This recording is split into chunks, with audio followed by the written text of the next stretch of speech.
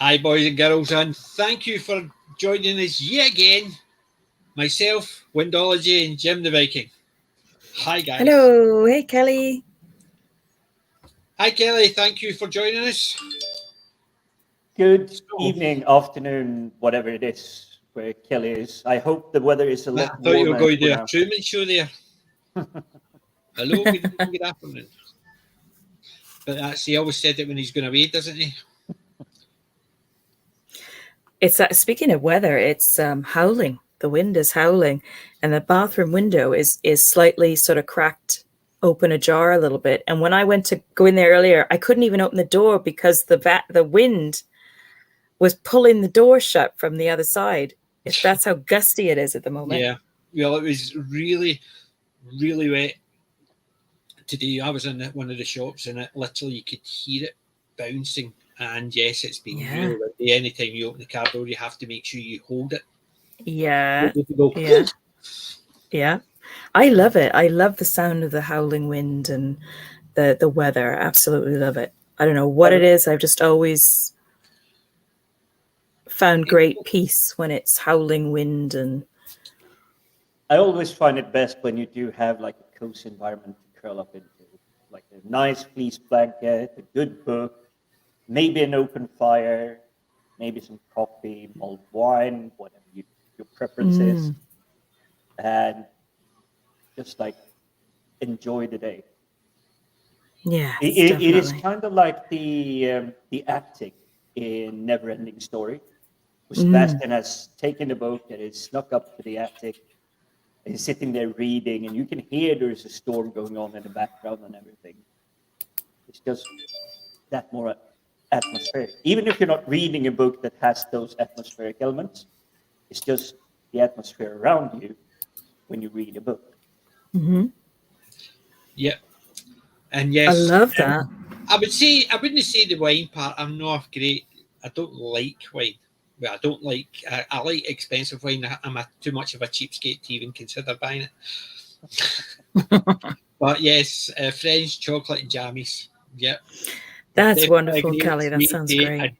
A Dreeken dreary day. That's what today was. A Dreeken dreary. It was raw. We were out at the bus stop this morning to get down into town to do our shopping at, it must have been around 8:30 this morning, something like that. And it was fresh. It was cold. A little bit surprisingly so, because I've acclimatized, so unless it's, pissing down with rain and below zero, I'm out there with, my light coat and, I just don't really think much of it. But I was wishing I had my hat and my gloves this morning. For the first time in a long time, I was thinking, why am I not wearing a hat when I'm out and about? So, and yes, I was out. But then again, as I said, I ended up in a new shop I found in Kilwinning. Went for a wee trip down to Kilwinning, and I was just walking around, checking out the charity shops, and I took a wee detour down a side street and came across a new shop. The collector, it's called the AIM Emporium. AIM. Basically, it's a guy who used to collect, and he's now selling his collection, and he's got that much. He's got a shop, and he's obviously got suppliers to resupply bits and bobs. I was just going to say, he must have a lot of stuff if he actually needed to open a shop. He also has got suppliers now, but I think that's how he started. He's only been open about 8 months. And really? I'll show you. That's brilliant. And welcome and good evening, Colin. Thanks for joining us again. Colin. Yeah, that's it there. AIM Emporium. And there you go. Look at all those Funkos. Yes, but look at his picture he uses. Oh, nice. Absolutely brilliant. Yeah. Oh, I can see it now on his AIM Emporium. I'll have to. Yeah, that's in Kilwinning. He's only been open about 8 months, but there's sports figures as well. Basically, Dice Masters cards, figurines. But look at that one. Oh wow! It's those little nesting dolls. Nesting dogs. God, I don't think I've ever seen that before. Yeah, I hadn't with seen Doctor that one. Who. But look, there's Hartnell's up the top corner. You can't even see him from the picture. Oh my God! 6. I was saying, and there's one missing. That's the 5, and that's the 6, Doctor. And then I realised up in the top corner. And can I just say, it's the proper logo as well? Well, Yes. one of the proper logos. Yes, that's an older one. Yes, there was a few in the shop, and they had the new logo, but some of the they had like the evolution of the Daleks, so it had a couple of Daleks in it, and it was just basically the 66 Dalek, 63 Dalek, and a later one, so there 2 or 3 Daleks in it. So there was a load of good stuff, but there was one thing I picked up, and well, actually 3 things I picked up. One of them I couldn't resist, so that took most of my money for today, and the other 2 were just a wee bit extra. And one of them was that there. I'll show you. I'll give a bit better screen. That was that there. Yes, I saw this earlier. That is stunning. Yeah. The FAB1 Lady Penelope's pink Rolls Royce. That is cool. I like the double front tires on it.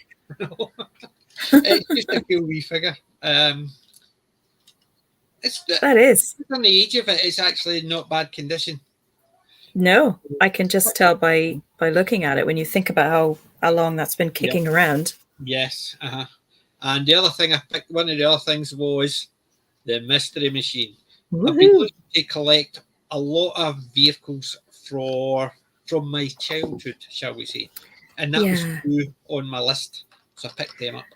Yeah, I'd love to get one of those. I love Scooby-Doo. Oh, I as I said, B&M have got the big one, a tenner, and it's the bigger mystery machine that's got the gang, so it has. And the reason I didn't want that one is only for a simple fact is the size of it. It was just too big. It's basically bigger than the Babylon 5 box, so it's basically the space I would need to get it. It was a wee bit too big for me, but Colin has put in AIM ? Isn't that a company in DC Marvel? Advanced Ideas Mechanics, I think. It could be. I don't know that one. Yeah. But I'm sure Colin is right. I'm not doubting that at all. Let's see. It's in the teens Celsius, but drizzly and cloudy, so it really feels chillier than it is. Yeah, I know. I've been to Florida a couple of times in my life, and when you have those drizzly, cloudy days, it does feel quite a bit cooler because you're so used to like 17°C. It gets freezing in Florida for some reason. I don't know why. It's like my flat is 14 degrees at the moment. Nice, controlled atmosphere, t-shirt and short kind of stuff. Not even having socks on. I know that's maybe TMI, but it is, for me, 14 degrees, that's kind of okay. If I'm getting chilly, which I really don't, but you can just wrap a blanket around yourself and you're warm again in no time. Yeah. But to experience cold at 17 degrees, actually feeling freezing, that's just you kidding? Weird. If we wake up in our house at 17 degrees, we are extremely happy. It's just slightly above bloody frozen. Because our house never heats up enough. Really? It's during the summer, it's always too hot. During the winter, it's always too cold. It's a big house, and it just takes an age to heat up. But Kelly, Kilwinning is in the Ayrshire coast in Scotland. It's near me. It's about half an hour drive, so it's quite near me. So yes, Kilwinning. I love the name. Yeah, and stuff like that, Ayrshire. So that's what it is. It's not a place, unfortunately, Claire, you can actually take a wee trip to, because I know you're distant, you. Yes. It's a short day trip for Kelly. Yes, It's a Matchbox. So it is. Lady Penelope's is a Matchbox. Mm. So I had loads of Matchbox cars. Could kick myself now for having got rid of them. Yeah. So a Matchbox and a Hot Wheels. That's what I picked up today. I picked up one other thing, but I'll keep that for a wee bit later. That's a super cool one. As soon as I saw it, I thought, I'm having that. There was 2 in the range. The other one I liked, but not as much as this one. So. It sounds like you had a good day out then. I had a great day out. Sounds great. I went picking up my wife about 12:15, and I was chatting away to the guy, and I went like that, and it was like coming up for past. Oops, I'm late. So it's because I was sitting gabbing. It was just really nice to actually sit and gab about all the classic stuff, comics, TV shows, figures, and stuff like that. It was superb. So, and I've linked up to his Facebook so I can keep an eye on if there's anything new coming in, because he's basically still got a lot of his lockup to do, because he basically he's only been open about 8 months, and he started with his collection. Then he's obviously got suppliers to supply bits and pieces. Does he just sell in his shop front, or does he sell online as well? Or? He does on Facebook. What is it called? Facebay, because he has mentioned he has done that. Facebook, I've never heard of that one. Facebay, I think it's the same idea. It's the Facebook selling app part, so they call it Facebay. I don't know if that's the official name or if that's just what people call it. I think, it sounds like more of a colloquial. Yeah, it would have to be, because if they branded it like that, eBay would be all over them, and you just go, it's like, nope. Yeah. But so it's basically like the Facebook selling pages, Yeah.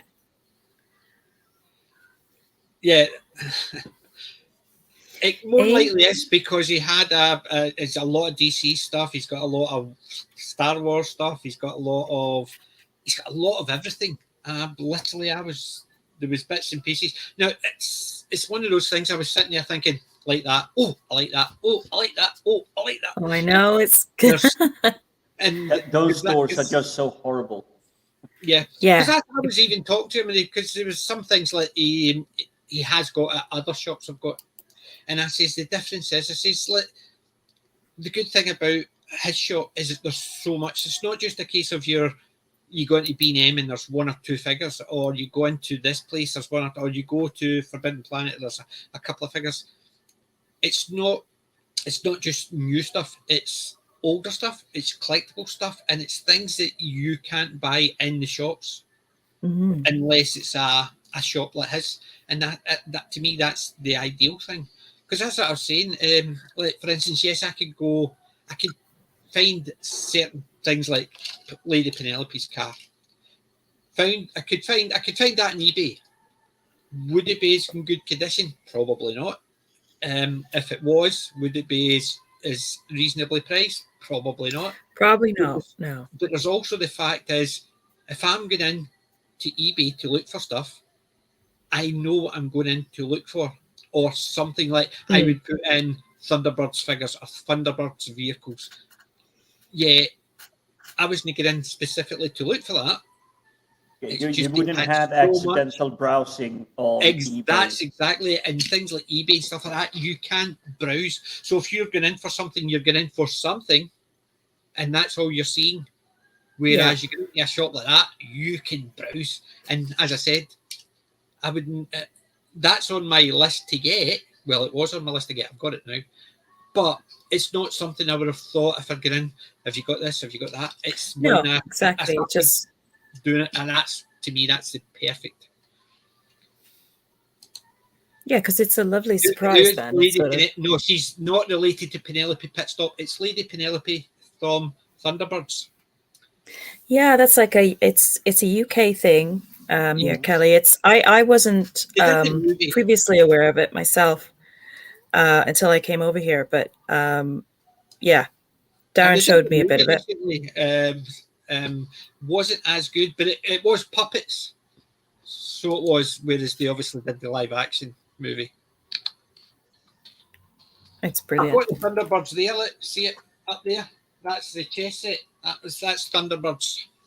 That was the chess set I picked up couple of weeks ago, and I'm just looking to see if there's a couple of images. Thunderbirds. I put Thunderbirds, and it actually gave me Thunderbird cars. There you go. That's Thunderbirds. I'll just actually fire this. I'll share this so you're aware. So when we're talking about Thunderbirds, it's puppets like that. So that's brains. And so basically, Thunderbirds is International Rescue, and that's brains. And they're the I keep on going to say Tracy, but it's the brothers are all Tracy's. Yep. So and then there's the father. So and they've got Thunderbirds 1 to 5. One's a rocket. I've got Thunderbird 2 here. Yeah, there's Thunderbird 2. So it is. So it's basically it was a puppet series. I'd never heard of it. It's really well crafted for back in the day. I mean, they must have spent hours in the studios just getting the movement as good as possible. Not just like make something move and then say, oh, that's good enough. They actually put time into it. And it's like, oh, this looks really good. Yeah. Thunderbirds were an American. But yeah, it's basically, Gary Anderson did Thunderbirds.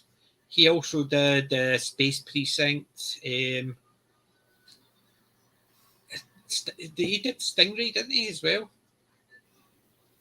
I think so, yeah. He did a lot of the puppetry ones, but he also did live action ones. Internet, Lady Penelope, Clinton Ward, and her butler, chauffeur, Parker. Yes, Parker was superb, big brushy eyebrows. But yeah, they actually made a live action one recently. I didn't find it as good, but I preferred the puppets. Oh, I would much prefer the puppets. Yeah, I just love the look of them. They're great. Yeah, but that's a good thing. Is I've got, at least had now. Anytime I'm actually in Kilwinning, I've got a wee shop to go and hunt through. Keep bits and pieces aside. I'm going to show you. You got the new shop that will steal all your money. Right, you want to see it? Right, it's a figure.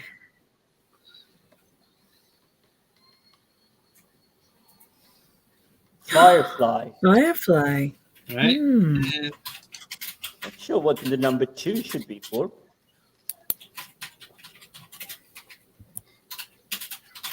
Jane. Ooh, very nice. Jane Cobb. They also had I nearly said Ashley. Kaylee. They nearly had Kaylee. See, there's 4 in the range, or 5 in the range, should I say. There's Malcolm Reynolds, number 1. Jane Cobb, number 2. Kaylee Fry, number 3. Holborn Washburn, or Wash, is number 4. And Zoe Washburn is number 5. Nice. So they had the Kaylee and this one, but this one was just superb. Yeah, gotta get that one. I'm just curious about the number ordering, but I'm trying to remember the first episode of Firefly, if it's like the way they get introduced. But I think basically the 5 of them are just the crew. And I'm just thinking they're like which order they go in. Yeah, Mal is number 1. He's the captain. Zoe should be number 2 because she's his number 2. I could see Jane being his number 3. Wash and Kaylee, one's the pilot and the other one's the mechanic. So you could have them, but I think it's just been a case of probably the actors, actresses who's probably a bit more well known. Although I would have put Wash as number 3 then, because Alan Tudyk would have been is a bit more well known now. But I don't know why they. I wouldn't even give it just from well known. I would actually give it just because I do like Alan Tudyk's presence, and especially what we're talking about tomorrow. Yeah. It's just his presence, his like just capability of delivering humor when there is supposed to be a serious scene, and he can like connect with you. It's just a talent he has. I'll need to actually find out how I can actually block those users. Mr. Brown had suggested that I just put subscribers can comment, and I work out how to do that. So I don't know if I do it via StreamYards or do it via YouTube or whatever. But, yeah, I reported it from my end as well. So but, I'm pretty certain the entire chat, as well as us, we just nuke them with like reports. So as soon as I do it, I report them as well. So I do, but because we know what they're actually got there. But I couldn't resist that as soon as I saw that one. There was a load. I had a bit of cash out in me because we were going to go for something to eat and stuff like that. Yeah. As soon as I saw that, I thought, that is a good one. Yeah, that's definitely one I would have gone for that figure as well. I think. Yeah, it was definitely that, and the 2 cars. I was a happy chap. Got a couple of bits and pieces as well. I had picked up other shops, but they were fairly inexpensive, and that one was my favourite buy, shall we say. Probably also the most expensive one. It was the most expensive out of the lot I got. Yes.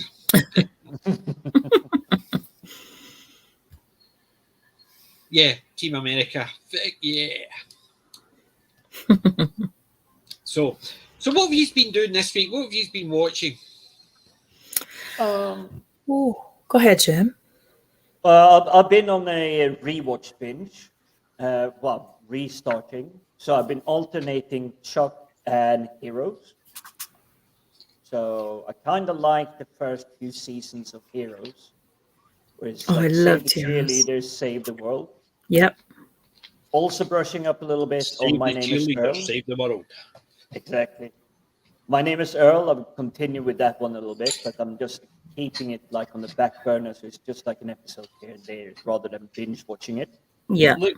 Look what I picked up today. Charity shop. Oh, amazing!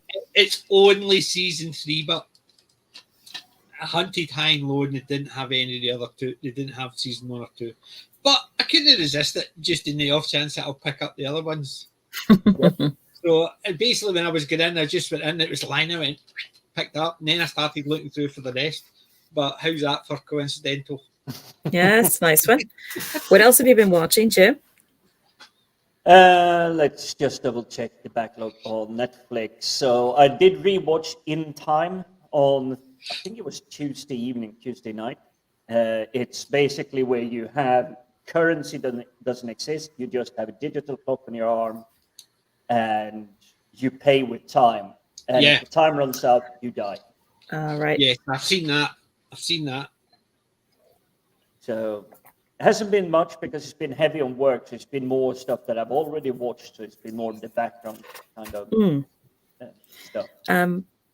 I got back into my Dark Shadows marathon. I took probably about a fortnight's break from it just to sort of cleanse the palate. And because I can't stay away from it, I absolutely love it so much. But it was nice to sort of just have a couple of weeks off, watch some other things during the day. And then I did go back to that this week, and I had a good catch up. Probably watched another 12, 15 episodes during the day. They're quite short episodes, so you can get through quite a few of them. We've been dipping in and out of our classic Twilight Zone set, so we watched a couple of more of those. In fact, we watched one the other day that had a very young Burt Reynolds in it. So that's the most fun. It's just like going, oh, look who it is. You're watching it and you think, oh my God, that's so-and-so, and there's so many names that went on to become huge, that were in that. What else do we watch? I feel like we watched something else. What else did we watch? Just asking Darren. What else did we watch? That's an odd name for Google. Oh, Darren's putting it in the chat. Right. Oh, Archer says finally started to catch up on Death in Paradise. Well, I've been recording it on catch up, and it's going to be watched once it's finished, so I can just binge watch the whole thing because I've got so much on at the moment. I've not watched any of the most recent one. That was what else we watched, because we watched the first episode of Life on Mars for one of Dan's recent streams. That was it. We put it on again, and that was it. It was like, yep, we're totally watching this again. So yeah, that was the American great fun. version, I'm assuming. No. I almost picked up Life on Mars, but it was only the second episode they had in the shop, so I was just going. Second season. Well, yeah, second season. Yeah, it's not the episode.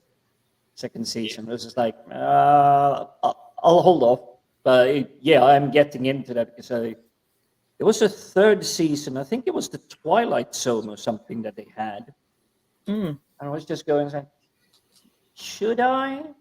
So I haven't seen the good thing about things like the Twilight Zone, because they're episodic, you can watch them out of order.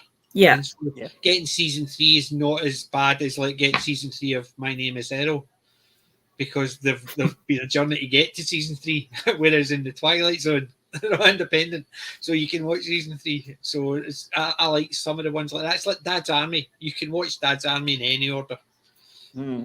Oh, I would say My Name Is Earl is borderline because he makes his list. It is borderline because each one is independent, but because it's all leading up to his goal, and they can be taken out of order, but there's still things that happen. Each episode, so it's like you start episode 1 and it's like solving number 80 on his list or something. And then it's episode 2, and then it's like, oh, number 157 stole candy from a kid. Whatever it was. It's like it's that silly in the beginning, but it becomes more serious as you move along. But I just really like that show because it's good, fun humor to have in the background. Yeah. PJ. Yep. PJ, I forgot to say as well, we also watched the very first episode of Coupling just to sort of check it out. And what did you think of it? It was hilarious. It's well done. It's of the time. It's definitely of the time. Yes. But it's some of the actors in it. The one you were talking about, that's Jeff. So funny. Totally Richard Cole. He is just hilarious. That was Moise von Litwick in the Terry Pratchett. Richard Cole, the one that played Jeff, played Moise von Litwick. That's right. Yeah. I knew I recognized him from somewhere and I couldn't place it. Yeah. That's exactly where, from Going Postal. Yep. Yeah. He's just superb in that role, but he's superb as Jeff. he reminds me a little bit of Kramer. A little bit of Kramer. He gets better and better as the seasons go on. So even right up to the end of season 3, he's still as funny. And he's still Jeff. There's definitely Jeffisms in Coupling, but I love Coupling. The season 1, 2, and 3 I can rewatch anytime. Yeah. So the first episode is he's trying to dump Jane. Yeah. And while he's dumping Jane, he's asking out Susan. Actually, when they're having makeup sex.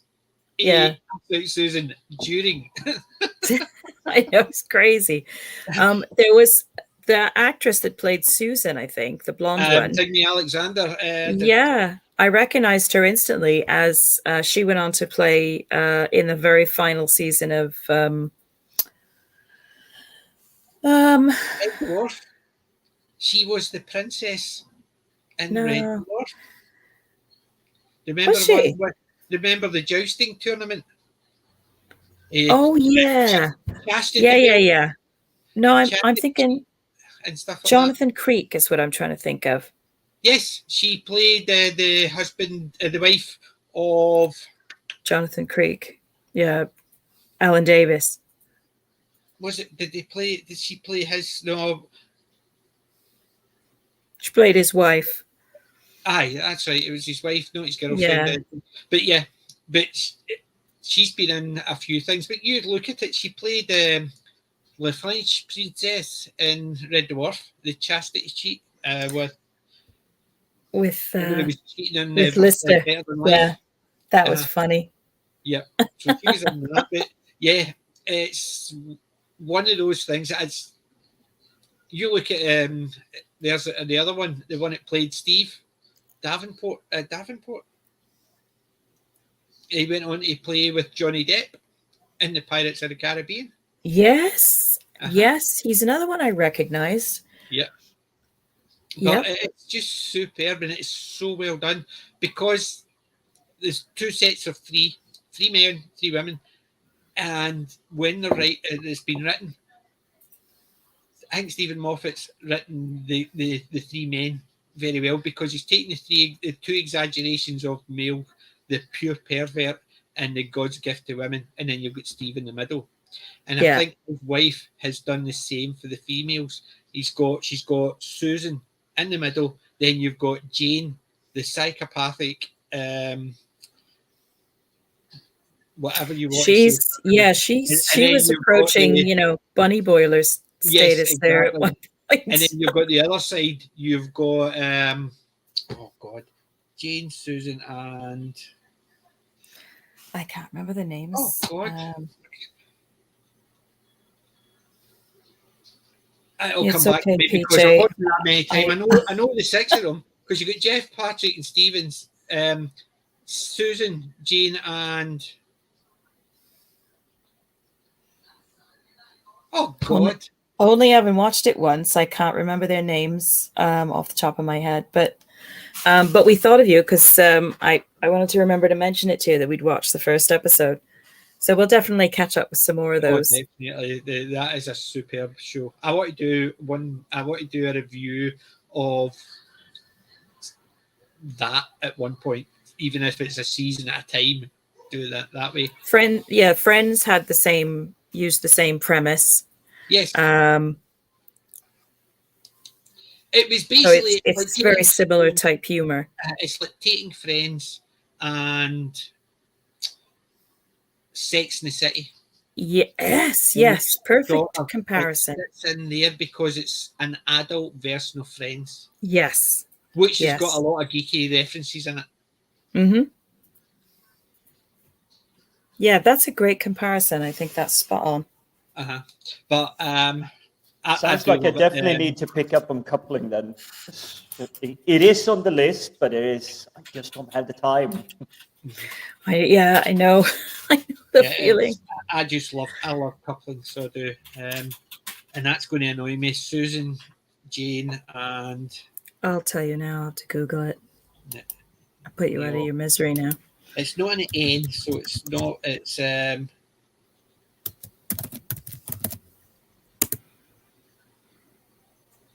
oh God, that's really annoying. Let's do coupling cast. Oops. Oh, let's just get this done. Coupling cast. Susan, Jane, Sally. Yeah. Sally. Yes. She's another oddball. She's definitely very odd. She's basically the female. She's the one that's she's the female extreme, as in constantly worried about her looks, her age, her weight, but not in a very negative way. She's just it's obviously you've got Susan, so you've got the neurotic body boiler, sleep with anything, Jane. Then you've got whereas in the men you've got the normal one, then you've got the pervert and the God's gift to women. So they've taken the ego from. So Jane is the ego from the female side. Patrick's the ego from the. They both the confidence. Yes. From the male and female side, and then you've got the paranoia, which is Jeff and Sally. Yeah. So it's basically they're split the two, the confident side and your negative side, And I think they've done the same. So I think Steve Moffat and his wife wrote it perfectly. First 3 seasons until Richard Cole left are absolutely amazing. There's even the parodies they do in it. There's a funeral one. Wait to see the parody they do in that one. They do the Giggle Loop, but they also do the Reservoir Dogs parody. Oh my God. That's cool. It's only for a couple of minutes. It's literally only, it's not even 30 seconds. But even the part they're doing in it, like for instance, you see them, they're walking down the street with the music, dun, dun, dun, and the 3 guys are walking dead slow. And then Susan shouts over, would you stop walking in slow motion and playing Reservoir Dogs? And then start walking normally. So they're all walking dead slow as if they're doing Reservoir Dogs and stuff like that. It's so well done because it looks like they're doing it in slow motion, but then she shouts over and they speed up. Yeah. It's these silly things they do like that. And there's a lot of geeky references in there, Doctor Who references, and Darren was saying that. Yeah, he said there was quite a lot of references in there as well.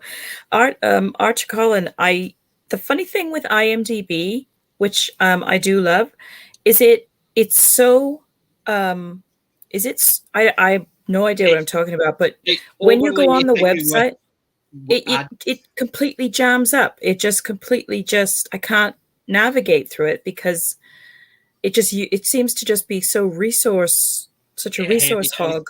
It used to be great, but now they've changed it in such a way that you can't even just do a quick list and search. Does my head in. You've got all the adverts for everything down the side, but you've also got video adverts popping up for no video adverts, video clips popping up of the show. Even if you're just wanting information, it's a lot of resources on it. So sometimes that's the same. I've ended up just going back to using Wiki. Yes, Kelly said it exactly. The new interface is too hard to use. Oh, it does my head in. And like I said, if I only have even like 2 tabs open and I open IMDb, it just crashes everything. So I gave up on it. I used to love it. See, I used to love it, and I do occasionally pop into it, but that's usually, I try not to, especially when I'm on the stream, because if it takes any of my resources away, forget it. Yeah. Yeah. So Wiki is nice because it's just a nice light text. Yeah. So you have to take some of it with a grain of salt. Sometimes it's not absolutely perfect, but it's enough. Yeah, they are trying to get them to IMDb Pro. It's something like 20. I think it was $24 a month for IMDb Pro, and I'm sitting there thinking, no. That's exactly what I think they're trying to do. Get them to actually pay for that, and there's no way there. Yes, who would pay for IMDb thingy? Because who needs that information? You're getting a lot more really get good information other than like first-hand information. Yes, but the thing is, you can find it in different places. They've got it all in one, so it gives you a lot more detail in each of the movies, the writers, directors, who owns the copyright, how much it made, and stuff like that. There's a lot of information there, but you can get them from different sources, but they've got it all together. And especially from all the journalists writing about it, because they're sharing the information they're getting from their paid for IMDb. Yes.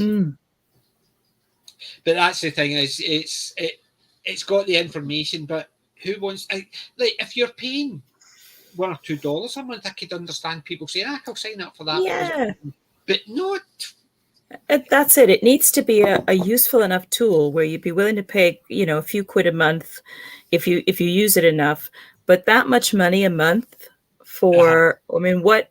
That's a business function. That's using business function. That's true. I suppose it's like StreamYard, right? I could use StreamYard, and as long as I don't do more than 20 hours a month, but we do that in a week.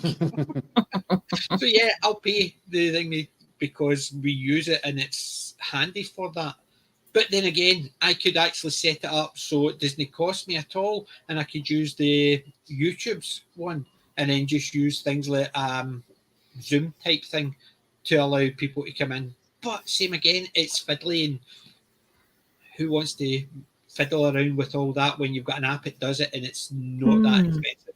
Yeah, I just noticed Archer Collin. Yeah, I know of Steven Crowder, but I don't watch his stuff. Yeah, I know. I'm aware of him as well. I think Louder with Crowder, isn't it? Yeah, that's what I thought. Yeah, but no, I just haven't got round to watching it. But that was interesting. If he did an episode on fact checking Wiki. Yeah, it's the thing is because it's open and they allow people to edit it. So there is, in effect, anybody can add in what they want. Yeah. Hey, Dadman Walking. Hi, Dadman Walking. Thank you for joining us. Welcome. Hey, Dadman. Yeah, and Kelly's right. It has gone downhill since Amazon bought it over. Yeah. You could see the difference. Like as soon as I went to use it one day and I was like, what the heck has gone on with this? Yeah, as soon as they changed the interface, that's when I noticed it going downhill. It's not easy. It just even things like want to see the cast. You used to be able to go down, see the bits and pieces. Now they've got it so they've expanded the bit. So they used to have the image, a name, and the character name. Now they've got a larger image, the name and character name above each other, and so each line they've got 2 characters, but that takes up what used to be about 4 or 5 character listings, which means you're going down and you're getting a lot less, and then you have to go to another page to get it in that format you used to have as default, and it's that type of thing. Yeah, I like the way it was before because I could just go straight to the film page, immediately the top characters and all of that stuff. Or if you went into an actor's page, the top, not the top they wanted to promote, their top films that they have partaken in. So it's like, oh, I recognize them from that. But nowadays it's like, oh, I recognize this character. And then you go in and it's like top 4 ones is the films they want to promote. It's not the top 4 films this actor has been part of. Yeah. It's that type of thing as well. And then you used to go into the actor, they would give a bit about the actor and why they get into it. Now it's just a case of, hi, I'm selling me. Look, here I am. You want if their bio part, you want to find out about where they started, how they get into it, which they used to do. It was a very more generic. They would sometimes, I think the actors would write their own bio part, saying I was born here. This is how I get into the business. That type of thing. Now it's just an advert, and that's the unfortunate part of it. So, bummer. But IMDb, but Sally, yes, thank you. But I love coupling, and definitely I need to do a stream about coupling at one point, even if it's just season 1 of coupling. Just talking about it, episode by episode would be better because there's so much in each episode to unpack. I mean, the first episode, it starts with Jeff and Steve. Steve is going to dump his girlfriend, and Jeff is going, but it should be dead easy. He says, it is, right up until I get there. And then she manipulates me. She says, how does she do that? He says, she has sex with me. And he goes, the bitch. Yeah, he's so funny. It is. It's just a case of, so it's kind of like, her, and then she's sitting there, and he's going, I'm going to split with you no matter what you say. No what you can get your tights. He goes, so I'm not wearing any. Yeah, she keeps reeling him in. I wish you had told me you had that fantasy. I could have got a couple of my friends who would have been interested. It's kind of like a little bit, like you said, a little bit of Sex and the City, a little bit of Friends, but it also reminds me, going back a little while, a little bit of Seinfeld as well. It's got that same formula, and it works. It just works. What was the other one as well? It reminded me of Martin Tupper. Oh God, what was it called?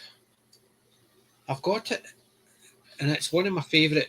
It's the one he used to sit in as an adult, something would happen and you would see it as a TV skit from an old classic movie or TV show. And it was because he grew up watching it. Game On. Not Game On. Dream On, I think it was. Dream On, right. Dream On. Because Game On is a UK one. It's about 3 people sharing a flat. One was agoraphobic when you go out, and he was I'm a big guy, look at me. Then you've got the weedy guy, and then you've got the sexually precocious girl, and she ruled the roost over the other 2, although the guy who owned the flat thought he ruled the roost and stuff like that. That was Game On. Dream On was the one with Martin Tupper, and it was based on someone who grew up watching all the old classic movies, and every time something happened, it was like, but that was an adult one. So that was a bit more adult. Oh, I see. Yeah, Dream On is an American situation comedy about the family life, romantic life, and career of Martin Tupper, a divorced New York City book editor played by Brian Benben. Yeah, that's the one, and I love it. I've actually got the DVD box set. Where's my DVD box set? Oh, they used interjected clips from older black and white TV series to punctuate Tupper's feelings or thoughts. So that's an interesting model. It is great because, like, for instance, his boss says, "Martin, come in here now." Then in his head, instead of him, remember in Scrubs, you had JD, he would go, and then it would be a picture of him doing something silly. Well, it would show you something like F Troop, and it's and as if they're running away, and it's going crazy because he grew up watching all those. So it was basically they put that as his thought processes. If he was panicking, it was something like the Monsters of Herman. Gotcha. I've got like a weird, vague recollection of it, but it's not something that I watched, I don't think, and I'd completely forgotten about it. Yeah. I thought the same thing, Kelly. I was thinking Aerosmith, Dream On. Aerosmith Dream On was literally the one I was thinking of as well. Hey, Cam.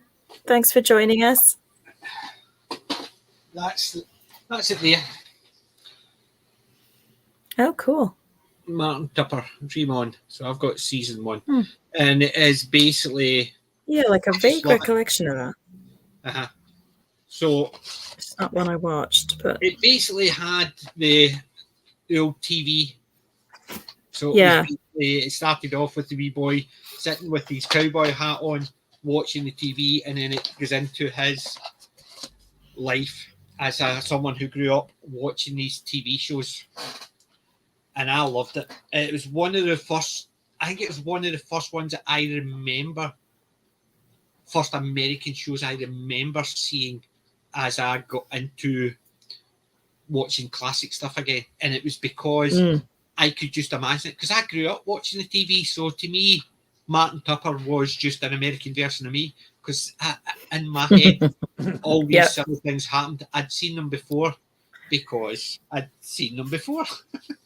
Yeah, it's funny if you look at the model of that program, because it's true. Like for those of us, who have always loved our television and pop culture and things like that, you do have reactions to things in your head, and you think of certain films or you think of certain TV shows that are reflective of that mood, and they sort of pop into your head. The easiest one to think about is when somebody comes up behind you and you basically, they'll say something innocuous, but you're not hear them, so you jump. In your head, you're going, beep, beep. Yeah. It's the Roadrunner. It's literally that type of thing. So if you say that to somebody knows exactly the type of thing. That's what they did in that show, and it was great for that, because rather than him going, "Oh, I feel so annoyed because he's made me angry," they would do something like from The Honeymooners, going, "Yeah." So it was like that. It would be Ralph getting annoyed with what was Alice. No, Alice. Alice. Or Art Carney. Art Carney's character, yeah. So his buddy. Yeah, Art Carney's character. So it would be that type of thing. So if somebody had said something to them, you can just see because they used that and people had that understanding of the old classic shows, and that's what I loved about it. It was taking things like that. You could understand it just by. It's a cool concept. It's definitely a cool concept. Yeah. Dream On was a 70s. 90s? I think it was the 90s. It's been a while since. I had a peek on Wikipedia, and I think I saw it said something like 96 or something. Yeah, I'm still stuck on the whole thing. It would have been the 90s because it was a wee bit more adult, so it wouldn't have been like the 60s, the 70s, 80s. Yeah, it would have been a bit much for then. Yeah. Yes, what did you say, Jim? No, as I was saying, as soon as you guys are saying Dream On, I'm still stuck on the Aerosmith. I just can't get past that. It's Aerosmith for me. Yeah. Yeah, well, it was funny when I Googled it. It was like pages of Aerosmith stuff, and then I finally found the reference to the actual TV show. Yeah, that's where IMDb comes into. If you put Dream On in IMDb, it gives you the TV show. That's the. Whereas, as you said, if you put it into like Wikipedia, there's a load of other things that have got Dream On, like which are more famous. Yes, yeah. But once I saw. Like when you talked about the format of it, it did come back to me. I do remember when it was on, but only very vaguely. Yeah. And whatever was going on for me then, it wasn't anything that I watched at the time. 16 inches of new snow over the last 2 days. Right. Do you want to see how the hailstone was? Do you want to see how the hailstones were on Friday? Oh, go on then. I love weather.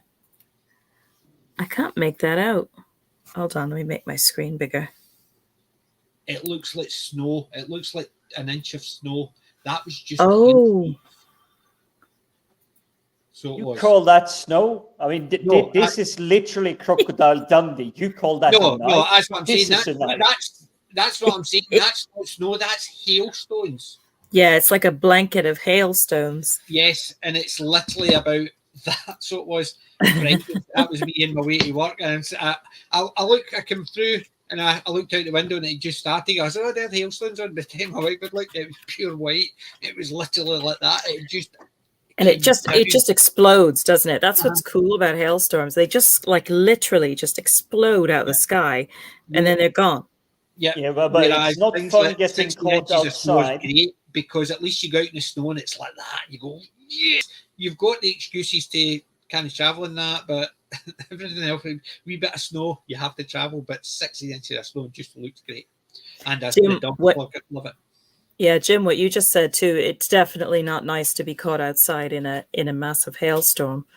I got stuck in my car, got trapped in my car. My mom and I were in my car, and we were out somewhere, and we just had to make a run from my car. We got in and shut the doors, and the hail came down so hard, I was positive it was going to crack the windows because it was just hammering. It was deafening.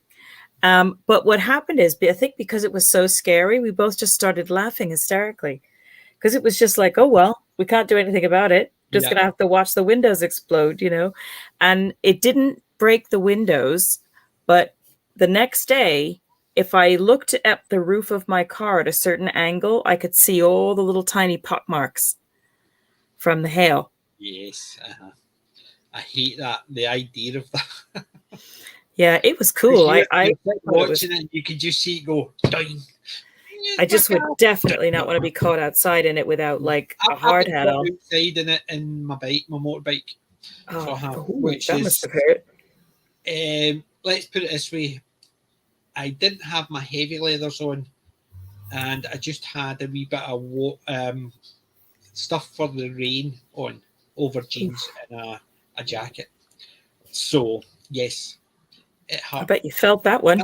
Yeah. The only good thing is my face was fine.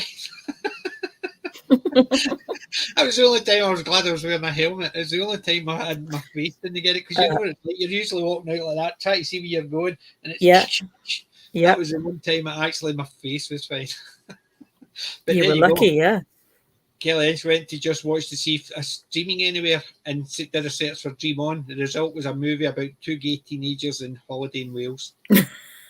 Okay. So I don't think that's the same program.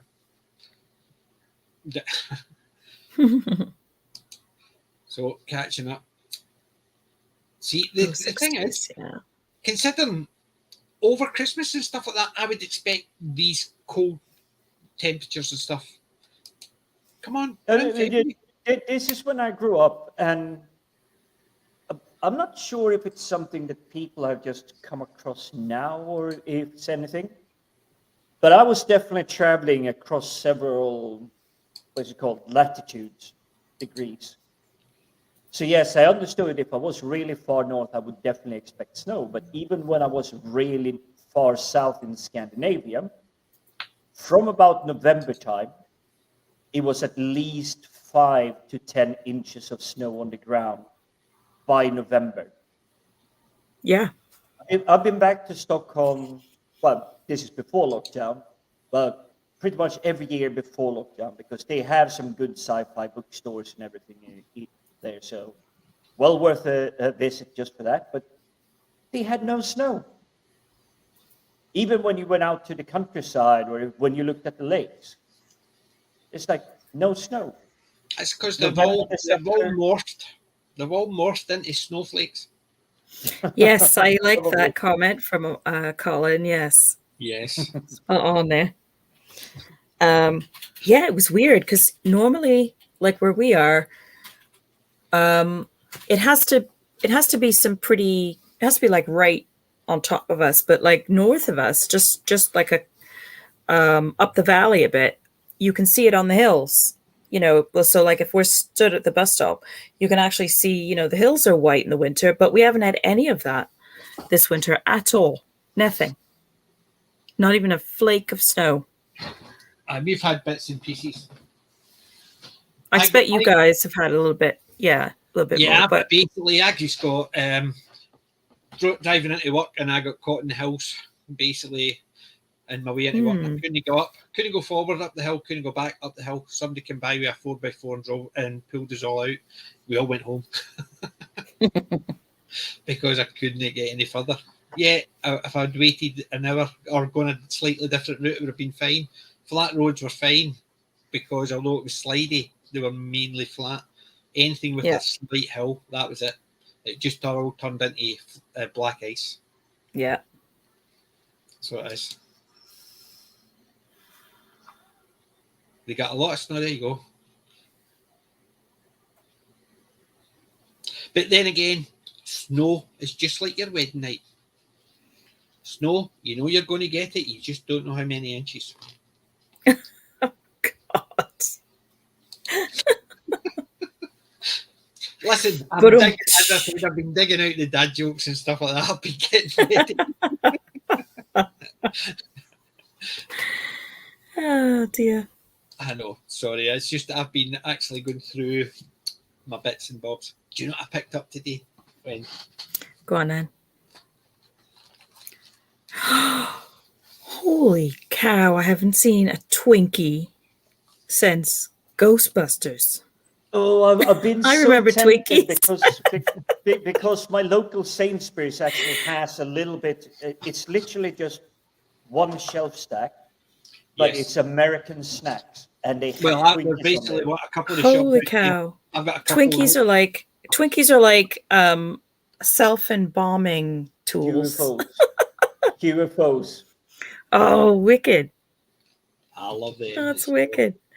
Twinkies. I remember Twinkies, you know, in my lunchbox when I was a kid, and but you know, they say Twinkies can like basically withstand a nuclear nuclear blast or something. They're scary. Yeah, and they say Twinkies will outlast the cockroaches because even they'll not touch them. Yeah. But well, there's so many preservatives. They say they'll still be around long after the human race is gone. Yeah, but isn't that also feature? I think I've heard of it before, but the first time it actually pops out in my mind is Woody Harrelson in Zombieland where he's constantly looking. It's like there has to be a Twinkie left somewhere. I just love. Go ahead. No, I was just going to say it seems to be that's the favorite American snack. Everybody's taking it and like ran for the hill before they turned to zombies. Well, it's a great trope as well, because they use it in the original Ghostbusters, you know, where he uses I think it's Ray.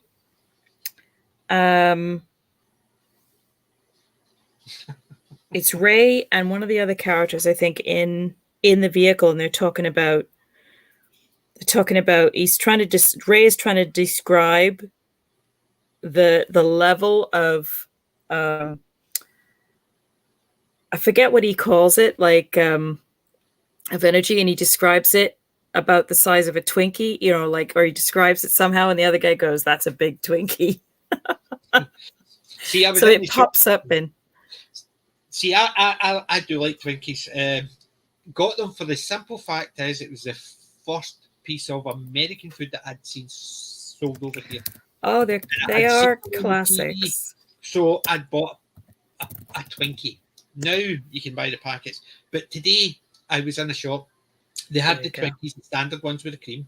They had 3 other types, one with berries, one with chocolate, and I can't remember the other one.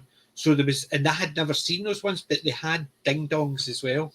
Oh, I loved those. I've never tried a ding dong, but it was a case of Twinkies, which I love, or ding dongs, which I think I might love. But see, I liked those better.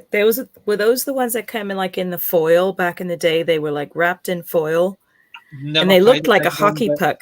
They looked a bit like a hockey puck. A white hockey puck. These ones were with the white icing on them and the cream in the middle. To me, I've heard, I knew what a ding dong was, because I'd obviously heard all the jokes and all that. And people are going, "What are they talking about?" It's American humour. It'd be like us talking about a wamba. Oh, ring dings. Kelly's just put in the chat, ring dings. I've never never tried any of them, but I've not even tried the ding dongs, although the shop has got them. So next time I go in, I'm get Twinkies and ding dongs. Oh, you need to try them. You definitely need to try them once. A Twinkie and one of those. And I remember, Kelly, they were called ring dings. When I was growing up, I remember. Yeah, see, I've never tried them, and that's the thing. It's just I saw them today, but they do a lot of American sweets roundabout. There's at least 3 or 4 shops that do all American sweets, and it's great because I do like. The only thing I don't like is chocolate.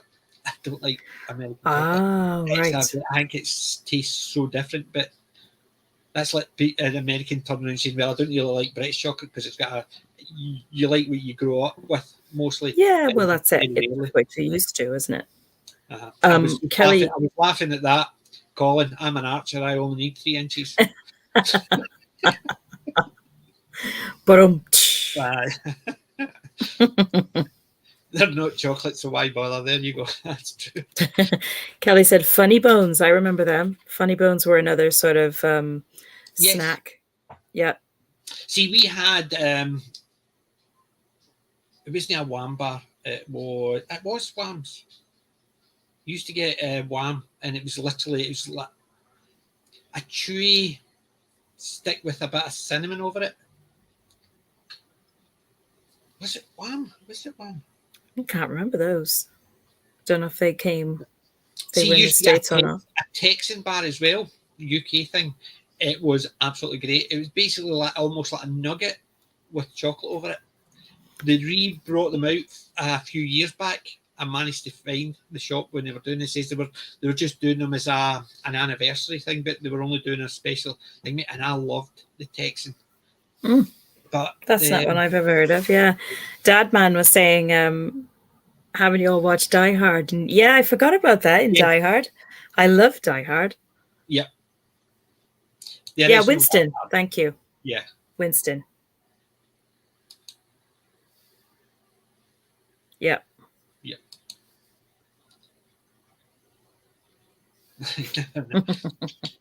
Tisk. Yeah, you definitely need to try. the same idea. I've heard of ring dings, same as I've heard of ding dongs, but I'd never seen any over here until I saw the ding dongs today. There's one called Yodels that was more like it was like a roll, and it turned out it was like a bit of a tube shaped one. Those were very similar. Yeah. Here she has the Cadbury license here, and yes, definitely a good idea. Yeah, that's it.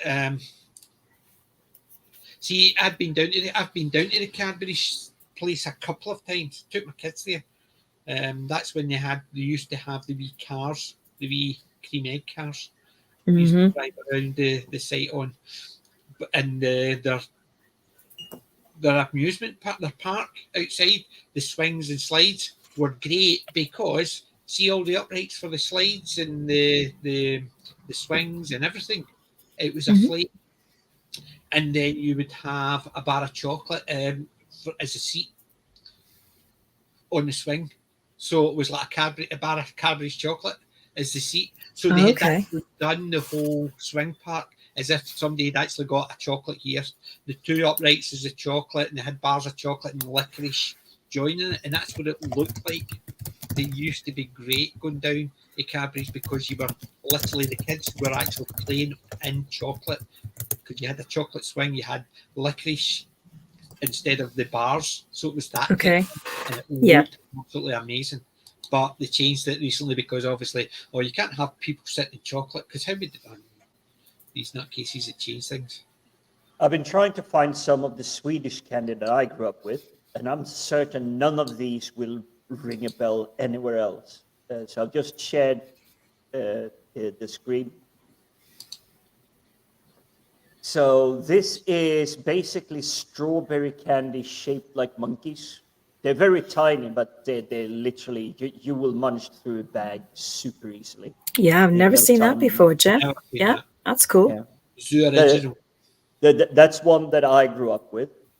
And this is another one. It is soft version of Dime that many people know about, like the crunchy, what is it? It's not nougat. It's like, I don't know, but essentially it's that sugar nut like blend you can do super easily, and it's just coated in chocolate. And even though they're not big, they're basically like 90 grams each. That's nothing. But if you give this to a kid, they're entertained for half an hour because it takes that long to just get through it. And the third one, this was my mom's favorite. And it's made out of the violet flower petals. They're basically just, think of it like Tic Tac or breath mints or something like that. So you just take one and it lasts for absolutely forever. But it has that unique flavor, unique taste, but it is absolutely lovely. But these are some of the candies that I grew up with in Scandinavia. It's like, I never found them anywhere in my travels. Canada, America, England, Scotland, Ireland, even France, Netherlands. They don't seem to have the equivalent. But yeah, it's interesting. Yeah, they're very unique. Yeah. It's the same as the nearest I've seen to them, which I think I've had some, is... This is so cool. I love seeing things from different places. I think it was when I was in Prague. It wasn't that make model. It was something that was very similar. And it's when you're describing what they were like. I'm just actually trying to find that one I used to... I can't even remember what it was called. I'm sure it was just like a Wham, but it's not a Wham bar. I know what a Wham bar is. It was a stick you get packed 10 together, and they were always sticky. Oh, the name will come. And you see this getting old thing, it's no fun. I'm telling you. Because we all grew up with things like, things like fruit salad, toffles. It's probably from eating all that candy. It's rotted our brains. That's it. See, there's some of the ones that I loved. Is this Toffles? You used to eat them every day. The mint Toffles, the standard Toffles, the toffee ones, and then you got the assorted ones. Oh, we never had heard of something those. similar in Sweden. So it's basically just toffee with a bit of something in it. So like the toffee ones were just toffee, but the mint had a wee bit of mint cream in it. And then all the different flavoured one, you had a wee bit of licorice in it and a wee bit of strawberry. They were just the assorted one were the weird ones, but I love the mint ones and the standard ones. I used to eat them all the time, and everybody in the UK remember these blackjacks. You used to pretend you had your teeth out because you would eat the blackjack and then you would mould it round with your tongue. You would mould it round one of your teeth, and then you would smile, and there would be a big black gap. So we used to do them, and then Mojos as well. You used to get cola cubes, pineapple cubes, sweet peanuts as well. I love all those. And then you had fruit salads. I still get them. Fruit salads, blackjacks, I still get them. Are the fruit salads a little bit like the Starburst? They're a wee bit, they're similar, but they're more chewy. The Starburst, which we used to call opal fruit. Yes, yeah. So basically, they're soft, whereas the fruit salad are a bit more chewy. And then you used to have a marathon, or what is now called a Snickers bar. Oh. They used to be called a marathon here, but they changed the name to make it easier. Why do I remember the name Marathon Bar? I wonder if it was something different in the States or if I'm just mixing it up in my head. See, the thing is, we were told that they renamed them because what they were doing is they were making them in the one place. It was more cost effective just to make them and then ship them out to different locations rather than make two different types. It was the same chocolate, but they had to wrap them in different names. No, see, it was something different. I knew I remembered it. Hold on, I'm going for a photo here. Right, I got some more of the Swedish candy lined up and go on, Jim. Okay, I'll share them while you're hunting. So let me make sure this is the correct window. Here we go. This is closer to the toffees you were talking about. Yep, they were called Plop. So we had Toffles with Toffle. Yep. What a name! That's brilliant. But they were fantastic. They were a little bit too sweet for me. I will have to admit that. More on the sugar side, sadly. But then we had this, and I'll actually zoom in. These are, at least for the English people, you know, the rock you can get when you go to like tourist attractions like the piers and everything. But they're just tiny, small individual pieces, like mouthpieces. It's like a single bite. Well, not bite because they are rock candy, but it's mint, and it's very strong mint, but still absolutely delicious. And unfortunately, I lost the last one that I was hunting for. But yeah. They were absolutely just amazing candy to grow up with. Well, the one I was trying to remember the name of was a Chelsea Whopper. That's what they were called. You can still get them, but they're not the same anymore. The Chelsea Whopper description is it's a Scottish sweet to die for, soft, chewy fudge with a cocoa coating. The original Whoppers wouldn't disappoint, and you can get them now. They used to be initially a penny each.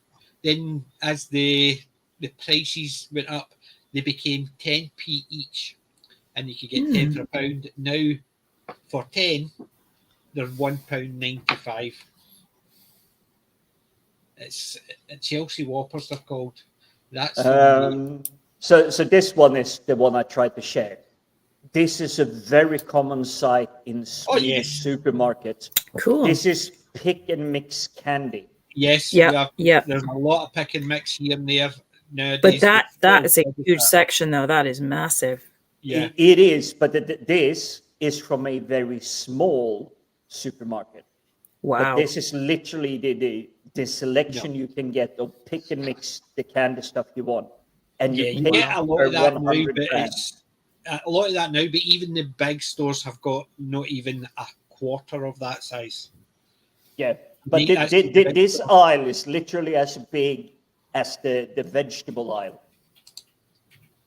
Yes, I know that's what I'm saying. But you look at that first part right up until the sign. Mm-hmm. So there's 4 deep and then 4. That's what you would get in a big supermarket here, and it'd be the same idea, pick and mix. But this was super common when I was growing up. Yeah, it's like you went in if you wanted the cola candy or the sour mix or the strings. You made your own pile up. Yeah, you wanted chocolate, whatever you wanted, and it was literally a tradition when I grew up. Friday afternoon, mom and dad is signing off from work. They go to the supermarket. They literally beeline straight to this aisle, pick up the candy, and they come home and they go, have you done your homework? Have you done all the chores? Have you done everything?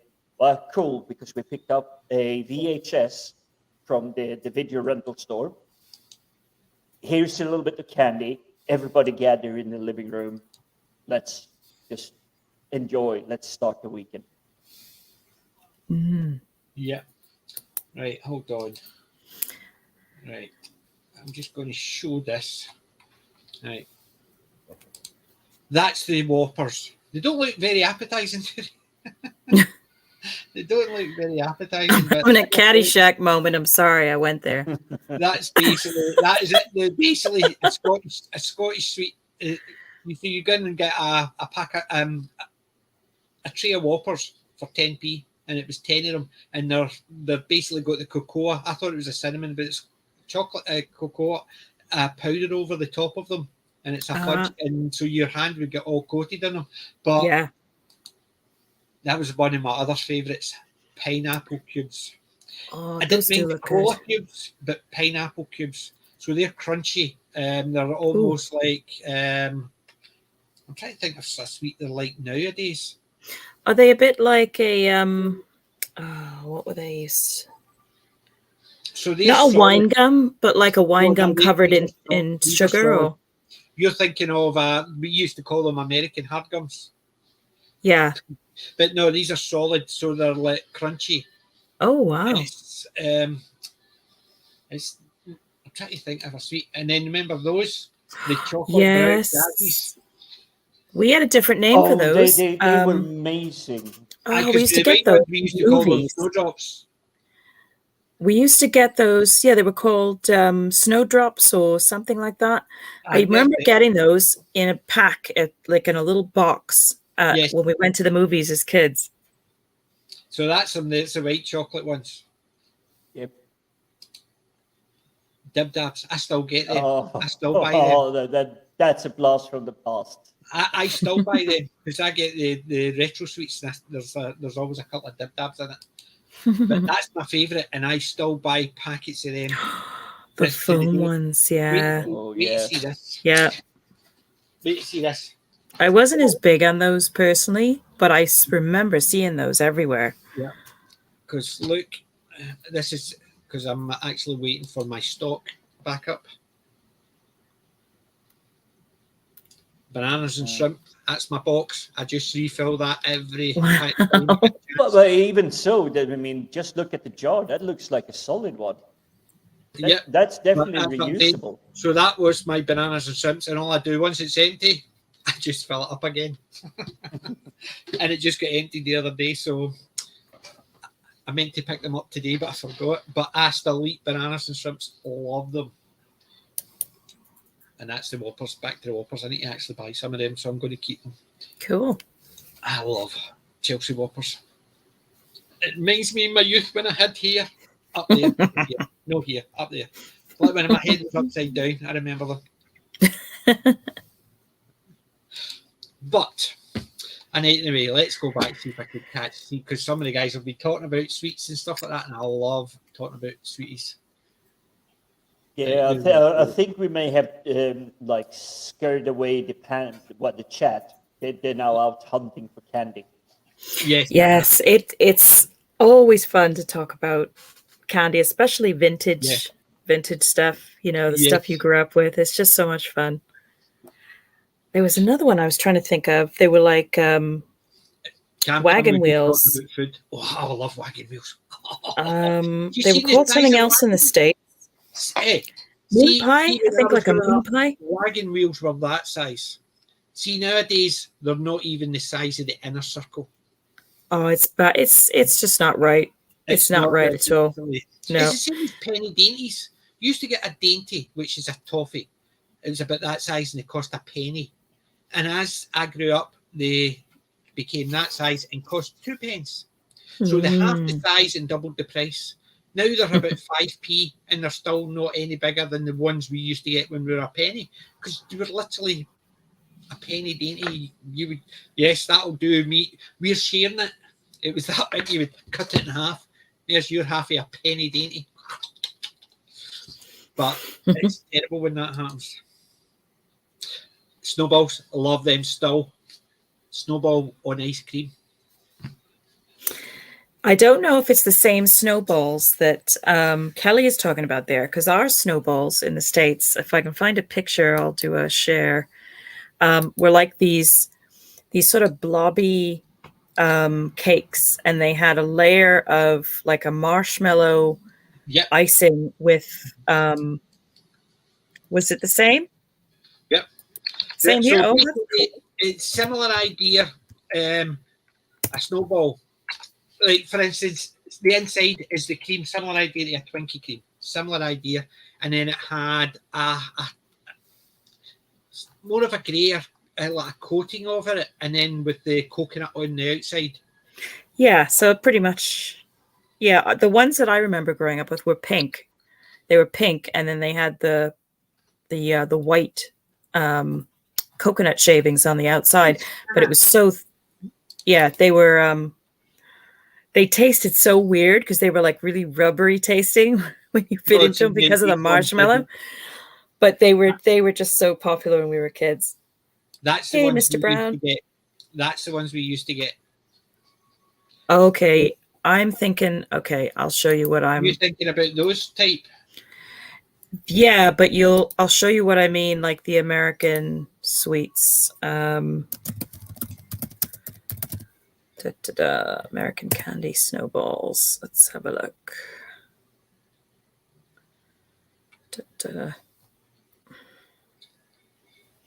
snowballs that I grew up with were like a cake, but they were huge. Come on, Jim. Hubba Bubbas. We all loved Hubba Bubbas. Oh, yeah. It's the same as the Bubblies. I still get them every so often as well, Bubblies. No seen Hubba Bubbas for a while. Where are they? Pink snowballs. Snowballs. Snack cake. Oh, I just saw an image and it's gone now. There we go.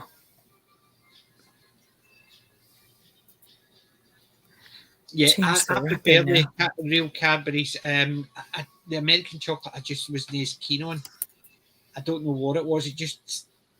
It's like, it's the same as anybody brought us chocolate back from Europe. It tasted different as well. It's the same for me when it comes to certain items. It might just be that I grew up so far north, but licorice to me, on, shall we say, Central Europe area, it's not the same. And Finland has the best licorice when it comes to taste. It doesn't have the plastic taste, it doesn't have any weirdness to it. It's just taste licorice.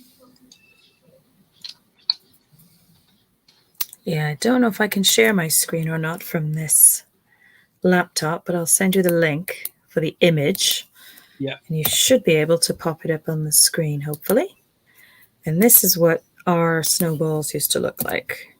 Oops, that's a huge link, but it should give you the image. Right, I just looked at the marathon one. I can't remember ever seen a marathon one. Yeah, they were like braided. They were like braided and very chewy. But they're also owned by the same company, I think that makes I think I know Snickers. I think I know once. Where's this? There, it's there. Have you seen that link I sent? I've got it. I'm just actually going to share it. And you'll see the snowball in there and how big it is compared to the Twinkie. Yes. There it is. Mm-hmm. Yeah. And that was huge. And it was like really chewy. Like the icing on it was really, really chewy. And it had like a cream center. Exactly what you're talking about. It's almost like brain damaging sweet. It's like the cream. It's a cross between the cream and a Twinkie, and as you said, like a jelly, and it's almost a foamy gel. The icing bit. It's cake on the inside, but then the icing bit outside tastes a bit like a marshmallow, like a squishy marshmallow, and then it had that coconut coating outside. But it was brain damagingly sweet. But we loved them as kids. Yep. I'm laughing at them. Curly Whirly. Yeah, same thing. No, basically, Curly Whirlies I love as well. But my mum used to drink Snowball, the Advocate lemonade. I like the sound of that Snowball. But there are some, so like that monkey candy I showed you. Nice. You could drop a couple of them in a small glass and just pour some vodka on top of it. Leave it to stand in the fridge for like an hour, and you had not exactly a jelly shot, but it kind of dissolved it, so you had kind of like a sweet, but still a vodka shot. Well, it was a lot of effort. If you wanted to get drunk in the evening, I'm talking when I was stupidly young and still a teenager. They were amazing, but you were just literally standing in front of the fridge, just like, is it done yet? Are we there yet? Are you ready yet? Come on out. We're waiting. I'm just laughing. See, because I'm diabetic, I've always got Roundtree's fruit pastels on hand just in case. Pure sugar. They never last too long. I end up having to keep buying a packet just so I've got some there, because throughout the day I'll go, I'm horribly bad when it comes to candy. I don't per se have a sweet tooth, but if I open a package, it will be empty in no time whatsoever. Yeah. I just don't have the discipline. I can honestly say I do not have a sweet tooth. So I can honestly stop shouting, liar! You never let me finish. My wife. No, now that's an outtake we need to put on Twitch and stream and run. Oh, that's brilliant. So I will finish what I was going to say. I can honestly say I don't have a sweet tooth. I don't have any teeth left after the amount of sweets I eat. Did you hear? Aye, that's my life.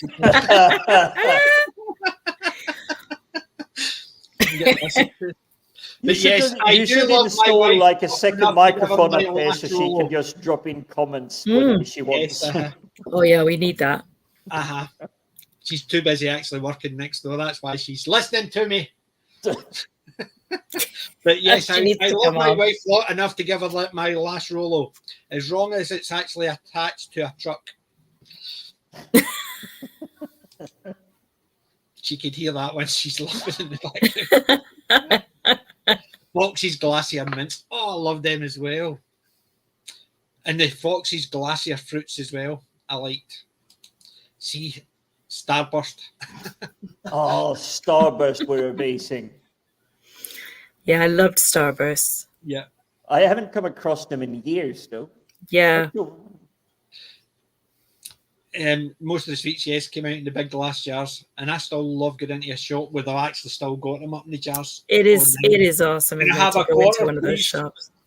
Use a quarter of sweet peanuts, and they'll say it's actually grams. How many do you want? 100 grams? No, I want a quarter of sweet peanuts. I don't care what it is in grams. Use a quarter of sweet peanuts.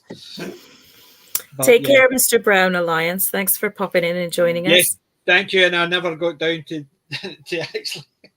The time I catch up, he's obviously been in and away. Sorry, I need to actually speak to him anyway. I'll catch up with you via Twitter. I need to ask you a question. If I remember, I'll do it tomorrow. The Battle of Snickers. No, I've never heard of the Battle of the Snickers, but it's a marathon, and even every time somebody says Snickers, I keep on thinking they mean a marathon. Even though all these years, decades later, I still think of it as a marathon, not a Snickers. So I have to translate it to Snickers, or they mean a marathon. Even though I buy them and I do enjoy them. I actually had the last one yesterday, but I still call it a marathon. I just. Well, yeah, that's the trouble I had growing up in Scandinavia, because they were insistent on trying to translate everything. Snickers bars, Mars bars, any kind of candy you could think of. Everything. They just had to rename it somehow, somewhere. But I think it is because we had that. You saw the candy aisle. We didn't go for the brand packaging.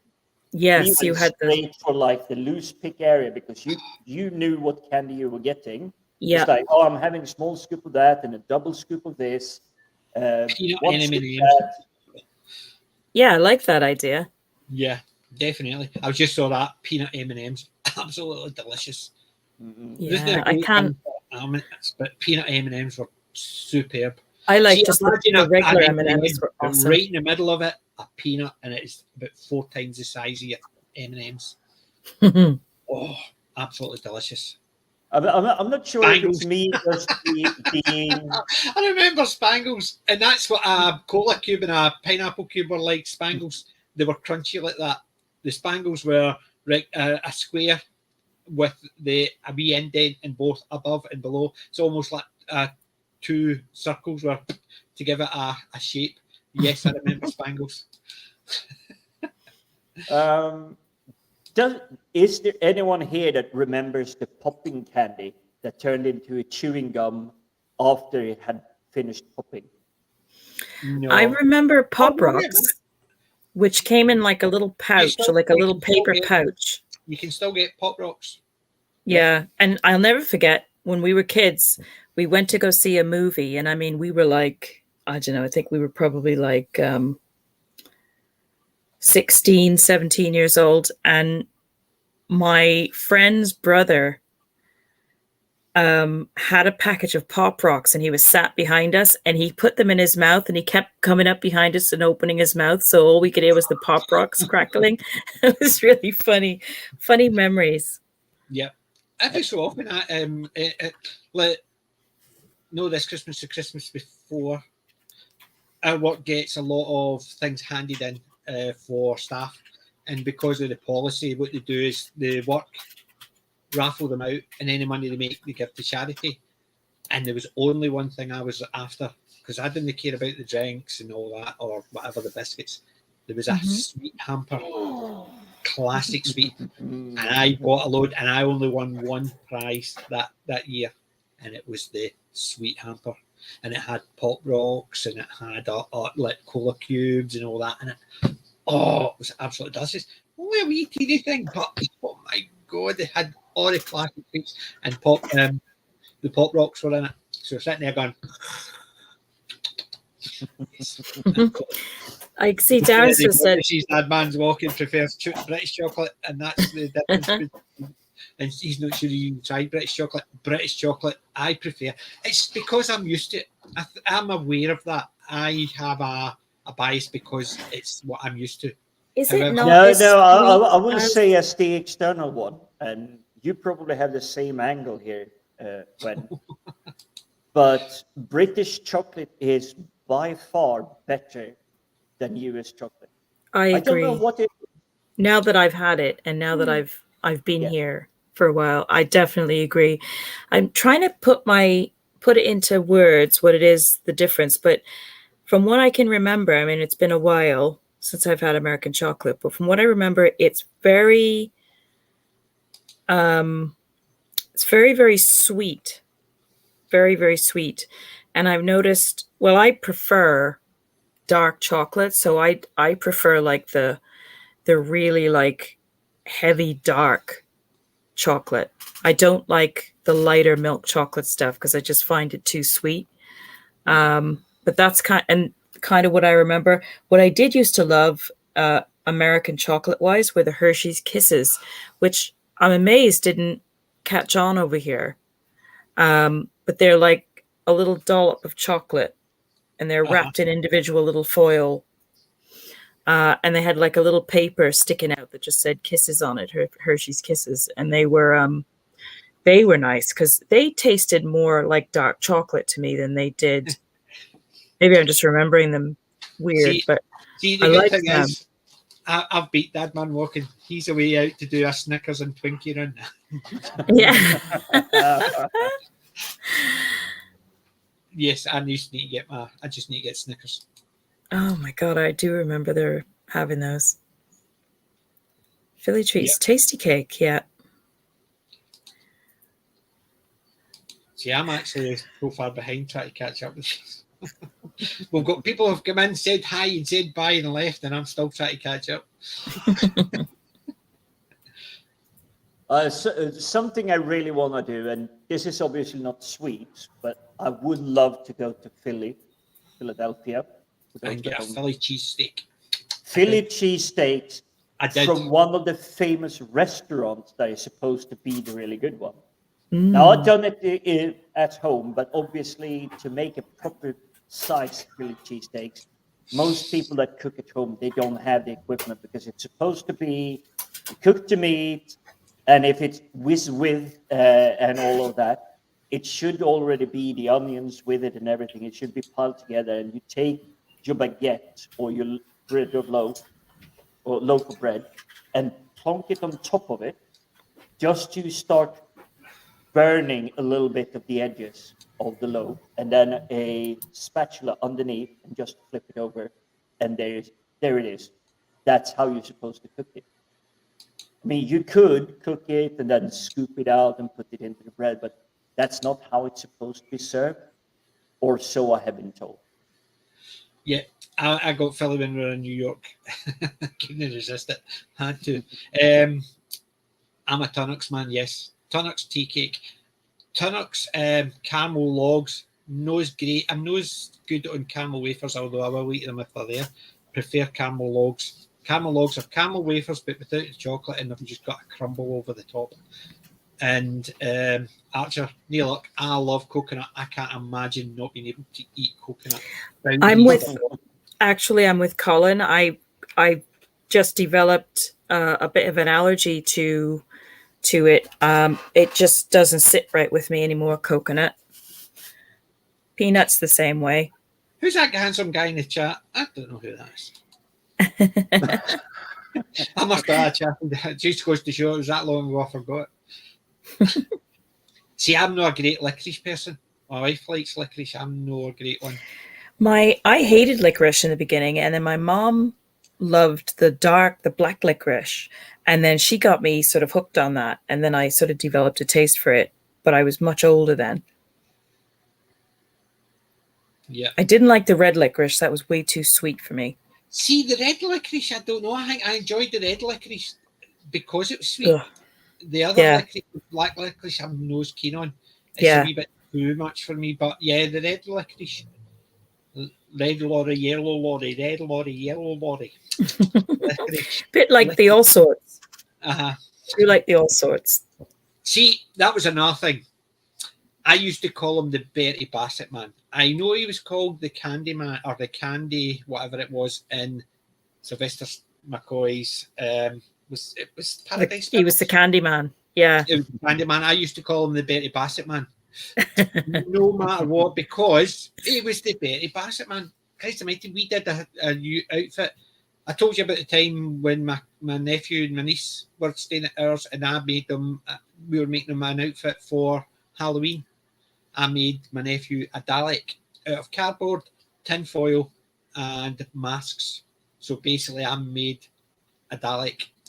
Fantastic. I made my niece a Bertie Bassett costume. Boxes just covered with crepe paper, and it looked better than the one it was on Doctor Who.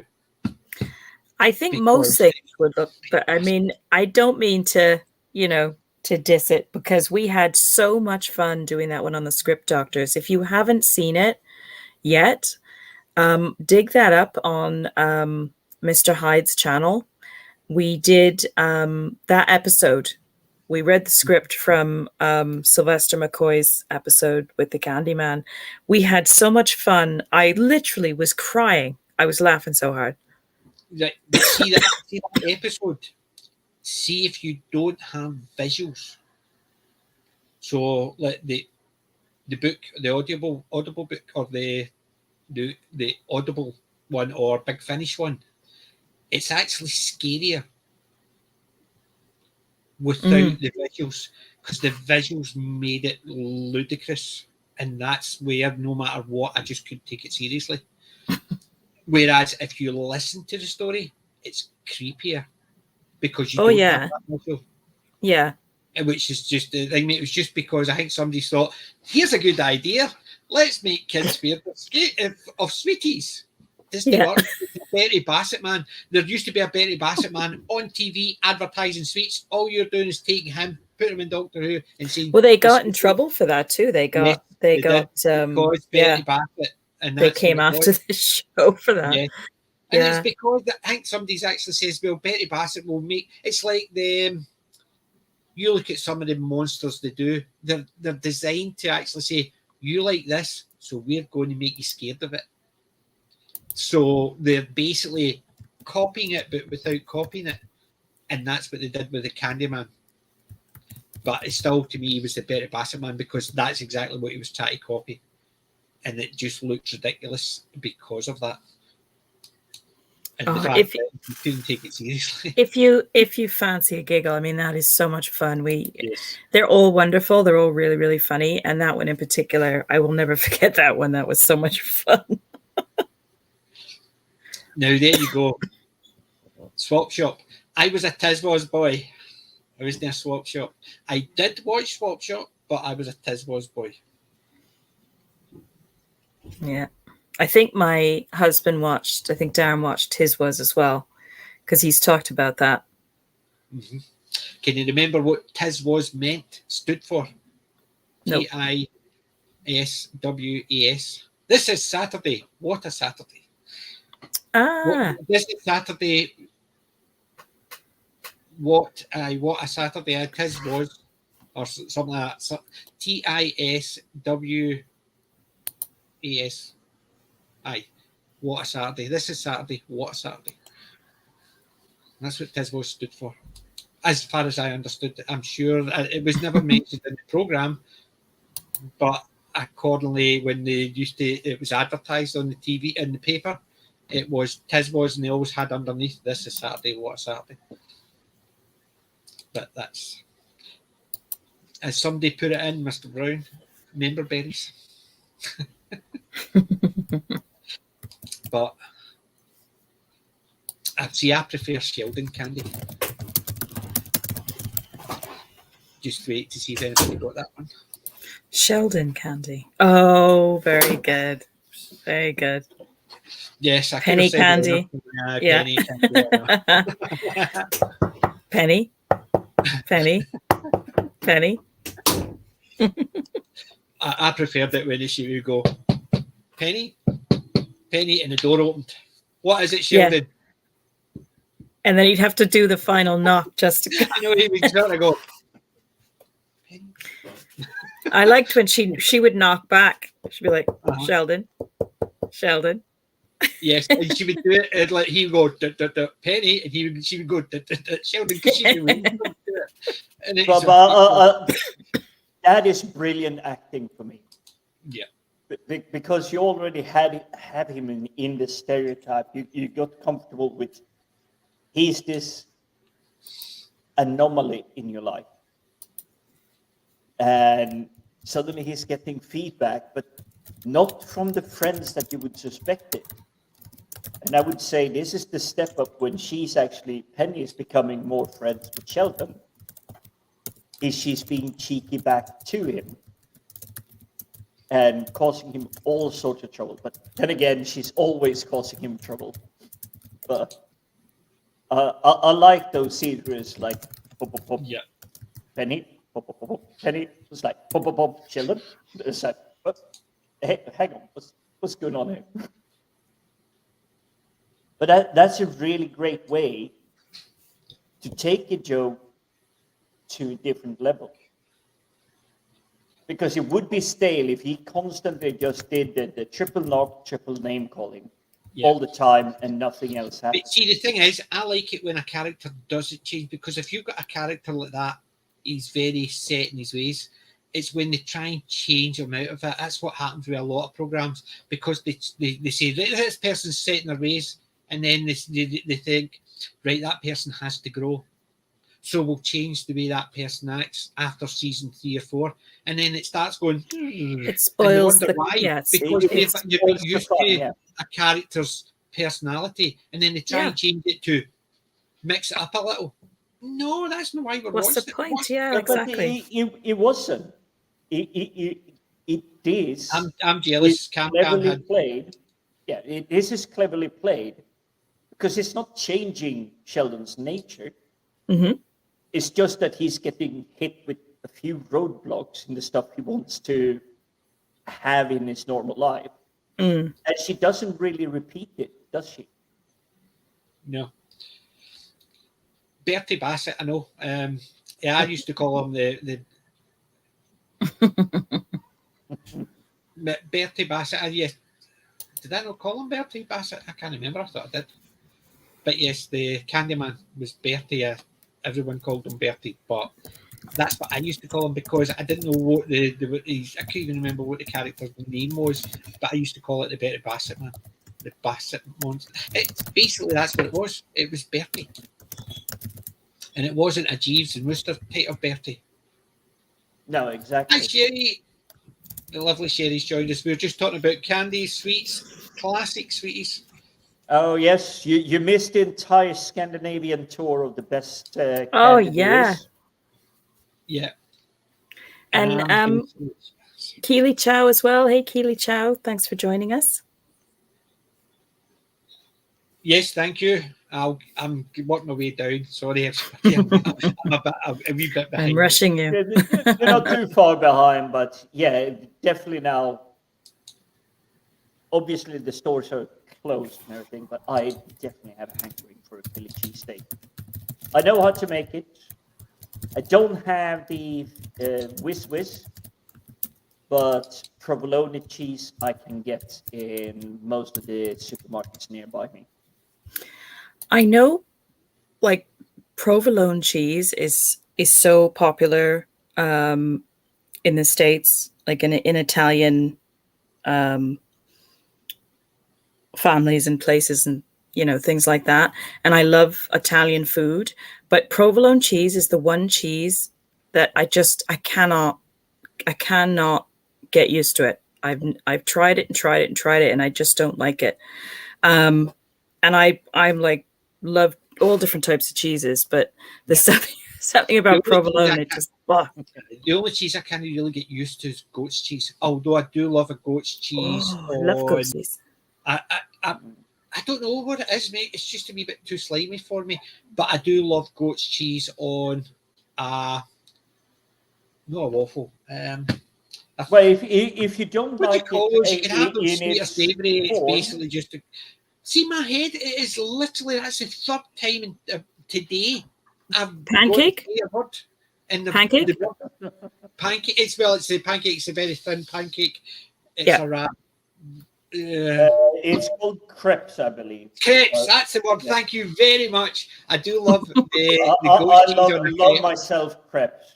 And yes. I'm a weird one. I will do everything from prawn to ham to. See, my crepes are all sweet.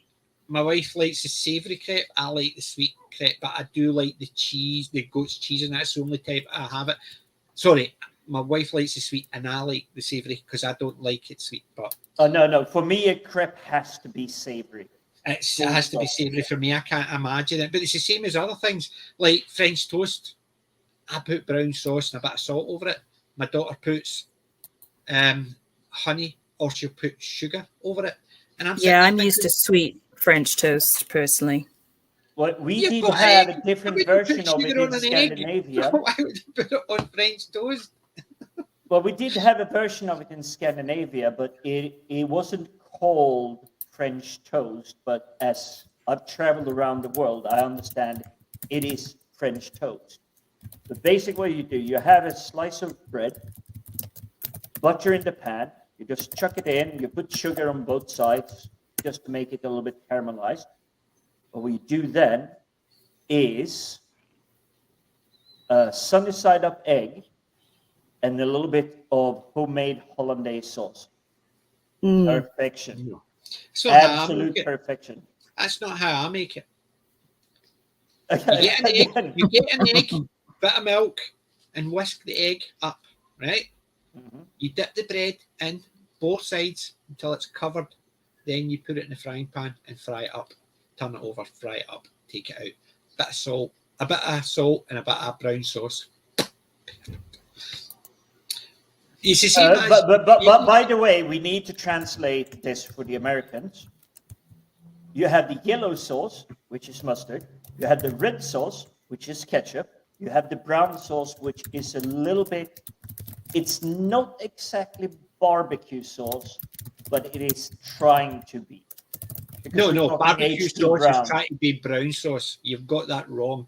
Barbecue sauce is trying to be brown sauce, but can't quite. Well, exactly, because I like the HP brown one, which isn't barbecue, but is trying to get there, so to speak. Yes. That's the best way I can describe it. Yep. And yes, it's the Bat tomorrow. Is that correct, Gwen? You're doing to Bat tomorrow? Yes, the B movie show. Yeah, we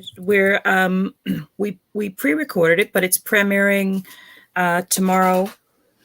I think it's going to be 11 a.m.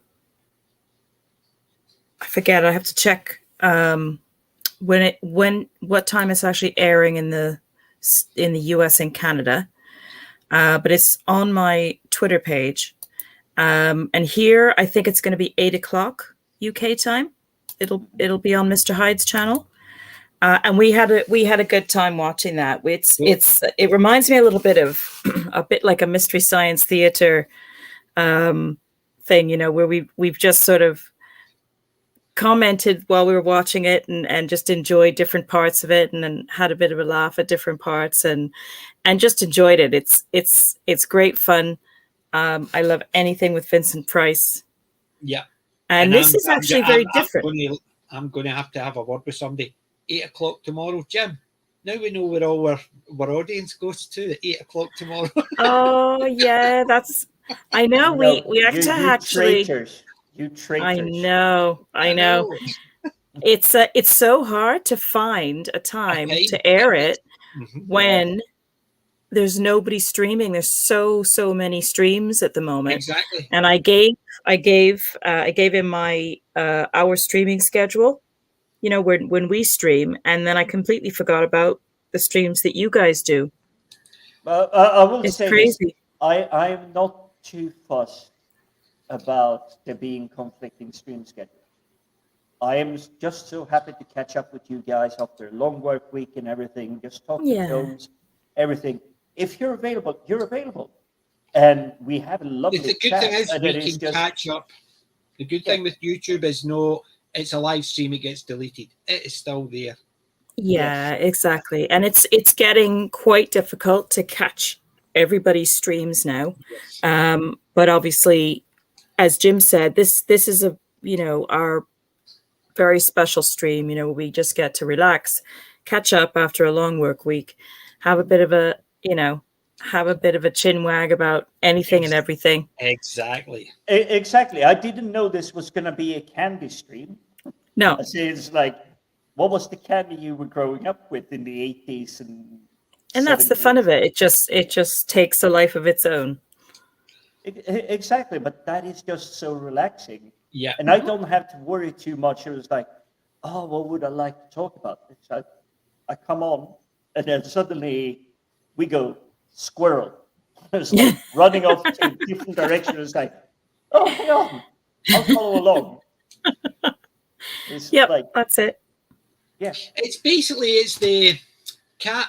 The three of us are cats here. Yeah. Yep. Literally. Yes, we're really going to talk about. Oh, there's something shiny. It's just like browsing in a. It's like browsing in a shop as well. It's like we go into the TV and movie store here, and we walk in shoulder to shoulder, and then we both go in two different directions, and then we meet up again, and then we go in two different directions, and then did you see this? Did you see that? Carrying tons of stuff with us. It's like, oh, look what I got. It's like, really? Yeah. I like the idea of that. Soak the bread in egg overnight. And then fry it. I love fried bread. Oh my God. I love it. I love fried bread. Just dip it in cooking fat. Just fry it up. Right? Yeah, I love fried bread. Just fried in fat. Yeah. Yes. It's like talking about this because you saw the books I brought out last week.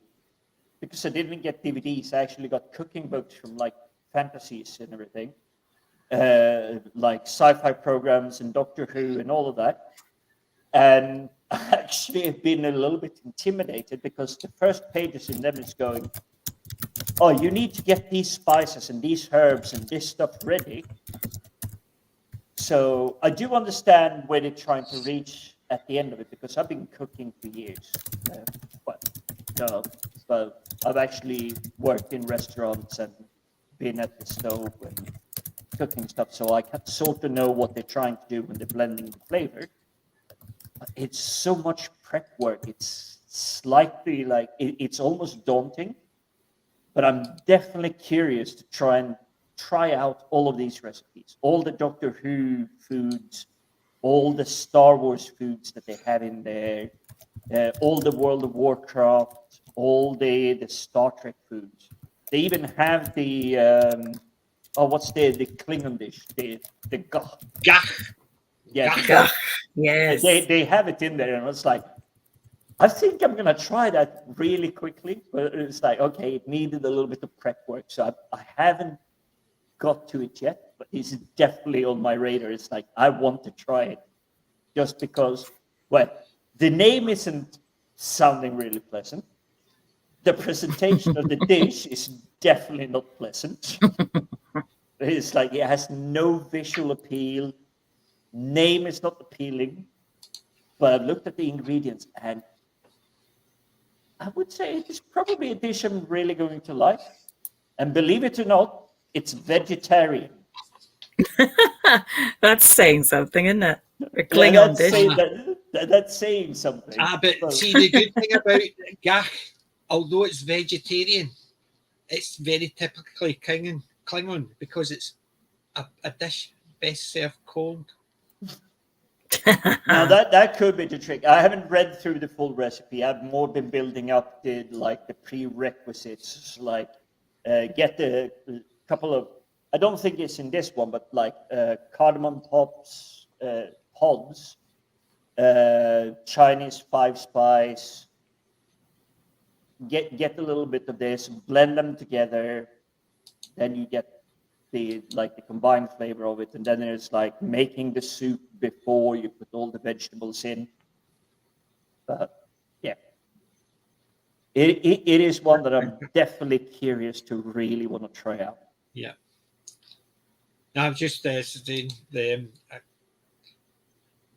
I'm lucky. My wife's a great cook. So I can't cook to save myself, but yeah, I'm a lucky person. Yeah, that was the thing when we were trying to think about our streams, like the Wednesday stream and the Saturday stream. I was originally doing it on a Sunday, but there was so many ones that I wanted to watch one on a Sunday that I had, and I thought, well, if I can't do it on a Friday because there's Friday night tights and stuff like that, and the Father stream's on just before it. A Saturday, well, if I'm ever going to go out, it's going to be the weekend Saturdays. But for me, tomorrow morning it's Friday night tights, and I know Ash did some stream thing. Or it might be just a short clip or presentation, but I know Critical Drinker released something recently, and I'm just going to go in. It's like, it's Sunday morning tomorrow. It's like, it's going to be 12 o'clock before I'm like caught up with their streams, the ones I really want to watch. And that's just the big streams. There's all the other smaller streams. Yeah, there's the smaller streamers. They're absolutely lovely. Yeah, I mean, I love the biggest problem is I've usually got something on and I'm flicking backwards and forwards, seeing what stream, pause. Yeah, I like that one.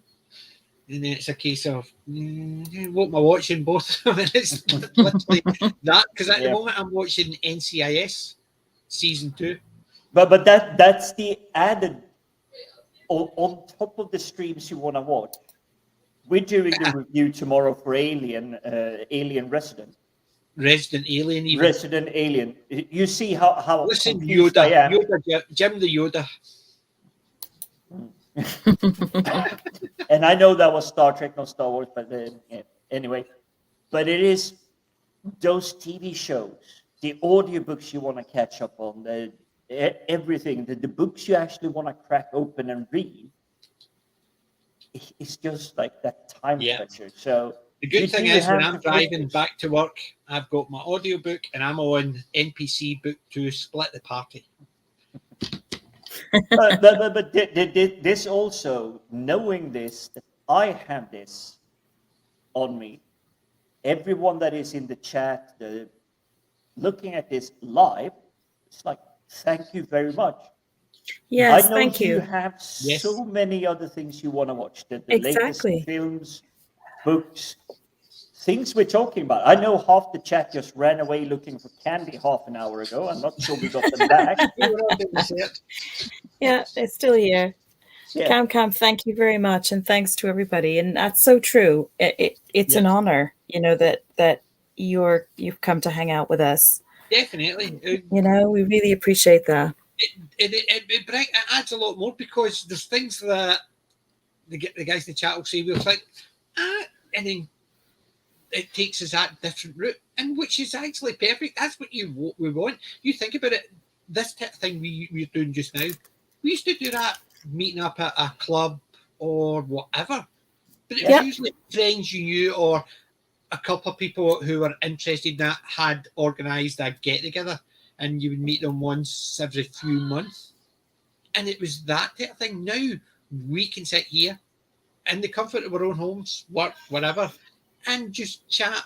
And the chat comes in and adds to it, which is perfect, because this is what we used to do in my friend's house or in a club. There was a Doctor Who one. I used to go down, it was in Jamaica Street. But it's the same again. I was travelling up from Ayrshire up to Glasgow once a month to attend it. That's an hour out thing. Then I have to try and find parking. Then I've got an hour back home afterwards. Yeah, This is not only that, the signed budget to it as well. Yeah, exactly. Because you're sitting in a pub and and stuff like that. And I've got better things to do in my budgets. Yes, I'm probably, my face is getting closer to the keyboard with every minute, and I apologize. I don't know what I did today to make myself feel this way, but I've been popping paracetamol all evening, and I don't know. I guess I just went a little overboard with cleaning today. I went to like forensic levels of cleaning today for some reason or another, and I've worn myself out. Right. Well, since you're starting to flag, what we'll do is Pick of the week. And that way we can fly through that. So when you will have to go first. I'm just going to scrape together what I didn't pick up this week, because I've got 100 here, so I can pick up any slack for a couple of weeks. Yeah. We actually were in town today, but we got a slightly later, so although we did go out really early, we got a slightly later start than planned, and then we had a few extra stops to make. So I was dying to go into the charity shops because they were like all open by the time we were leaving. But we just didn't have time to get in there. So I haven't got anything new per se to to show. So, PJ, if you want to crack on with the stuff, you got some awesome stuff. I've already had a I'll have a sneak peek of some of it. A quick review of the couple of bits and pieces. Yeah. Obviously, in the AIM Emporium I got the Rolls Royce Fab 1 Lady Penelope's Thunderbirds Rolls Royce, which I love. I picked up a mystery machine. I've been looking for a small one because I could have picked up a larger one. I'm looking for retro vehicles that remind me of all the programs I watched when I was growing up. So there's stuff from Babylon 5. I even want some of the bigger things, like I would like to get, even if it's small, the station from Silent Running or Sequest DSV, stuff from the Buck Rogers Starfighter and stuff like that. I would like to get bits and pieces like that. So I've been picking up bits and pieces. And another thing I picked up today was Jane Cobb. That was in the Emporium. That's cool. I love that one. Yeah. Look, he's basically an angel. I was just laughing at the erotic talking about that.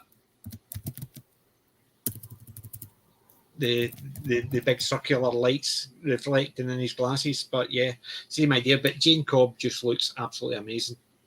So, yeah, that is a cool looking figure. Fair play. I would have liked if he had more guns, because he's only got one machine gun. He's got a pistol and a knife. It's Jane. He should have at least an R6. Yeah, pretty much. Yeah. But I picked that up today, so that's from the Emporium, which is a superb. It was absolutely great. I spent more time chatting to the guy about all the stuff. I picked up another couple of wee toys, so I'm just going to show those. Remember the metal diecast I picked up for Ghostbusters? Well, I picked up another one. I picked up Winston. Zedmore. Oh, Zedmore. Yeah. So I've already got Zedmore. Why don't I recognize them? I've got Venkman, so I have. So I've got Winston now. So that's me got 2 of the 4. Well, actually, there is. That is a really good pickup, but I do have a quick comment because I was away from the chat because I could still hear you. But why doesn't Jane have grenades? Exactly. Yeah. Why doesn't he come with grenades? I'm very disappointed at this moment. Why doesn't he have grenades? Somebody missed that one out. He basically should have a lot more weapons. Yeah, it does look pretty paltry. Where are the grenades? Why are the grenades gone? See, the other one they had was Kaylee. And do you know what Kaylee came with? Just Kaylee. She didn't come with a spanner or anything. But please tell me she had like soot on her cheek or something. Yes. Right, but the thing is, the figures are great. It was just to be extras. It was like the little accessories, yeah. Yes. So even a spanner or something, even a beer or something. But didn't. Anyway, I picked up a Zedmore, so that's me got 2 of the 4 of the figures. But you can also get the Stay Puff, and you can also get a Slimer. So you can. Cool. So I'm gradually picking them up when I see them. And another thing I picked up was a wee game. And let's just say you'll never be able to sink it. Oh, you got it. Yay. Yay. Excellent. You did mention about that. Yeah, I picked it so up. it was still there. Yeah, it was still Obviously. there. That's brilliant. The size of that. Yeah, I mean, that's perfect. Just the way it was. It's not as big. It's a lot smaller than it used to be. But I think the box used to be a lot bigger. But absolutely superb. Oh, that's brilliant. It's a grab and go. It's basically just my battleship. And it's ready to go. I nearly picked up another version of Risk because there's a newer one with newer figures. So, but I decided no because I've been so tempted, but I'm trying to stay away from the board game. Obviously, the lockdown and everything, you couldn't gather and I'm do so everything. desperate, but it's the fact is I can't play it. But it is still the games I have. The Die Hard game, Die Hard board game, Really? Nakatomi Plaza Raid, I'm just dying to meet up with friends so we can try and play it. Oh, I would totally play that. That sounds like fun. Yeah. And do you know what I missed today? And I was going to pick it up, but I decided at the last minute, don't touch. It was a Doctor Who game. Really? It was Operation.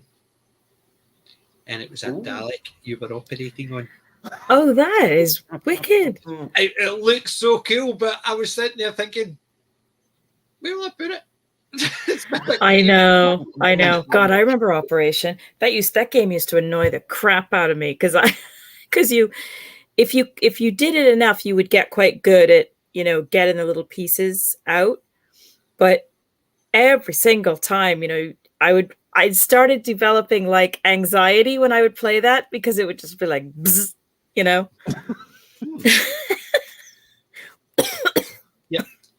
I've seen that advertised, fit to be read, Moonfall. I've not seen it yet. Is it any good? Who was in it? I just saw the advert for it, the name. Yeah. I've not seen it. So I've only seen an advert for it. So basically it's just popped up somewhere and I've been aware of it, but I've just not seen it. Well, there you go. It's the same idea. Yeah, it's a stream the place is going to the pub, a meeting or whatever. And I'm actually feeling humbled by that comment. It's like you really had lovely. something you thoroughly enjoyed, and I'm hoping we're bringing more happiness, more thoroughness. And then again, if you're playing pool, you might be playing pool for money. So you're not betting on whether or not PJ or Wen or me or Darren or any of the other guests we have on. It's like who has going the to put best. the white ball instead. Look at that, dead man walking. So he's been away, returned home to the store from getting ding dongs and Twinkies. I definitely need to pick up those ding dongs next time I'm in. I'm definitely. I think that's one we had to scratch up on. Like we brought this one to the dark side this evening. Yeah. Okay, Moonfall is like out now. That's what I'm saying. I didn't realize that. I thought it was like an older film. No. I saw the adverts for it, but I haven't seen it. I thought it was going to come out later on, or was I wrong on that?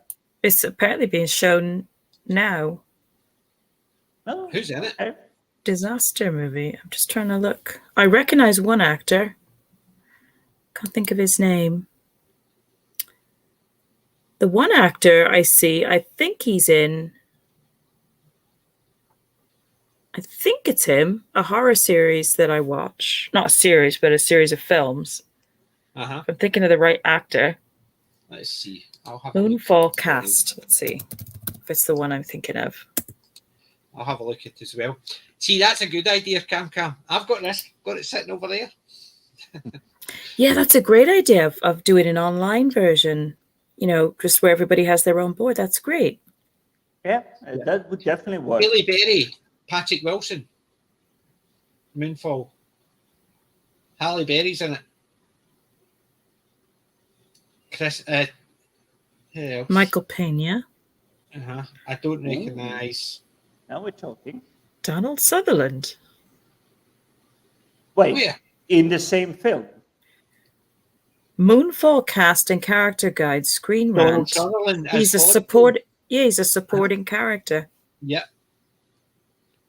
Well, this one completely passed me by. I didn't see it coming. Didn't know anything about it. Yep. A mysterious force knocks the moon from its orbit around Earth and sends it hurtling on a collision course with life as we know it.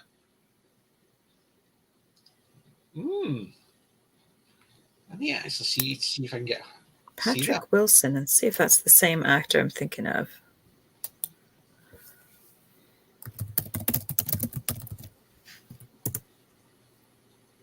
Yep, it is. What's that one? He is Patrick Wilson. I recognise him, as you said. Yeah. I'm trying to think of the horror films that he's done. That's where I kind of know him the most. He's been in Aquaman. Insidious. He's the. I recognise him from Fargo. Yeah. He's got a recurring role in that's it. Thank you. The Conjuring. He plays a recurring character called Ed Warren in several horror films. Annabelle Comes Home, The Conjuring.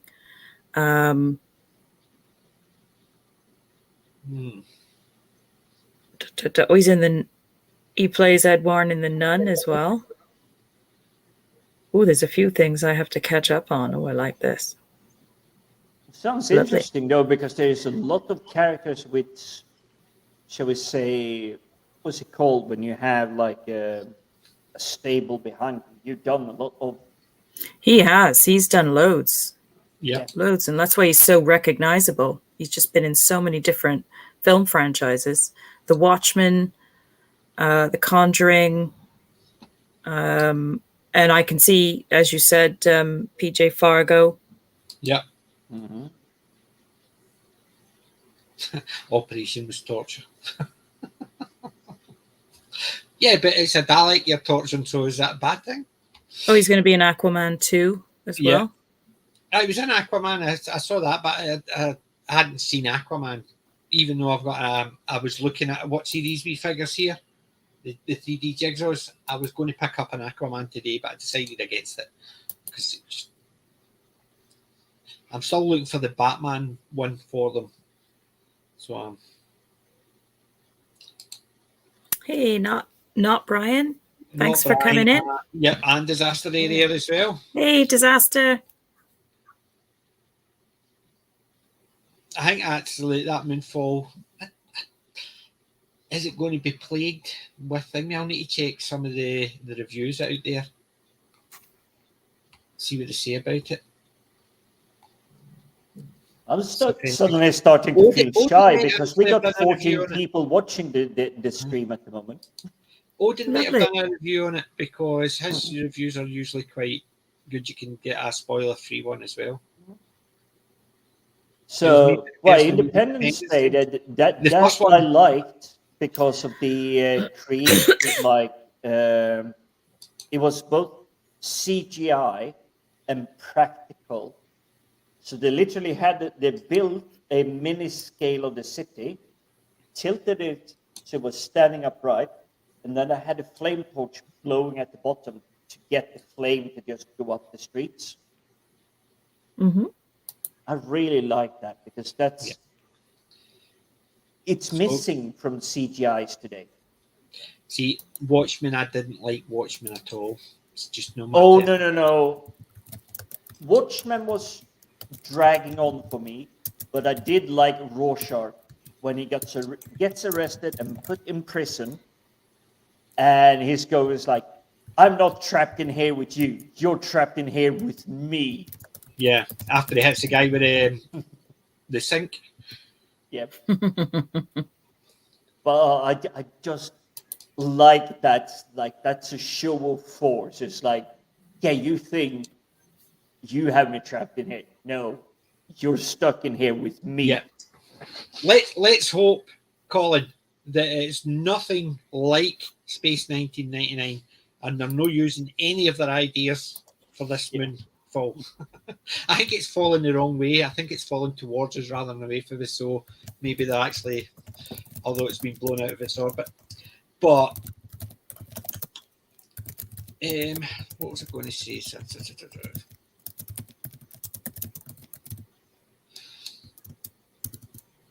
Space 2020, yeah. So what I'm going to do, I haven't seen that. I think I'm going to put that on my list to see, just to see what it's like. Because out of the movies, the new movies I've looked at last year, I really enjoyed one. One was okay if you switch your brain off, and one of them was entertaining as long as you didn't. It wasn't taxing. Even if you're sitting thinking about it, it wasn't a taxing thing. So you had Boss Level, superb. You had Tomorrow's War, switch your brain off and it's entertaining, switch your brain on and it makes zero sense. And then you had Nice Guy. I think that's the one I recommended to you guys, wasn't it? Yeah. Yep. And that was entertaining. You didn't need to actually worry about it because there wasn't a lot of thought provoking in it. So it wasn't one that you could have to switch your brain on to see a different side of it. It was just for pure entertainment. And I think it actually worked for that. So there's another one that Fit to be Read. I think that's something I'll need to check out and see.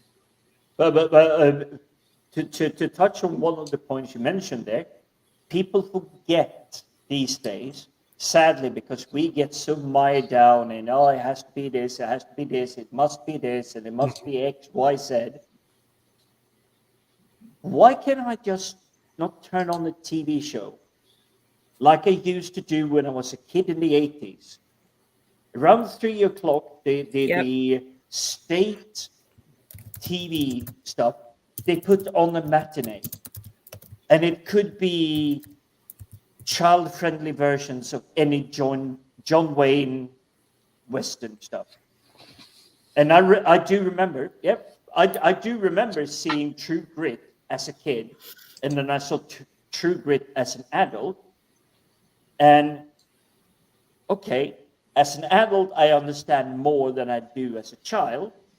But there was also more scenes in there.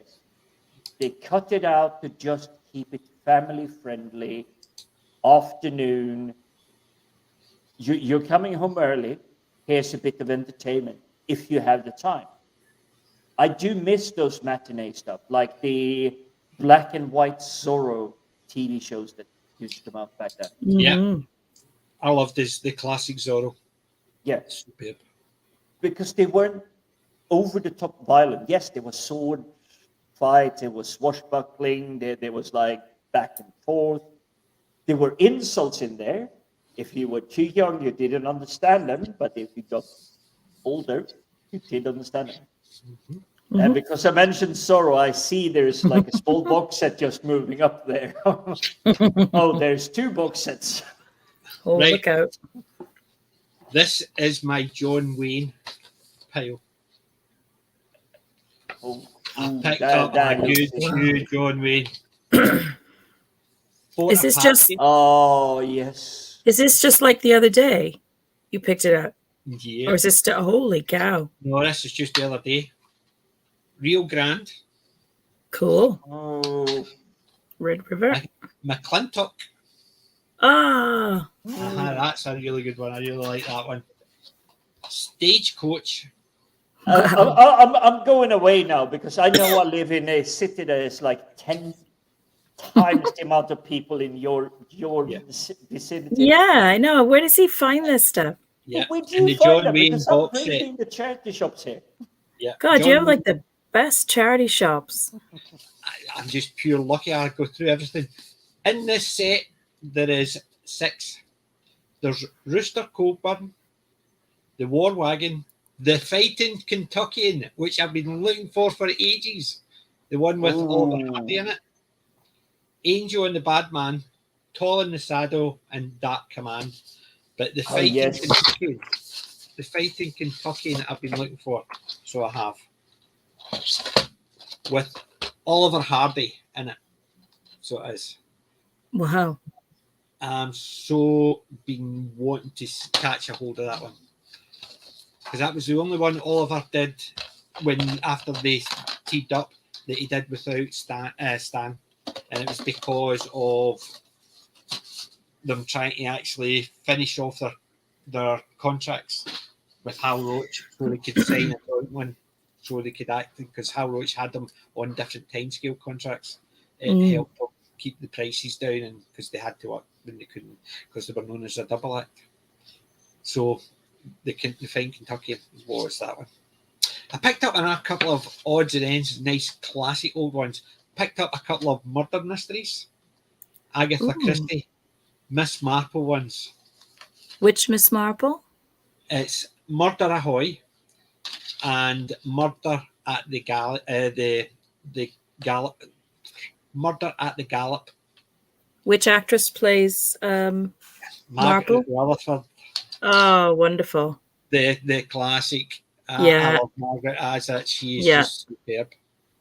So wonderful. Looking forward to that. And she's in the Navy in that one. As they class her, an old sea dog. But she is absolutely superb. And I picked that one up. Rex Harrison, My Fair Lady. Oh, wonderful. Uh-huh. I do love that.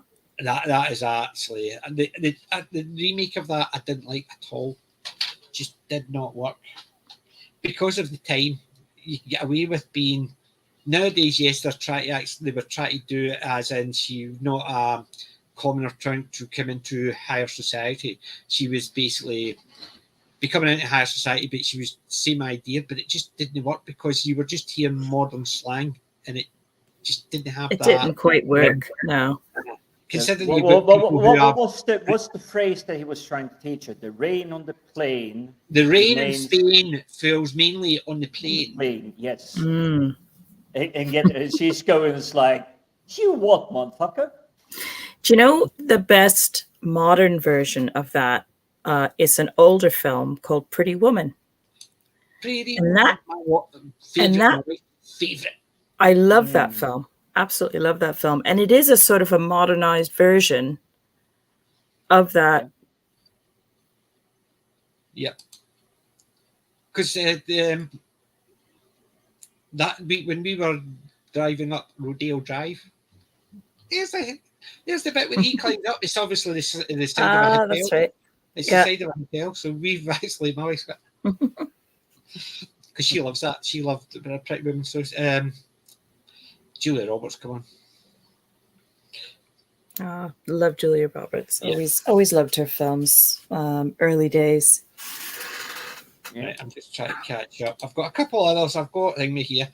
I picked up. Remember the last time I picked up the special edition of the Fellowship of the Rings.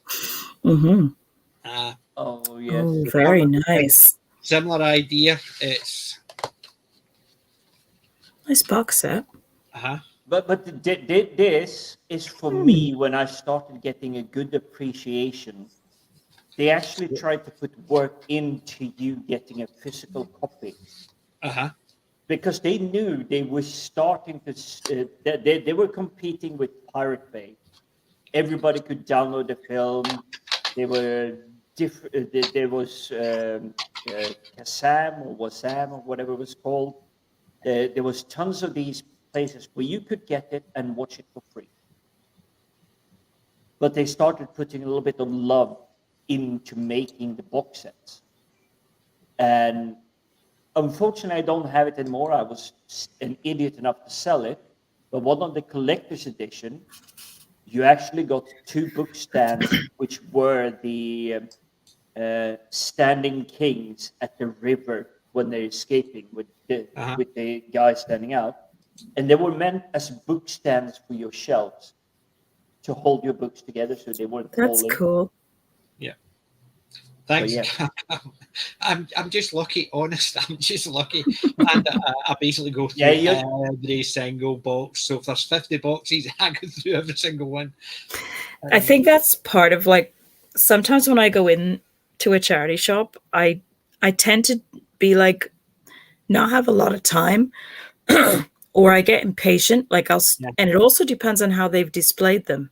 Yes. If they've taken the time to display them.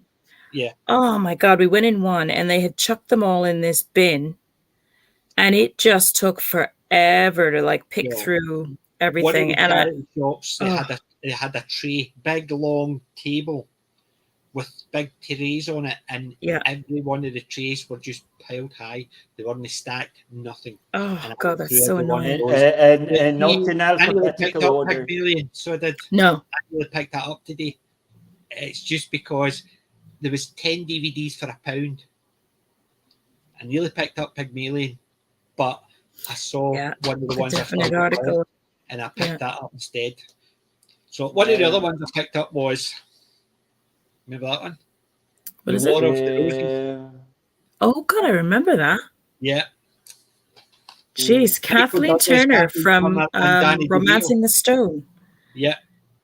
A Romance in War the of the Stone Roses. was awesome, but I don't recognize this one. I remember hearing when that came out. Yeah. That is a superb movie. It's been a while since I've watched it. I think Once in that a was lifetime comes to a motion picture and makes you feel like falling in love all over again. This is not that movie. no. So it's the War of the Roses, and I picked that one up. And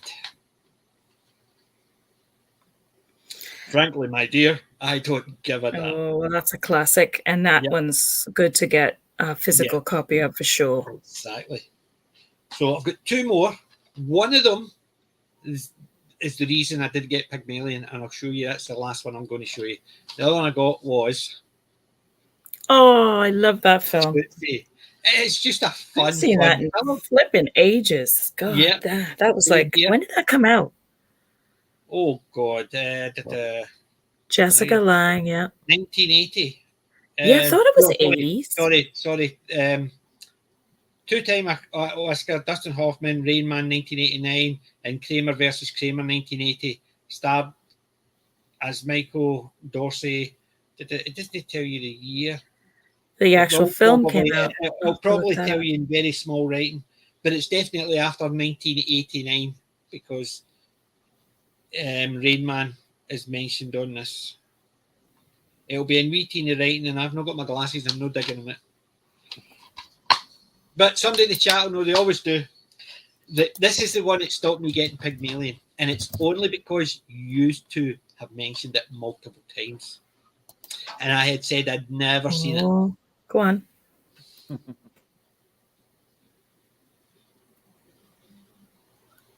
Yes, oh my God, absolutely, yes. Total punch here moment. Yes. Multiple times, and I saw it lying there, and I thought, you haven't seen that yet. I picked this up. I haven't seen this. I've seen clips of it on YouTube. Oh my God, PJ, you need to watch that.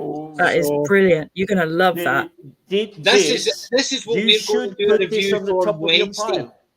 Yes, I agree with Jim. Yeah, yep. Jim said put it on the top of your pile. I agree. This is for Wednesdays. This Wednesday. That's why I never created the stream yet. Because I was going to put the stream up with this on it, and I thought, no, because you haven't seen what I bought. So how about that for this Wednesday's review chat? Oh, absolutely. I'm struggling to find any reason to object, but yes, this is swashbuckling, romantic, cheeky stuff, and the fact that it's not meant to be fourth wall breaking, and it never really does, but it has the element to it. Yeah, I am aware it's a fairy tale. I'm also aware it's got heroes, giants, wizards, villains, true love, not just your basic, average, everyday, ordinary, run-of-the-mill, ho-hum fairy tale. Yes, exactly. And I even have the book from Gary. It's Gary Elves, isn't it? I will be corrected by everyone else, but it's the book. It's sort of an autobiography of Gary Elves that plays the hero. Yeah. And the title of the book is As You Wish. Yes. And for me, wonderful. As You Wish, if I ever profess love to a woman as saying, I really love you, As You Wish is I love you. Oh, that's lovely. Yeah. Well, yeah, Kelly says we need a stream for Princess Bride. So there we go. Kelly, we're doing it. Wednesday we'll do it. I was going to put the stream up because I made the streams today and I put up for today and tomorrow, and I was going to put it up and I thought, no, because nobody knows I've got it yet. So I didn't want to put it up, then people go, oh, well, we know what one of you think these picks are. Yeah. But the Princess Bride used to have been going on about it, and basically Pygmalion was on my list. I had it. And then I saw that and I went, nope, I'll have that instead. And it was a case of what do I put back? What do I put back? Oh, that will go back. So that's what it was. And that's why I didn't pick up Pygmalion. I was going to today. That would have been freaky if I had. So I could have went, down clinic. But there you go. They're all based in George Bernard Shaw's play. Yep.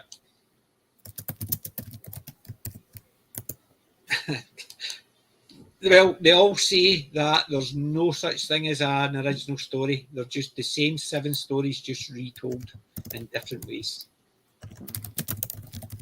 But this is something, because of all the amazing stuff you brought up. Hollywood perfected it's not the hero's journey. It's like something bad happens. Next step, realize loss. Third step, you come up against who caused you the pain, but you get smacked down like you were like a toddler. And then there is training, and there's the blah blah, and then there's the journey and the growth of character, and then there's the ultimate battle, and you're coming around. Hollywood was really good at doing this in the 90s, but yet still tossing around the different stuff. If you take Arnold Schwarzenegger for an example, Terminator, and you put that up against Twins, it's the same main actor. Oh, that's so completely different stories. Last Action Hero. It is Hero. the growth of a hero.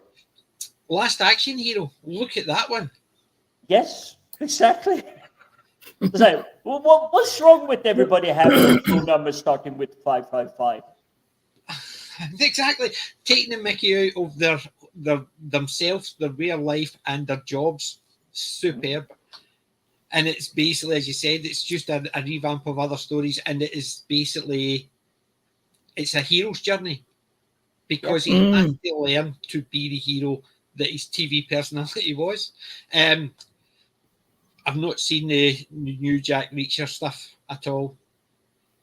I've not got Netflix, but I see you said Amazon even, but I will, if it's on Amazon, I'll have a look at it. I like the Jack Reacher stuff. It's not my favourite, but it was entertaining, ultra-violent. Cool. Well, you see, I like Tom Cruise as action hero. He's literally what I grew up with in the 80s and early 90s. Yep. Arnold Schwarzenegger and Sylvester Stallone. If you saw the name, you expect explosions, car chase, motorcycle rides, all of that. Tom Cruise is literally the only one today that is doing those things. Everything else is CGI or not doing anything, not really like, oh, this wasn't too dangerous. If you look at the Tom Cruise ones, he's hanging over the ledge of a skyscraper, and you get the vertigo, seeing literally, it's like, this is how tall it is. But if you look at the other films, it's like, oh yeah, we're at the top of the skyscraper, I'm just jumping around, and then you suddenly cut into them crashing through a window. You don't have that pause to get. See, I'm used to that. I've watched most of Jackie Chan stuff. I'm used to that. I mean, Jackie Chan is in a league of his own. Oh, there is no one near there. Yeah, nobody's even Jet Li. There. Even Jet Li, who's martial art, he can do fast move and everything. It's like punch. Even Jet Li doesn't have the jump through like a bifold ladder and then pick up the ladder and just start smacking the people around you. See, I know, but that's basically different fighting styles. You can't imagine Jet Li, which you've actually seen. Jet Li and Jackie Chan have eventually starred in the movie. Yes, together. They did. They did. And it was a great one. Yeah. And Jet Li basically used his fighting style. He was the monk, so it was fast, powerful fighting style. And what did Jackie Chan use? Drunken Master. Yes. His most famous fighting style. And the two of them, it showed the two of their different acting styles, or different fighting styles, and the two of them were very impressive. Even though one does all the jumping around and through things and using everything and anything. Jackie Chan and Jet Li is more the modern version, even though we're still talking 90s. But they're basically I don't know what you were discussing when you went to school, but when you had Rocky and you had Terminator or whatever Arnold Schwarzenegger was doing in the very early days, it was like these two when I left school should fight each other. Everybody was going to say, yes, they should have a film. They should be on the opposite side. And eventually it did happen, but it was not like what we wanted dreaming of from the 80s. Yeah. But I will give this to Jackie Chan and Jet Li. They gave it to us. You want to know who was the best, and you came out with it. It's just the one I like more. And for me, it was Jackie Chan. I love Jet Li. I've always loved Jackie Chan. Do you know who got me into Jackie Chan? Jonathan Ross. The Incredibly Strange Film Show. It was the first time I saw Jackie Chan. And it was on the Incredibly Strange Film Show, Jonathan Ross thing. And it was absolutely, it blew me away. And that's when I started hunting high and low. Right, I'm actually looking at just Arnold Schwarzenegger, right? Mm-hmm. Apart from Cactus Jack, which was 1979, and Conan the Barbarian, probably one of his. Although Cactus Jack was probably he did Hercules in New York. He played Hercules, obviously, as Arnold Schwarzenegger after he won Mr. Universe. The Long Goodbye, but he'd been in bits and pieces. He hadn't been a big star except the TV movie Hercules in New York. However, I left school in 81. His first Conan movie was 82. So you can imagine Arnold Schwarzenegger and all that wearing on our schoolboy chat lists. Well, I will give you this. Wasn't Hercules in New York 1969? That was 1970, yes. But it's still not a movie I've seen. I've still not seen it. I will give this. Sad to say, yes, it's Arnold Schwarzenegger, but this is literally the first time he's standing in front of a camera. Yes, and that's after it won. Yes, and he wasn't even cast as Arnold Schwarzenegger. He was Arnold Strong, Mr. Universe. He was credited. That's his because he was like the second time Mr. Universe winner at that time. Yeah, but that's what I'm saying. So he wasn't a big name, Conan was when he started getting noticed. Although he played Handsome Stranger in the Kirk Douglas one, Cactus Jack, which I will be doing a review for next Saturday. I'm hoping to do the review, get it edited, uploaded next Saturday because I will not be here. So, just so you're aware. And Kelly, yes, as soon as I saw Gone with the Wind, I picked it up because of that as well.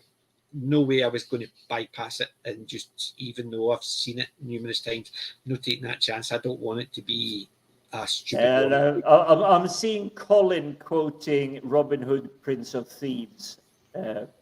Rickman playing the sheriff. It's like 10:30 my chamber, it's you. 10:45, bring a friend. Did I hear Alan Rickman? Yeah, Alan Rickman, and I love that scene because this is one of the few times I've actually seen bad guy, if you're gonna put it that way, actually being so riled that he needs some kind of distraction. Because usually there's bad guy, oh, that's a setback, the superhero is coming, oh, he blew up the installation, and it's like 2 minutes later, oh, they're doing something in a science lab or something. Yeah. In this one, the bad guy is like, I need a distraction. I need something to take my mind off the fact that I just got my 2 rosy cheeks handed to me on a silver platter. Yeah. And I was trying to portray that as nicely as I could, but yes, I know. I would have just actually says I got my arse handed to me, but that's just not me. I'm not actually very polite. I'm not very quiet in that. Tootsie 1982. The only reason I thought it was later, it was only simple fact is they mentioned it in the DVD sleeve that 2 movies. One was 1989, so I assumed it was after. Obviously not, so I got it wrong. Thank you, Disaster Area, but I didn't realise it was that early. I'll give the Jack Reacher one if it is on Amazon. I'll give a go at that one. I've not read any of the Reacher books, I must admit. Come on, no, I'm not sure in the spirit Kellynch was just saying this, but Sean Connery stepping into Robin Hood, Prince of Thieves at the very end of it was just an absolute surprise. Okay, if you watch the film for the second time, you're just going, it's like, oh, maybe that wasn't right. But when you watched it the first time, it's like, what's James Bond doing in this film?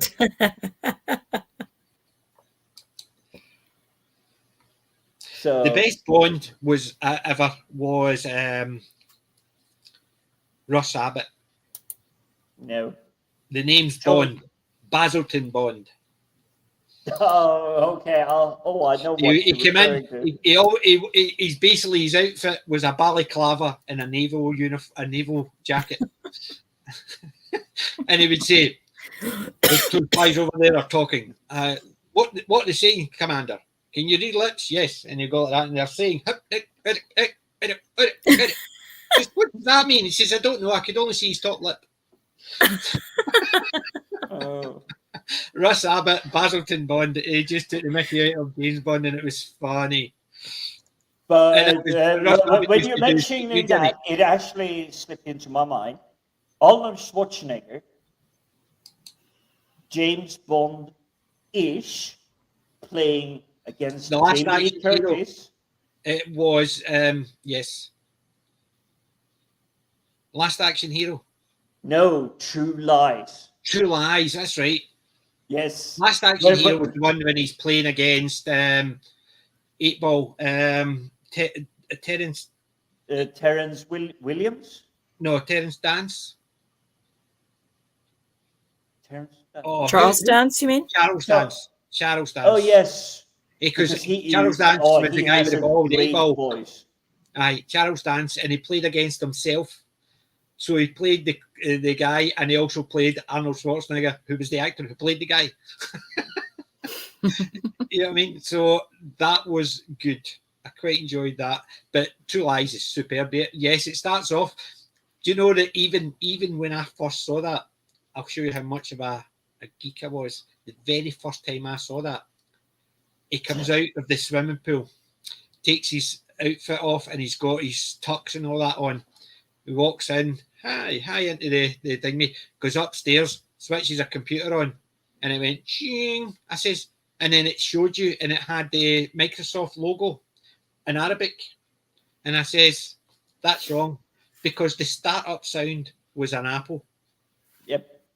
And it was basically said Windows, and I'm sitting there thinking, no, that's the wrong machine. So obviously somebody that says, right, we need to show it.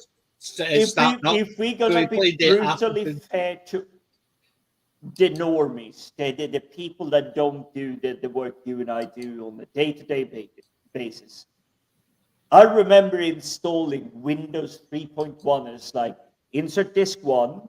Oh my God, do I remember? 2, disk 3, disk 4, disk 5, disk 7, disk 8. It's like, here you go, Mr. Finance Officer, charge of a company worth billions of pounds. It's like, okay, I just spent half a day installing your computer. And you just goes like, why couldn't you deliver it sooner? It's like, do you know how fast computers are? It's like, it could not have been done quicker. But but I did like the slight touches and everything. I did like the fact that this is one of the films that Arnold Schwarzenegger got to go in and show that he is actually multilingual. He's not just American with bad accent. He can speak a lot of languages. Yeah. And I think it was to his credit, but Jamie Lee Curtis was an absolute standout in this. Jamie Lee Curtis is just a Jamie Lee was legend. absolutely stunning in that. I love her. I loved her in A Fish Called Wanda as well. She was so funny. Oh, they were all yes, brilliant in John that film. Cleese. Two of the ones that I can't help myself. There's two movies, Jamie Lee Curtis, I can't help myself but remember. True Lies being one of them, and Trading Places being the other. Oh, that's another good one. I remember those two. I love Trading Places, yeah. But Harold Lloyd, the best one I ever saw of Harold Lloyd was when he was getting marched up and down by two cops. So he basically starts here, and the two cops come up, stand either side of him. So he walks down, and then he turns round. The two cops turn with him, and he walks back up, and he turns round. The two cops turn with him, and he walks down. And as he gets to the bottom, he turns round, but instead of turning round, he turns a 360. And the two cops turn around and walk back, and he runs that way. It was just the way he did it. Harold Lloyd is just superb. The stuff he did was just amazing for its time. It was groundbreaking. The bit when he was actually, he would climb up the side of a building. What he would do is he would climb up the side of a fake building, but he would build it on the roof of another building, so the perspective gives you. It would actually just need to tilt it down a wee bit to make it look as if he was actually that high up, because he technically was, but he was in the middle of a roof. So if anything happened, he was falling. There was no way he could fall off. But the false perspective, it looked as if he was climbing the Empire State Building. Yeah, it was his special effects he did were actually groundbreaking as well. Yeah. Yeah, Kelly, that's the thing. A lot of these movies have been declared, quote, problematic. And that's why we did the same. And we've been starting to sort of grab more physical media of things that we figure are going to be on the hit list sooner or later. Yeah. And Fish Called Wanda is one of the funniest films I have ever seen. And, it's definitely one to have. I've already reported that other one. Yeah. Trading Places is another one, like you say. It's good to get into the collection. Yeah, and there's another one as well. See now, Sean Connery is Richard the First. Try John Wayne as Genghis Khan. I can't even picture that. Yeah, with the wee tash and the God. Yeah, John Wayne did it, and it was because he was such a big star. They asked him what he wanted to do, and he says that's what he would like to do, and they gave him it. Wasn't a very successful movie, but it was a John Wayne movie, so it was successful enough. However, yeah. Oh dear. Hold on. That's another one. I'm missing. I definitely need to actually get that to subscriber level stuff. So I'll need to speak to Mr. Brune, to see if we can actually block these people off. When I am aware you are flagging and you wanted to leave a half an hour ago. Don't let us hold you back if you're knackered. I know. I appreciate that. I'm trying to sort of stick it out, suck it up, and keep going here. But but like I said, it's only because I have an interesting fact. Yes, I want to see what Jim's got as well there. Yes, right, Jim. Over to you. Oh, you're putting me on the spotlight. Right. One other pickup this week is something that has stuck on my I want to watch this list, but I never got around to it. It's been on my Netflix and Prime and other streaming channels. I wanted to watch it. I've been told it's good, and it is Deadwood. Oh, I've heard of that. Yeah. Yeah. I never got around to it, but now I have the physical copy of season 1, and it is a juicy, nice box. Looks well like kept condition for having been through the charity shop runs. Yeah. Mm-hmm. And I see Ian McShane and a few other 2004. Yeah. I see it's, what is it? Thomas Booth? Booth something. He's Deadwood TV series. Yeah. I haven't seen it. It could be Ed Booth or something. I don't recall his name fully, but it's like these are characters I recall, and it's like if that's the cast. Powers Booth. Yeah, that's his name. Yeah. Okay. Colin, Bella Emberg played the Wonder Woman. Russ Abbott and Bella Emberg. Bella Emberg was always the butt of the jokes, but she was also the one that actually put Russ in his place. Mm-hmm. That was a great comedy duo when the two of them were on screen. Yeah. Sorry, Jim, it's just I'm catching up with that. Yeah. Now, see kind of where we are in the catch-up. And, Kellen, you definitely have good taste. Yep. And it was the film took place in your backyard. True Lies took place in Florida. Did it? Yes, it did. I didn't know that. I wasn't aware of that, I must admit.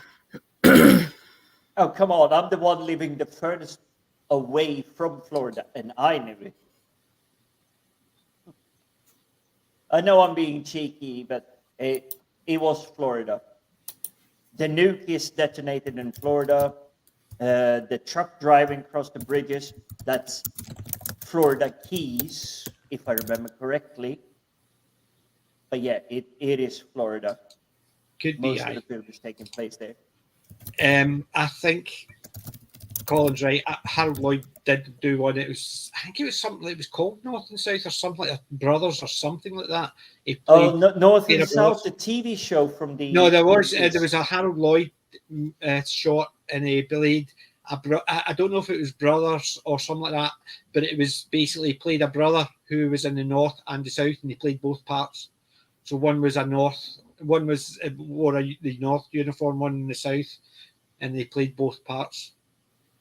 But I can't remember. It's been a while since I've seen a few of his. I'll need to dig them out. What else have you got there, Jim? Book turned to film, but done really well. Oh, I've not seen. I only saw one episode, the first episode.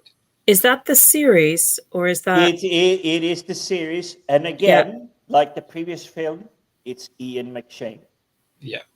Okay. I love him as Odin or Jotun, or whatever you want to call him. Whatever. I did dip into one of those episodes just to check it out, and it was interesting. It didn't grab me like other things have done, but I didn't dislike it either, and it might have just been timing, of not being able to finish watching it through. So I would like to check it out again when I have a little bit more time to sort of watch a few episodes to get a good sense of it. It goes dark quickly, but it's not meant to be, oh, you're screwed.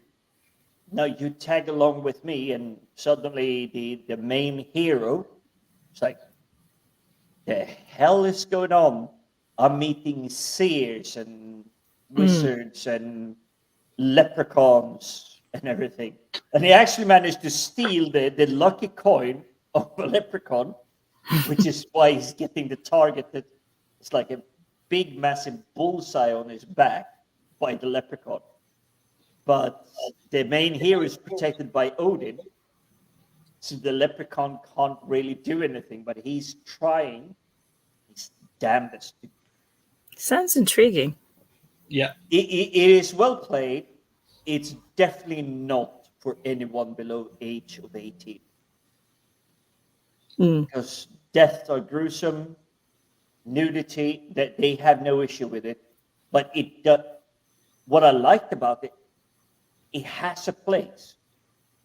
It actually has a purpose to be there.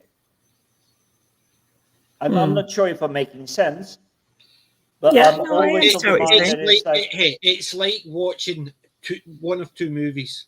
One where they all strip off and start at it for no reason because it doesn't make anything for the plot, or watching the bunny boiler scenes from Fatal Attraction. That you don't have the sex, the violence, the sex and the nudity in it because it's to show their relationship. So when she goes off in one and he ends up the way, she just starts spiraling into that. So when you've got a movie that has it's got sex and violence. It's part of the plot that you need. That works. It's when they put it in just because that's when it doesn't work. Yeah. Kelly, the Buster Keaton one, I think you're thinking of the General. I don't know if that was the same one with the Harold Lloyd one. I thought that he was in the General and it wasn't the North and the South. He was a North. It's not a Northerner. We call them Northerners, but a Union soldier fighting the South. And I think that was the General. It was all about the train. I saw that, and actually, my mum loved North and South when I was growing up, so yeah, I've been meaning to get back to it, but I just haven't found decent copies. Yeah, Jack Palance would have been a fucking great Genghis Khan instead of John Wayne. I think Jack Palance could have pulled it off. Yes, very much.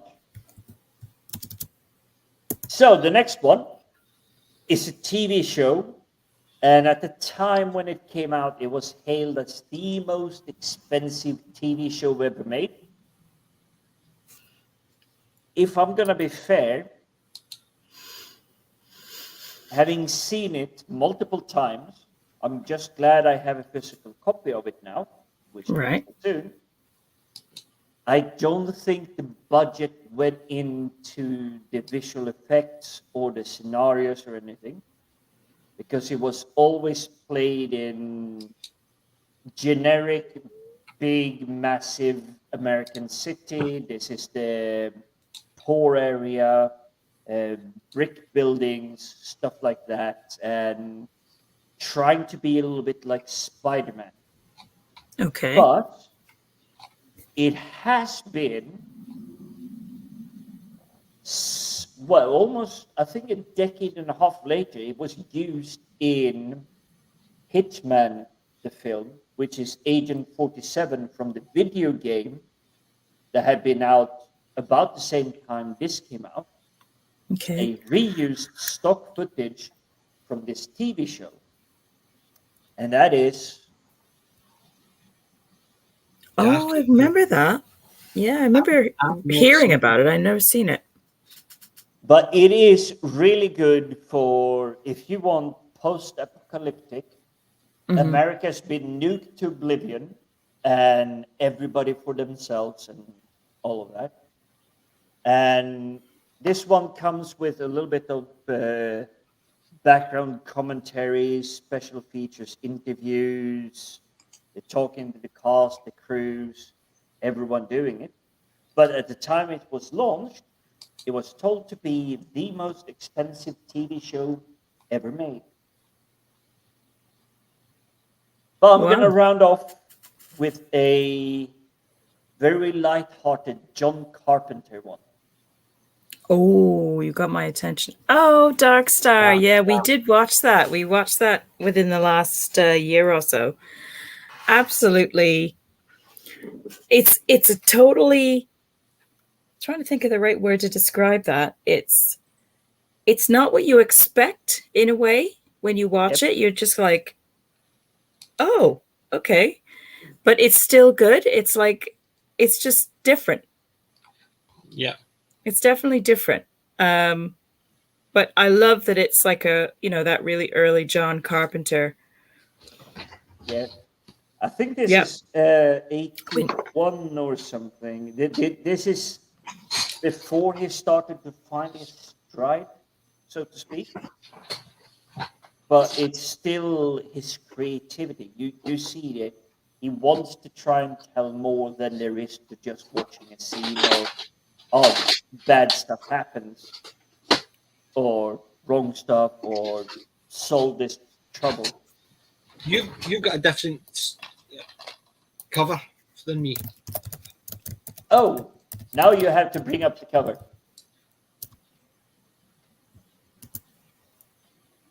Yep. Different cover, completely different cover. Oh, interesting.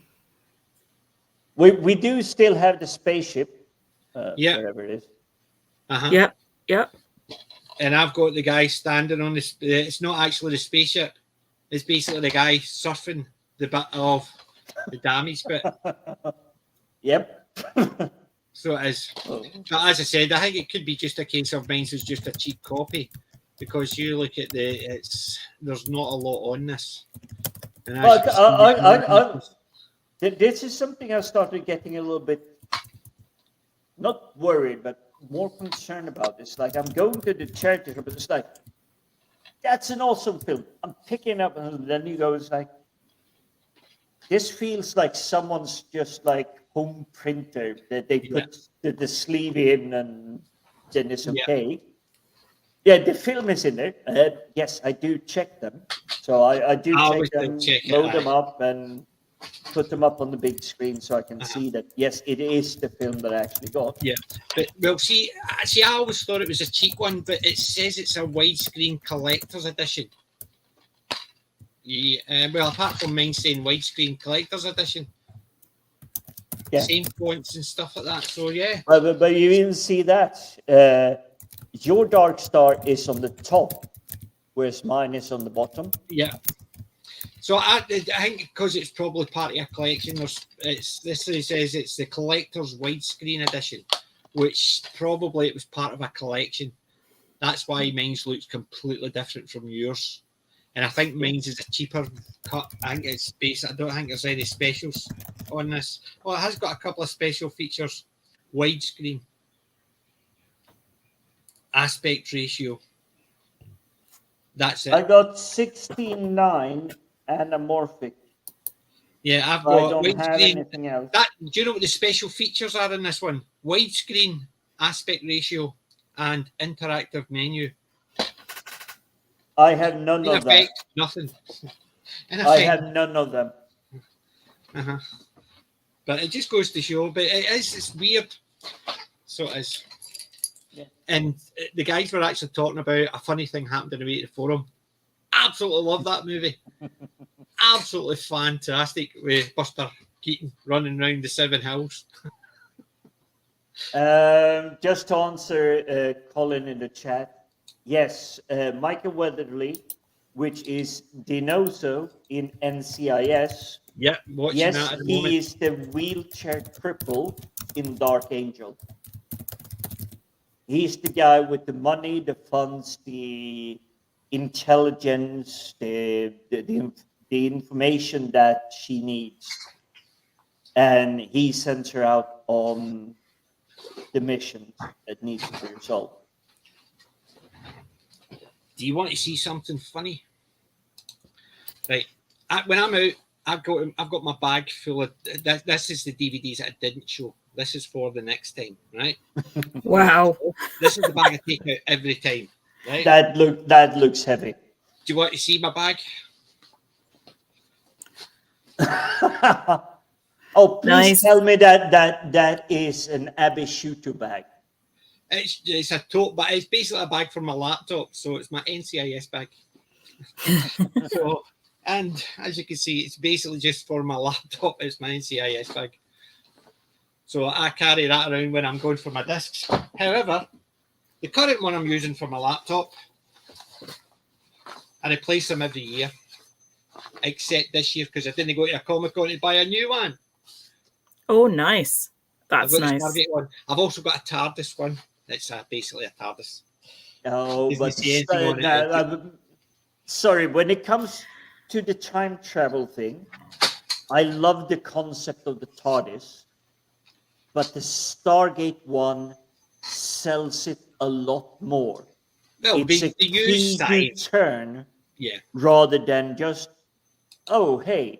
And even if you look at the first one, because thank you guys, you made me watch the first episode. It's bigger on the inside. It's got dials and everything. It's like, yes, my brain connects that they do something. But when it comes to the Stargate, so you go from the film, they found something that was buried for a reason in the Egyptian desert. And then you go, it's like, oh, we try to connect an energy, and it's like, oh, we try to turn the dial, and it's like, oh whoops. And one of the first episodes I really like is the children of something it's called. But they just like absolutely refuting anything that the Stargate team wants. Was that because they are so... yeah, they're so more advanced. Yeah. They can hide their floating cities in the skies, everything like that. Or the Nox. The Nox, yes. Mm-hmm. I like that because that added depth to the universe, which sadly, and I'm not a Doctor Who expert at all, because I think Doctor Who mainly plays as like, oh yes, I know that this thing is really wonky. And I'm thinking of Christopher Eccleston and what was she called? The Rose or something? And they're going down in the sewer, and he knows everything that is dangerous about these, but she's just tagging along because this is the first time she meets him. That's the difference. I like that even when Stargate is trying to find its footing, it's also trying to dig a depth to the universe. It's trying to use real science. That's the difference. Rather than, so it's using theoretical science rather than actually. Just Colin's talking about he marches between two armies. It's fine until he turns around. The reason he's talking about the Harold Lloyd one, where I thought it was two brothers. He played both brothers, but it's not. He's caught between the two armies, and he gets two uniforms, and he sews the blue to the grey. So this half is blue, this half is grey, and he walks down between the two armies, and everything's fine until he forgets and turns round, and he's got the opposite. So he's walking through. None of the two of them are shooting because they can see their guy walking down the middle. So the Union at one side, the Confederate at the other, and none of them are shooting. And he's basically starts giving them a speech, and then he turns round and forgets, and he's got the opposite colour on. That's what they're talking about in that one. And I'm sure it's Harold Lloyd. I thought he was two brothers, but he must obviously play one. He plays both parts. He crosses the line, and this is the part where he's caught between the two armies. I don't think it was Buster Keaton. Right, I'm gonna have to bounce, chaps. Yep. And lovely people in the chat. Thank you so much. And thank you for the lovely chat. But yeah, I'm gonna have to bounce, unfortunately. But another fantastic chat and another fantastic stream. Thank you very much, both. Yeah. Thank you so much for joining us. Yeah, I would be needing, just like you, I would need a couple of seconds because I'm bursting, but I do still have some more energy. Don't worry, I can bamf for a wee while because I'll catch up with the chat. Well, yeah, the chat is exploding as always. Yes. It's been a great chat as always. The comment from Candy to everything we've been talking about. Oh, it's great stuff. Yeah. You have an awesome weekend, Wendy. Thank you. And I'll catch you on Wednesday with the Princess Bride. Yes, I'm so psyched about that now. I can't wait to see that again. I've lost track of how many times I've seen it, but I still never get tired of watching it. It's a brilliant film. Yep. Right. So thanks. Yep. Good night, everybody. Good night. Catch you Wednesday. Ta-da. Bye. Right, Jim. If you want to be right back, as it were, I can bamf and just talk through catch up with the chat. Okay. So I've the American Gods. I started reading, and it just wasn't mine. I don't know. It's what it's like. Sometimes if it's a wee bit too dark, I'll say I'll give it I'll get back to it. I'll get back to it. I never did. I watched the one episode and I just couldn't get into the TV show. But yeah, I know the book's a lot better because at least I got through about a third of the book before I actually says no. But he's moved. So they've moved. Hidalgo's actually left Lucasfilm. See, I've not watched it, so I know who he is, but it's not a classic, so I don't care. I don't care. How terrible is that? Keaton was in Civil War comedy earlier on as the general. Yeah, I watched that and I saw that. One of my friends took me and we went to see it it wasn't the cinema, it was a theatre. So they played it up and it was an orchestral backtrack. So basically, and it was superb with the full orchestra music over the top of it. and I do enjoy the general.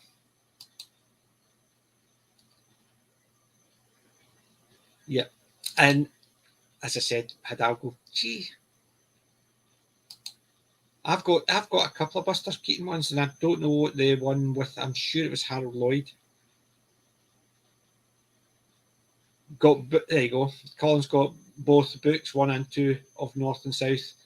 My mum had all of them, books and the shows. I was never one. I saw them when they were on, but they just weren't my type, so I never went any further. You see, I got North and South as comic books. I'm not sure how widely spread they were. They were basically like Lucky Luke and Asterix and Obelix. So they were French animation comic book artists. But for me, it was like, oh, I suddenly got interested in knowing more about North and South. And then my mom and dad were watching the TV show North and South. And it was essentially, it's a really poor description, but it was basically Gone with the Wind, but a Dallas TV show from the 80s, but about North and South. Yeah. North and South was okay, and I must admit, I enjoyed it when it was on. It was not something I would revisit, but I did remember seeing it. There you go, that's a good description. Dark Star is Red Dwarf meets the alien.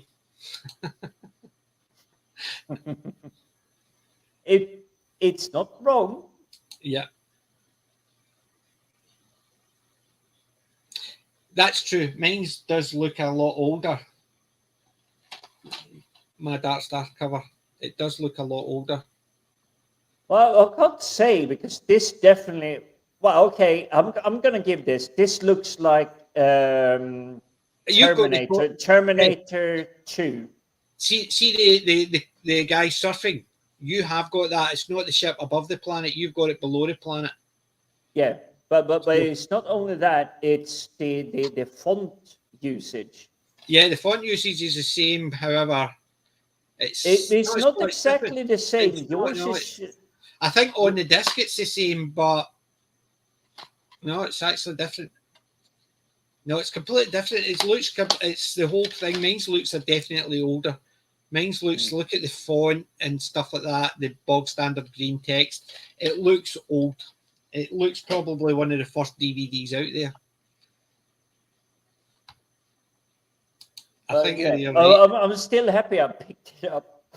It's just knowing that there are different versions out there, because I wouldn't know if it wasn't for our streams that we have. I wouldn't know. I would have picked this up and it's like, hey, John Carpenter, whee! Yeah, exactly. And then just goes like, okay, I didn't get that thing. Yeah. Kelly, I've never seen Princess Bride, so I'm looking forward to it. See how I'll have to put my thinking head on. Andre the Friendly Giant. Yes. No spoilers, but Andre the Friendly Giant. Yeah, I know Andre's in it. Well, apart from anything else, he's on the cover. Yes. Hidalgo, yes, he always was. He was a tosspot. He definitely was. Yep. I'll reply to the Dark Angel question. There. Yeah, we're catching up.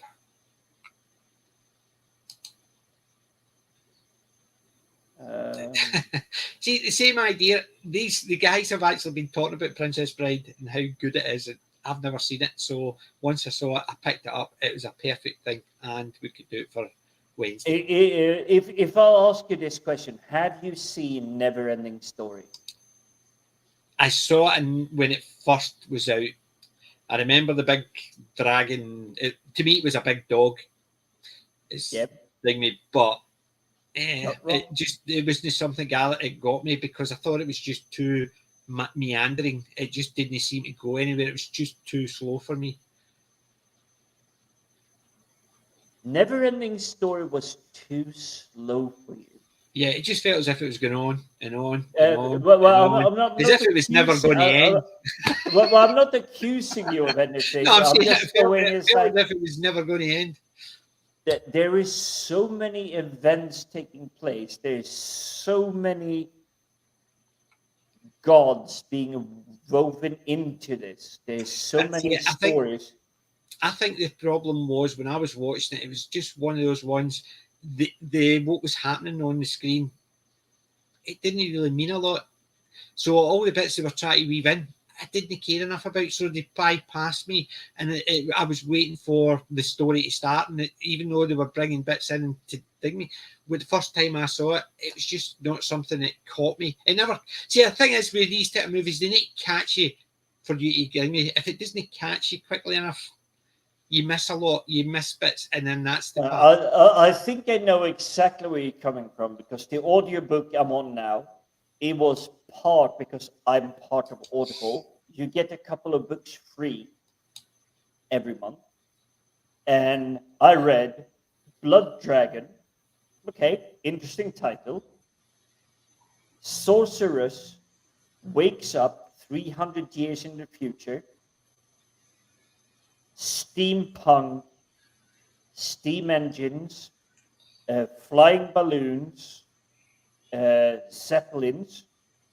This is the world. But they will shoot a sorceress on sight. So she was supposed to die 300 years earlier when they tried to kill all the last remaining people that could do magic. And I'm just going, it's like, that is definitely for me. And I started listening to it, and I was hooked from chapter 1. And this is how you get me. You hook me on chapter 1, and I will stick through some crap you put out later. And yes, that literally the first book is just like say, yeah. Objectively, the movie pants. just didn't catch me, and I think that's what it was. It just didn't catch me to the point where. No, but there's been other things that I have caught me, and other people have said, I couldn't get into it. Yeah. Which I can understand, because it needs to actually hook you in a particular way, and if it misses that, whereas sometimes going back and rewatching something works. Like for instance, the Almighty Johnsons. I watched the first 3 episodes. Try and give any new program 3 episodes. The first one always introduces the character. Second one introduces the situation, or they do the situation first, then the characters. The third one is they put the characters in the situation. And if they've not got it right by the episode 3, then it usually never gets right. However, I didn't like the Almighty Johnsons after episode 3. I thought, this is just not doing it for me. My friend said to me, watch it till episode 5 when Thor comes in. So I went back and I watched episode 1, 2, 3. Didn't change much, but it was a wee bit better. It was still slow, and I just couldn't get into it. Episode 4 was okay. Episode 5, when they introduced Thor, I couldn't stop laughing. It was just so well done, and the premise of the rest of the story, it was hilarious. And after that, I understood it a lot more, and I can go right into it, and I get dragged in, and it was just one of those things. Sometimes going back after someone tells you where to watch it to, and that'll catch you. Sometimes I always do 3 episodes. Sometimes I watch an episode, half an episode, and I go, nah, it's not for me, no matter what. And I'm aware of that. But I try and give a show 3 episodes, just for the simple fact is sometimes you need it. So it is. I'm just getting the information for Colin in the chat about the book I mentioned. So was that not the dragon thingamabob? Yes, I'm putting it in the public chat right now. I liked it, but it's not a book. If I knew what it was about, it would not have been a book I would have picked up. Well, I like the steampunk. I like the swashbuckling I like the adventures, the world building. For me, is actually, it's like, wow, they actually put some thought into it rather than just being a steamy, saucy book. Yeah. See, sometimes that obviously works. It's the same idea. There's some books I've read, and I'm sitting there thinking, nah. And then I get a hold of them and I read them and I think, wow, that definitely got me by surprise. You look at the Audible books that I've put on that list.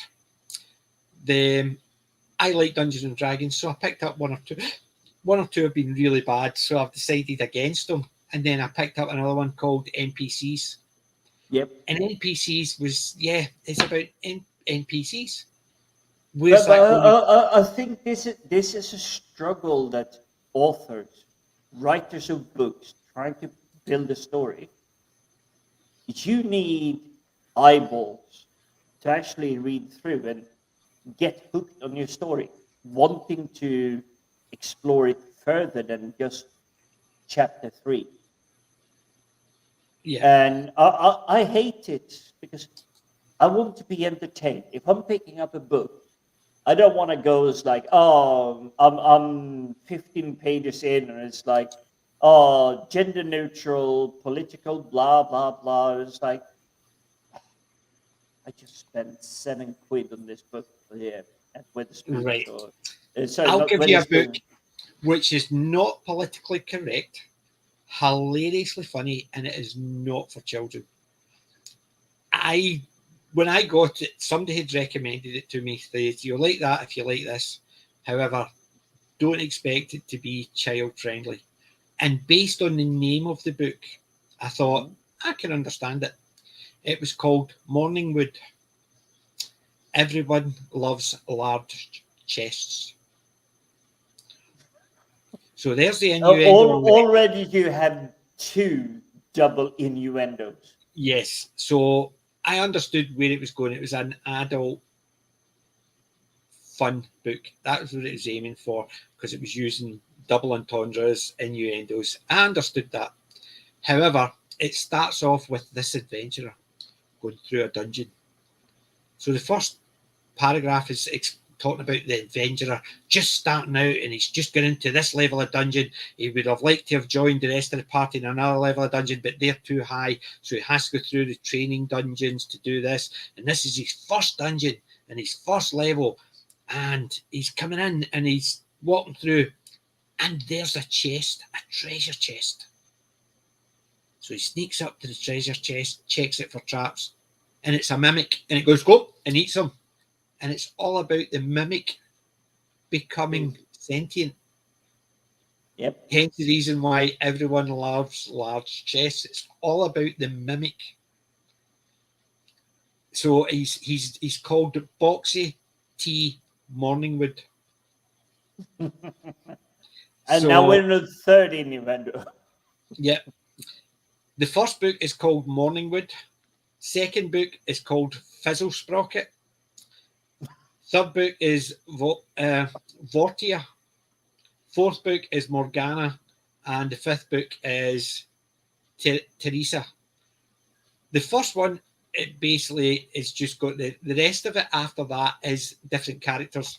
So you meet Fizzle Sprocket is someone who he constantly to train him because he's a mimic and he starts getting levels and becoming sentient and stuff like that. But he needs training, so he has to fake it so somebody will train him. And it's Fizzle Sprocket, so it's all about her, the gnome Fizzle Sprocket, and he becomes a demonologist as well. So there's a lot of very adult humour with the succubi. You know what I mean? So there's a lot of... So it's not politically correct. It's funny as hell. It's not for children at all, but just fun.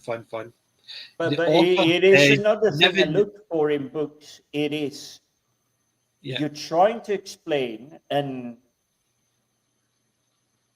And Wow. the author is to never. take the It's Mr. basically Shrinkage.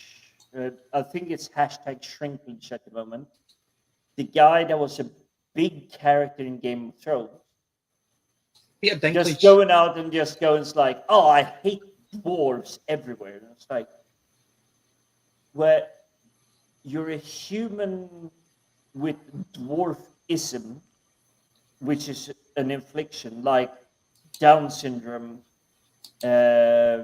cerebral palsy. You can't help it. But dwarves in fantasy, it is not something that happens to you. That is a race. And he literally canceled 7 of, shall we say, his allies. 7 actors, basically. I saw some of the. Yeah, so Disney just dropped 7 people getting a nice paycheck. I just goes like, what are you doing? This is the real world we live in. You have to pay your bill, you have to pay gas, electricity, you have to pay your mortgage, your rent, you have to buy food every month to make sure that you have enough for breakfast, dinner, whatever you do. You have to pay to go to work, whether it's petrol in your car or a travel ticket. And he's just going and saying, oh, well, it's kind of similar to us, and this is a fantasy world written by, I believe it's the Grimm brothers from Denmark hundreds of years ago. Mm-hmm. And he's just going to say, oh, no, you can't have that. And suddenly his comment is like, Brothers Grimm. Brothers Grimm, yeah. And suddenly 7 people are out of work. They're not going to get paid. But the fact is, you're getting people who already criticised it because the character's name is Snow White. Mm-hmm. It's a European one, but they've cast a Hispanic actress. Oh. Well, saying that's Hispanic, okay, but as European. not, the thing is, I know where some of them people are coming with this one. So they're turning around and saying, oh, we have to be diverse. You have to look after that. You can't just have a white person playing a white character. So we're going to mix it up. And he came in and says, aye, but it's okay to have representation. But you're basically dwarfism. You're treating it as a comic thing. That's what he was getting at. He was being sarcastic and snarky about it. But in effect, they were the ones that went on about how diverse and how they were looking after and this and that. And that's what he was getting at. He was getting at the fact that I think he was malicious about it. Oh no, he did it. He basically was getting a dig at them, but the fact is they were the ones that started it by giving it how they're going to have representation from disabilities and this and that. But dwarfs, they wanted people to play dwarfs. They wanted dwarfs, but they were quite happy with that. But he was effectively saying, so you're effectively saying that all that out there, you're okay to pander to, but you want a dwarf. And it's literally that. No, I understand. What I'm saying is he was getting at the fact is they were the ones that were being hypocritical because they wanted to make sure it was okay for all these things, but everybody except because they wanted dwarfs. So they're still okay to play into that character type, but they don't want any other characters to play to the type in the book, just the dwarfs. And that's what he was getting at. And I understand where he was going to, but I understand why people were getting annoyed at it because, in effect, he was just being a dick about it. However, it was the fact that you're far too polite to describe him as a dick. No, but the problem was they were the ones that started it by being hypocritical, and he was virtue signaling, but because they started it, he put his name in, and it just didn't work. If you look at the Hobbit, the Peter Jackson trying to extend the Hobbit book, make 3 films out of it, all the actors that actually played Hobbit, they like 6'9". Almost all of them are super tall actors. You want to see a crap version of something like that? Look at the Terry Pratchett's latest, The Watch. The Watch had dwarfs, trolls, vampires, zombies, and everything. The TV show,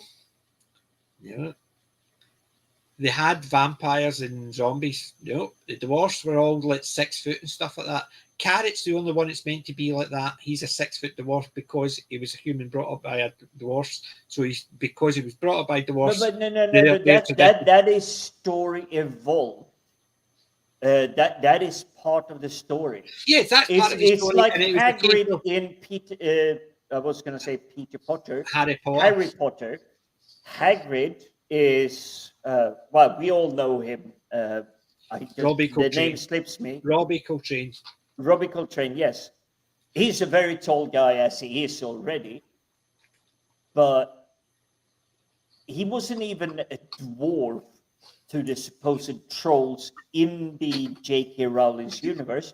He would have been a midget to the dwarves as a troll. And yet they built him up really big. Yeah, but that's what I'm saying. It's all virtual signaling in both parts, but the fact is they were the ones that started it by the virtual signaling, and he effectively turns around and says it was effectively turning around and saying you were virtual signaling based on the fact is you were going to make sure there's all this representation, but you're still using all dwarfs. So where's the diversity aspect in that? And that's what effectively he was getting at. He was being a dick about it, but in effect, that's what he was getting at. You're okay to do it unless it's something you want, then you'll ignore it. And that's what he was getting at, which I understood. However, the way he did it was it wasn't a very well thought out way of doing it. It was I got the feeling, but this is my personal view of it. I got the feeling he got pissed off because he didn't get a gig. He didn't get the job. I'm very certain he applied. He doesn't need a job in that. He doesn't need a job. No. I'm very certain he applied to be one of them, and he didn't get it. And this is why he's kicking up the stink. He's too big an actor. He's basically too famous. Yeah, he's too famous to play in a role like that. I can't see him want to play in a role like that. But do you know what it's the difference? You look at Warwick Davis. Oh, now we're talking legend and good old fantasy films. Yes, but you look at his TV show. Life's too short. He is absolutely amazing. He takes the piss out of himself. The guy who wrote with Ricky Gervais, the one that was I can't remember his name. He's in it, and it's almost like Warwick's constantly trying to get a job. So he goes up and presses his button, and they pretend they don't know him and stuff like that. So they're taking the mickey out. The fact is, Warwick Davis is a well-known actor. He's a well-known presenter. And they're basically pretending they don't know him because he's one of these ones that's constantly he's a job, that type of thing. But he also isn't Warwick Davis even in Star Wars, as in the proper Star Wars? Not the played one. I'm sure he played one of the Ewoks. Yeah. But the thing is, he is really, really good. But he actually is aware of his condition, and he doesn't let it hold him back. And he doesn't even if he makes jokes at it because he is a naturally funny guy. Life's Too Short is one of the best real life sitcoms because it's a sitcom. He just plays himself in it as a sitcom, and he's good in it. And it's just, I would recommend having a look at Life's Too Short. Warwick Davis is absolutely amazing. The jokes and the thing he goes in, he goes up to his car and he's got this big, it's almost like a fucking Hummer Warwick Davis driving this big car, and that's the joke part of it. So he has to climb in and stuff like that. I can literally see it. It's like, no, but it's things like he's got a pair of ladders to open the door so he can get into his car, and he's got it all customized. So it's got the higher seat and it's got the longer pedals, and so he can drive it. However, it's the fact that it's this big car, and it's obviously the joke he's worked on with the guys to get it, and he's really, really funny. Warwick Davis, I've still not got a chat. I've not met him yet. He's not been up in Glasgow any time I've got his picture ready for it to be autographed. Still not met him. But this is why I like stand-up comedians. So what you're describing about what Warwick Davis is doing, it is, for me, Billy Connolly. He's looking at life from outside in. You have Richard Pryor, very much the same way. Life outside in. Although Richard Pryor wasn't too much about race or anything. The same comes around with Eddie Murphy and George Carlin. I'm just picking literally the top 4 comedians, stand-up comedians. They're looking life outside in. And just goes like, okay, this is what I get, but what is broken about it? And then just literally, it's not like poking fun, it's literally stabbing a dagger in the back of what you have. And it's so brilliant the way they do it. And the way you describe Warwick Davis there, it sounds he's doing exactly the same. It's like, I know this is my life. These are the cards I'm dealt.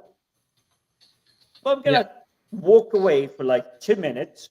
I'm going to sit on a rock over there and just look back at everyone doing something else. Yeah, I'm just poking back at it. And that's the kind of humor I like, where they make light of things we think this matter. I mean, favorite book ever is Hitchhiker's Guide to the Galaxy. Yeah. And it's everybody digital watch. That is what matters. And then the Vogan construction fleet comes in and saying, we're building a highway, planet Earth needs to be removed. It's like, okay. Now you got me hooked. That's literally chapter 1. Yeah, now you got me hooked. Hitchhiker's Guide to the Galaxy is superb. The movie, crap. Even with Alan Rickman, but yeah. Life's That's too short. there. Life's too short. Yeah, I mean, it is absolutely amazing. The cheekiness, he's literally exactly pulled up in and a shelf of like a bookshelf. Because you've got bits in it. There's a bit there. Ricky Gervais, and what's his name? Stephen Merchant. Oh yeah, it basically Stephen Merchant and Ricky Gervais are writers. They write it, but you can guarantee they're not just writing it on their Todd. They're writing it with Warwick to get the thing. But it just goes to show his comic chops. He's just such a funny guy. And I would recommend, that's another one. Life's Too Short, I would recommend. Definitely get a chance. He's just so entertaining. He's so... I'll definitely keep a lookout for that. Yeah. Give me 60 seconds, by the way. Not a problem. So there's a load of stuff. The problem is, I could go through my list of TV shows or movies. Unfortunately, the TV shows, I've already got nearly 200 listed. And that's not just 200 DVDs. That's obviously 200 named programs. And it could be 10 episodes, 10 seasons, or the box set and stuff like that. I'm aware that I've just got a wee bit too much. Even my movies, I've got 850 of them just in physical media alone. Plus, I've got a lot other types. So yes, I can go through a list of my stuff and saying why I like every single one of them. The problem is that would be my streams, and that's what I want to do. But The problem is we never got enough time to actually go through them. So that's why we do the Wednesday movie stream. TV shows, movies, even genre, books, anything. So we're going to do. This week, tomorrow, we've got Resident Alien Episode 2. Myself, Colin, and Jim. Wednesday, we have got The Princess Bride movie review.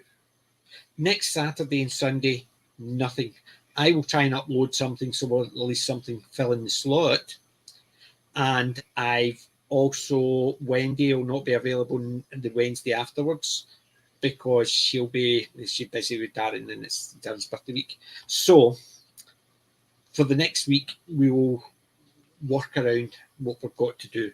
However, remember, guys, as well, I've put shorts up just every 7 o'clock every day. I upload another one.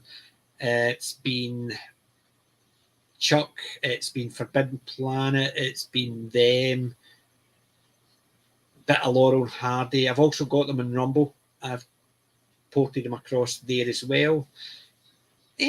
Just Johnny Mnemonic as well. I'm constantly doing that. Anytime I watch a movie, I'll cut the bits out I like. I've not done the same with NCIS because it jumps around a lot and there's none. It's like a wee bit. It actually highlights what a character is without jumping backwards and forwards. But I'm only in season 2. Some of the greatest comedians of all time, they would be cancelled now. No, I will disagree with Cam's take on that. No, I you agree with that. Could never ever cancel people like George Carlin, Richard Pryor. No, that's the point. They would steamroll you. Can't cancel them now because of their historical impact. No, what but if they were here now, they would not be allowed in campuses. They would not be allowed to say this. They would not be booked into shows. That's the problem. But they wouldn't care. They would go to another venue, and but that's what I'm saying. It's the problem with venues. Would turn up. Yes, but the problem is venues wouldn't. There'd be very few venues. They wouldn't have the same. They would have it on YouTube and stuff like that, or in another thing, but they would not. They would be getting constantly cancelled. They would be. Yeah, I don't think there ever would be a venue that goes, oh, hey, we get Richard Pryor to a stand-up show for an hour and a half. It's like we got hundreds of complaints. It's like, no, we don't care. This is money. You're basing it on Richard Pryor's fame today, based on him. Yeah. Cam, as far as I understand, Cam, get me wrong. If they were up coming through now, they would not. No, they if they were upcoming now, they would bend. But that's what I'm saying. The established nature that's what I'm saying. Because of their establishment, it's if you've got someone who's so famous and established, and there's no way anybody would turn around and go, we don't want you. However, what Cam is saying is, some of the if they would be cancelled now. Yeah. As in, if they were coming through now, they would not. That's the difference.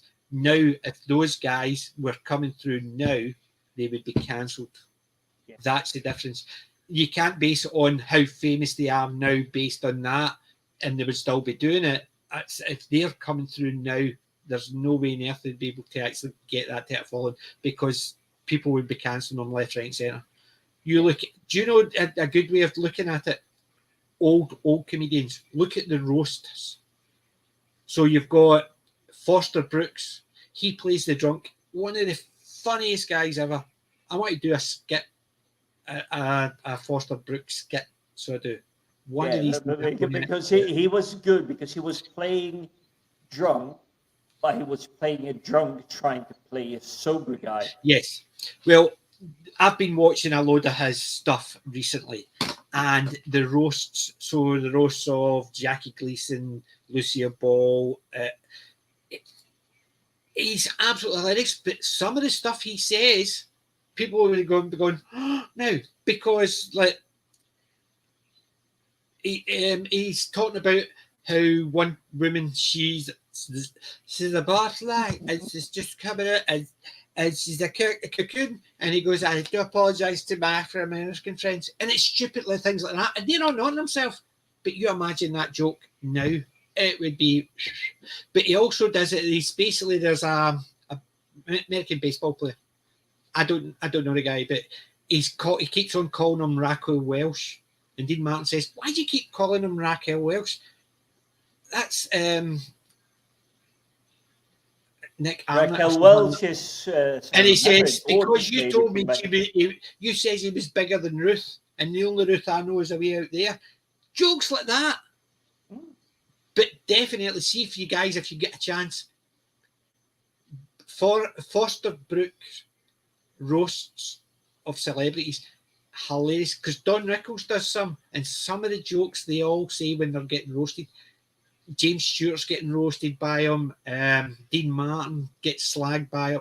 He just slags everybody, but he does it, and they all have a laugh. But yes, exactly. And this is the thing. We've known each other now for what is it? This is Let's Talk Geeky 28 or something. We've known each other for more than half a year. I know I can take certain liberties, like being cheeky to you. But week one, this is where you're being respectful, and it's like, okay, where are you? What are your stands? What is your like? But this is the bravery, and you take it friendly. All hails, all hail. All hail. Yeah. Starship Troopers. I love the movies. I know they're nothing. They skip. Exactly, that film is being a cheeky punch to what Heinlein was trying to say in the story, but it sticks to the story so well. It's honoring it whilst just taking a few small dabs. You look at that. Kelly Inch, I saw Forbidden Planet in a live off-Broadway play. It was so well done. Oh, I would have been cool. Nearest I've got to that is watching the General, the Buster Keaton movie, in front of a live orchestra in Glasgow. Basically, they were playing all the thing, and it was just the silent movie up on the screen and them playing the music. That was fantastic. Made the movie a lot better because you had the music so well done. I would love to have seen Forbidden Planet, and it could work off on a plate in a stage. So it could, because there's not as if there's a lot of movement backwards and forwards. The bit where the id monster attacks the ship. Something that really surprised me, and it's sort of maybe not exactly what Kelly was talking about there. For my 40th birthday, more years ago than I would like to admit, they had in the Royal Albert Hall, they were doing the Star Trek music and playing the films and the scenes and adding, so the symphonic orchestra playing the stuff. Yeah, they were enhancing it. They had stripped it out, so you saw the film clips, the dialogues, but they had stripped the sound out, the background music. But the orchestra was playing. It was absolutely emotional. See, the thing is, it works. It does work, but we'd seen another one with an orchestra, but it had dialogue, and it doesn't work because there's still music played over it, and you would have to actually crank up the volume to hear the voices over that. It's one of those things that can work or not, and it most in a big theater it doesn't really always work, because you do get the echoes and everything. And I will say, the worst one I ever saw that still brought a tear to my eye was Back to the Future in Royal Albert Hall, and it was actually the main symphonic orchestra thingy. So really the big guys and girls, the ones that play for the big league, coming in and playing it. And it was like, wow, this is actually emotional. And I've always seen the Back to the Future as a comedy, not something you get sad about or invested in. You're just having a laugh. You're just enjoying it. It's like putting a smile on your face. But the way they played the music, it was like, oh, hang on, this is actually a bit of a sad moment. So when Doc is dying, sorry, spoiler alert, but it's a 30-year-old movie. Well, basically, what you're saying is that.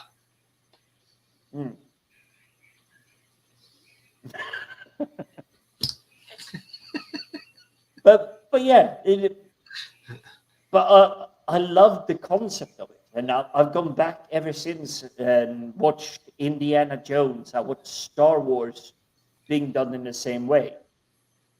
They strip the music out, but play it live with an orchestra, and you sit in a massive theater. Yes, sound isn't 100% perfect, but wow. The sound, the music. That's the thing. But sometimes, if they don't do it right, the music sounds great. But if they don't do it right, because there's dialogue in it, that's the point. It has to be done perfectly. But there's Cam. He's basically saying that's exactly what we're talking about Dave Chappelle. The way they're doing with Dave Chappelle, you imagine George Carlin or Richard Pryor getting that done as they were coming up. And do you see what I mean? That's what he was doing. And that's the type of thing I'm saying. What he's talking about there is a perfect example. The Dave Chappelle stuff, the people screaming the loudest. How dare you hate on this? No, he didn't. He did not. You never watched the show. See, that's the problem. They hear a word. As soon as you hear a word, everything is this and everything is bad. Do you know what the problem is? See, if somebody turns around and says, if you like that, you're racist. Why? Because of this. Well, sorry, I didn't see that. That means you're the one that's racist because you saw it. Circular. So I play Dungeons and Dragons. I've played a half orc. Up until these nutcases turns around and says, half orcs are black people.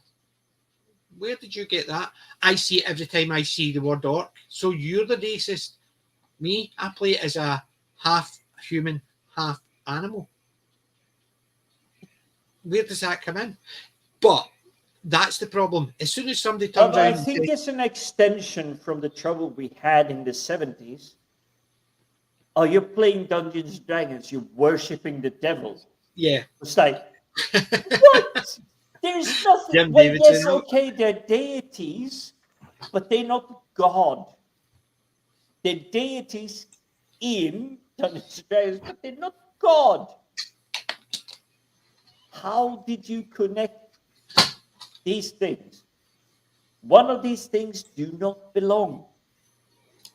That's the problem. It's usually crazies, and I hate the fact that that's the problem. Allowed. See, as someone has said earlier, as soon as they say it's progressive, see when I'm looking at movies, that's why I don't really watch newer stuff, because they start off as it's diverse. So, okay, everything else you say about the movie is wrong because you've started it with that, or it has got a larger female cast. So you started it with that. You've not told me anything about the movie. You started with that. So everything you say afterwards is... But you just look at the stuff they put out. Okay, you have diversity. It's a female director, all-female cast. They stolen a property rather than write something new.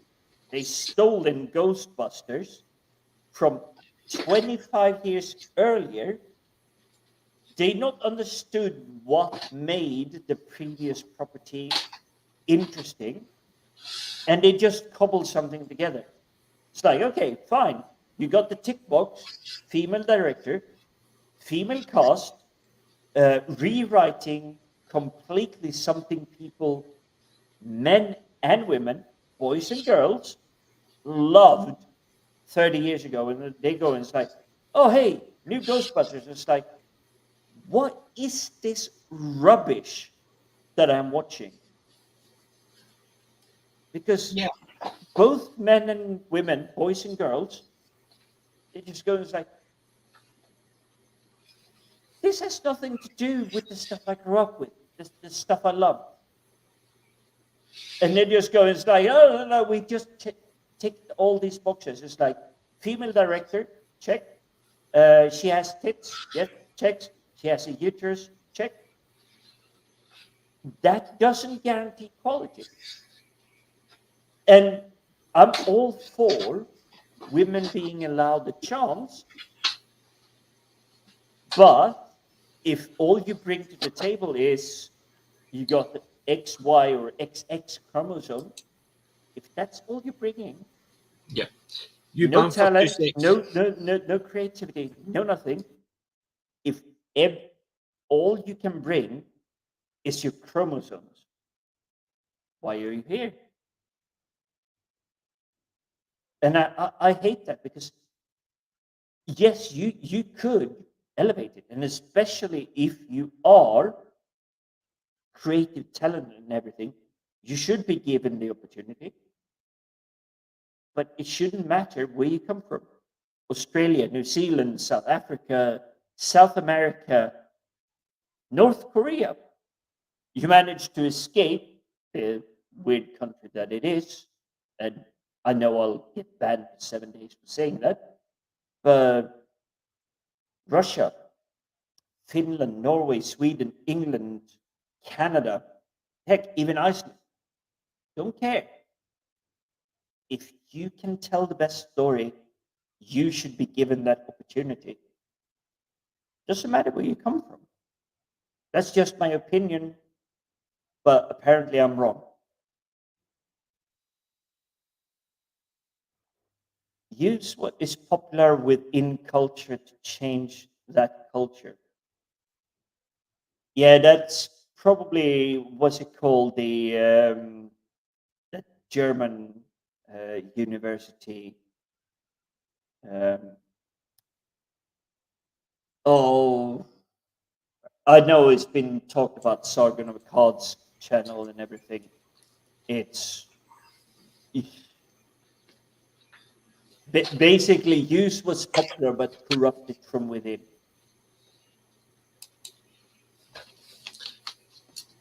You're right, Colin. Can't imagine any of these two being out. Oh, now. Wow. Do you know somebody else I can't imagine being out? Definitely not. Absolutely no. There's now no I would buy a ticket, but I would just fully expect that they would pull the fire alarm and just like, no, you can't enter the building. Yeah, that's the type of thing you get. You can always tell when they're actually scared because they don't want you to listen. Because you might laugh, and heaven forbid that these comedians can make people laugh. So like me, if I'm wearing my glasses and somebody makes a joke about somebody wearing glasses and baldy, I don't get offended. I just laugh. If it's a funny joke, it's a funny joke. And that's the problem. It's like what I said. We know each other better now. We can take potshot at each other, and you would never assume in a million years that I meant it with malice. You would just go, it's like, hey, you saw something funny about me. I'll get you next Sunday. You'll have that cheeky nature back. There you go. The search for Return to the Forbidden Planet and musical. And you'll get some clips of that. I'm definitely going to have a look. It's definitely something I want to see. Oh, Mecha Random. I haven't seen her in a while. Mickey Random still go. I watched Mickey Random. I know she used to do the spank, Well, spank, spank, spank. Yeah, It's like, that was you're the only bad. thing that's the only thing I didn't like was the spank stuff. I thought it was meant more as a cheeky, but she It was, might but have overplayed it. I think the joke was funny for a while, and that was it. That's what it was. It was not a case of a thing, mate. It was one of those. It's the same as like. Eventually, somebody's going to get fed up with me saying I'm not old, I'm classic. All right, we've heard it before. Eventually, that type of thing. It's that. It's just like, for instance, I start and I never start the same way. So if I started the same, hello, ladles and jelly spoons, and I kept saying it, people would just eventually go, right, okay, we get the joke. That's the point. It's. I still listen to Mecha Random. She's still cool, but it's just that bit. I just hope she stopped using the whip all the time. Well, I still listen in, but she's more. I apologize, Mecha Random, if you ever hear this or see this. You become more a background channel. I like hearing your thoughts, your ideas, your commentary, everything, but I put it in the background. I don't need to participate with the channel, if that makes sense. See, I'm the same with most of the bigger channels, and it's only for the simple fact is the amount of chat they've got. It's harder because like, if you go into one that's 200-300 subscribers, there might be about 10 or 50 or 20 chatting. You can get in and chat and that thing. Whereas if you go into Friday Night Tights and put a chat, it goes gone. That's it. What was it last? But the one I haven't caught up with, I had 5 seconds on the Friday when they was actually live streaming. It was like 17,000 people. 17,000 they had. I think they were higher, but it kept faking around because 1 minute they had 17 viewers, then it went up to 17,800, then it went down to 56, then it went up again. We kept doing that. Yeah, I saw that too. But still, the chat was literally just like flying. But that's what I'm saying. They've got it on slow. So it still goes jump, jump, jump, jump, jump, jump, jump, jump, jump. So when you slow, but slow only means one individual, one account can post one message every 60 seconds, but they have 17,000 people that could put the message. It's difficult to catch the conversation because you could be reading one, but it just flies through, and by the time you catch up, there's. That's the only reason I sit with them in the background. But when I'm on like Daniel's channel and stuff like that, unless I'm doing something, I will chat. And it's the same in any of the channels I do that. But the big channels where they've got something like 17,000 or even 3,000, 4,000 people, the chat's just too fast and I can't keep up with it. I mean, even Ass's channel, when he was playing, he stopped now for some reason, or I might have missed it, or YouTube unsubscribed me. But he was playing Witcher. There was only like 500. But it was only 500 people in the chat, but it was still like just flying past. It was like difficult. See, because I don't really, I've not played a game for ages. I don't watch a channel with a game on it. I do the occasional one. So let's say somebody says, have you seen this game? I'll maybe watch the game for 5-10 minutes. It's the same as I want to actually show people that getting played. Yep. Right. But it's got Space Invaders and stuff like that. All I'm going to do is have a quick look. This is what it looks like. I'm not going to actually sit and play a 4-hour game chatting to people while I'm playing the game. Because you see, when it comes to Ass's channel, he plays the game. I like Ass more because it's the what's it called, catharsis.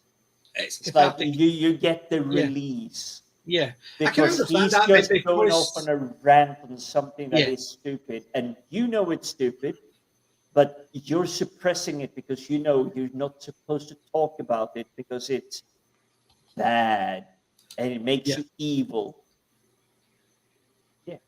Yeah, it's the same. I remember when I was famous, but it's the same as, like, for instance, I'll go on to Cockney Spock's channel. I might not actually chat. Some I might occasionally do it, but I find that cathartic just to sit back and listen to him rambling and just going off on one. And it's basically it's just relaxing. It's the same as me. I'll put on the headphones. And I go into the kitchen and I make like one of these long cooked dishes, like a slow cooker. So I'm cutting up vegetables and everything, but I'm just listening in. I don't need to watch. I just want to hear. I want to hear the arguments, the pros, the cons. Yeah. I like watching channels like Viva Fry. I'm not sure if you come across him. Canadian lawyer turned YouTuber. That's how he brands himself. Currently, he's covering what took 10 days for the British Broadcasting Corporation to even write one article about was the Canadian Freedom Convoy. Are you surprised? But then again, there's also, exactly. The problem is as well. The problem is, like, see the British media. All I think is, why the hell are they covering things from other countries when there's things here they should be covering? So, like the Freedom Convoy, or even the elections in America, or what's happening in France. Yes, having a wee bit about them, saying things like, the election's been done, Biden won. That's what you need to know. Don't need to know about the rest of it. But the problem is, they're very selective, and that's the point. Me, I would rather they either mention none of it or they mentioned all of it. I'm with you. The BBC should cover what happened in England today. Okay, yeah, Boris Johnson got drunk. What's new? Thanks, Kev. Nicola Sturgeon, she got drunk. What's Naked new? fish. Yeah. But essentially, what's happening here? But no, it's like, oh, hey, Trump, billions of people hate him. It's like, I don't care. He got elected as a president.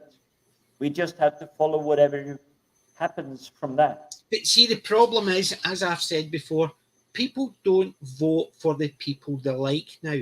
They vote for the people they hate least. So even Biden, when he got voted in, there was loads and loads and loads of people who hated him. It made zero difference. You don't vote, even now. I'm not voting for Conservative or Labour or SNP or Liberal Democrat or whatever because I like their candidate. I'm voting because I like them slightly better, or what they're saying slightly better than the rest. So I dislike them the least. So it's not I like them the most, I just dislike them the least. So to me, a politician, you can always tell a politician's lying. His mouth is moving. You can always tell if somebody wants to be a politician, their hands are out. You know what I mean? You can always tell it if somebody's a good politician. Their pockets are full of somebody else's money. That's the problem. I will give this to Kelly. She says she's missing the mean tweets. And I'm just going, it's like, really? This was America's biggest trouble? See, that's the problem. It's a language barrier. She comes here for us mean twits. Yeah, but we're twits. That's what I said. It's a language barrier. In America, it's mean tweets. Over here, it's mean twits. Well, I can't say. Generally, if I had gotten the green card and everything, I didn't go to UK. I actually went to United States and grew up there for 20 years. And suddenly Donald Trump turns up on the ballot and asked to vote. The only reason I would have voted for Trump is because his competition just went, oh, if you're not voting for me, you're an idiot. So it's like, fine, I'm voting for whoever isn't you. Yeah, and that's the problem. That's what it is. You're voting against the people you dislike the most. That's the problem now. You get people who will vote for.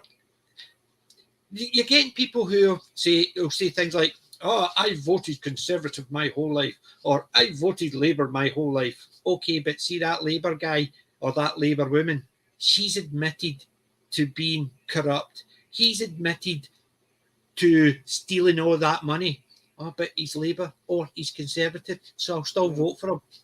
That's where the sadly, problem my parents were exactly of that. Aye, well, that's it. I grew up with a dad who voted mostly Conservative, but he told me to vote for what's right rather than what's wrong. Yeah. So that's why he voted Conservative, because he used to be very up in politics. So he could see when people were talking through their arse, as I said. And it was a case of all politicians do it. You just need to listen to the ones, like, for instance, now, Boris Johnson is really terrible and he should resign because he had a party. My first question is, but what about the party you were at? Oh, that doesn't matter. Never mind about that. We're talking about Boris Johnson. That's the problem. That is the problem. Nobody turns out to say, you were at a party, so why are you calling for his resignation, but you're right to stay in your job? But you don't talk about that. We don't even mention it. Don't talk about me being at a party. Talk about him being at a party. Well, you've done the exact same. This is so very weak sauce. And BBC has spent hundreds of man hours writing articles. Oh, it's so bad he had a partner. It's like, really? This is what you're trying to bring down the prime minister on. He had a couple of drinks. Okay. Yeah. They had 16, but the police took over, so it's only 4 occasions. And those 4 occasions was, well, maybe you shouldn't. And that is the government finding. Maybe you shouldn't. None of the ones that have been found is saying, yes, you broke the law. They just went, well, maybe you shouldn't. And this is where they go, it's like, oh, pitchforks and like torches. And it's like, Cam I have, but as you said, it's usually on quite late. Since I went back to work, because before I used to listen to Spock all the time, because I would sit up until about 1, 2 in the morning, because I was up at like 8 to start work, because I didn't need to travel. I just got up, stoated downstairs, sat at my desk, switched my computer on, so I was ready for work. Yeah, now, sadly, because I'm back in the office, I'm up, so I need to get to my kip early. So I've not been catching them as much. I catch bits and pieces, but yes, I have caught you on them. So I have. So don't worry, I have actually catch it, but as usually I'm in the background, and it's usually because I'm getting ready. It's because I'm going to my kip. Caught me because obviously he's in New Zealand. He's just starting when I'm going to my bed. I'm not old. I'm just knackered. Aye.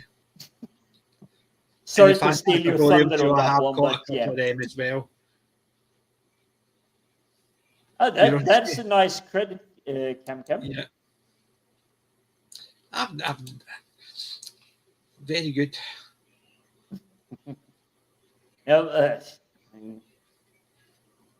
Yeah, that was because, most as far as I understand, Trump actually gave most of his money away. The money he had was his money. He didn't take a salary, as far as I understood.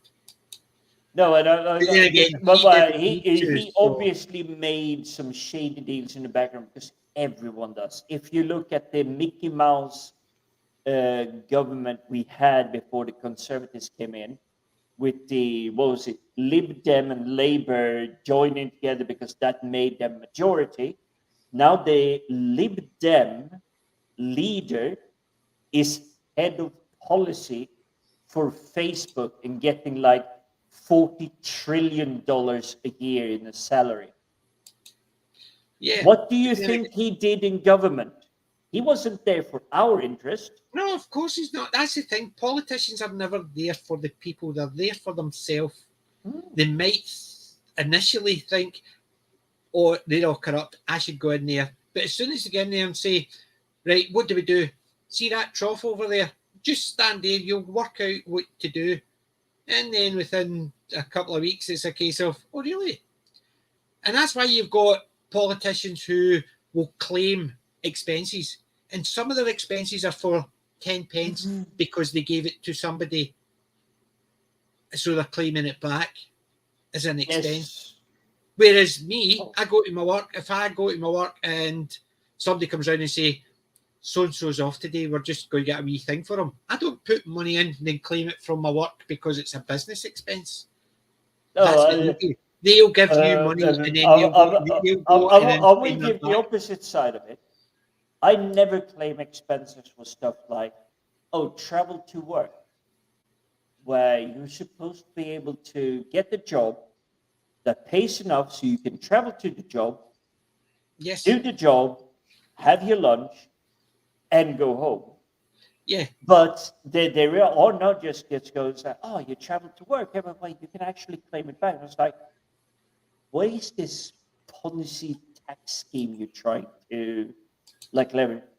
If my work asked me, you're going to have to travel down to Peru, the south end of Peru, to a village no one's heard of, it's going to take you 3 weeks, even with modern transportation, to get there. I would ask for compensation, but I would still pay it out of my own pocket to get the job done. That's the problem. Right. As you said, right, there's a politician in Glasgow. She was claiming for her outfits, her underwear, her tights, basic stuff like that. And she says, it's because I'm in the public eye. So the public's seeing your underwear, seeing your tights, but you're claiming them back as an expense. Sorry, that's what your salary's there for, to purchase things for your work. Exactly. Otherwise, what's the point in giving you a salary? Just claim everything in expenses, see if you can live. But that's that's where I'm coming from. I would never accept a job that didn't pay enough for me to be able to A, travel to the job, B, having the equipment, tools, or whatever I need to, and C, food. Food required to carry it out. If I'm asked to go to an oil rig northeast of Scotland, where the oil rigs are, to help them repair stuff, and be able to pay for my own food, the salary, I wouldn't accept the job. I would not accept the job if I could not pay to keep myself afloat. There you go. Oh, I just saw that pop up as recommended. Is that good? I'm not we were talking about that. That's the one we talked about earlier. Yeah, Cam. Hey! Cockney Spock and the Phantasmagorium show. Hey, Captain, you're famous. Known for. You made it. But that's it. So look, Cam is known for Cockney Spock and the Phantasmagorium show. And would you look at that? Captain is playing himself, not somebody else. Is that playing himself or playing with himself? Look at Cockney Spock. Look at Cockney Spock. Is Deckard the replicant? Oh, wow, you actually have a proper profile on IMDb. The Time Prophet, not Brian Young, Stephen Amore, Cardinal Sins, Mr. Brown, Cam, Cockney Spock, Wookiee, Fever, Scotty. Don't tell me I have to start Google my own nickname, Jim the Viking, because I'm sure I will be on IMDb. There's definitely. I'm only here to discuss I'm definitely not on fun it. stuff. I don't want to be famous. Oh crap! You're doing it. Well, I've already looked. Me, I'm not there. You're not there. It's only the good famous ones that are there, and that's no us. Give it time. I'm certain we're gonna have some stalkers just like dumping our name in there.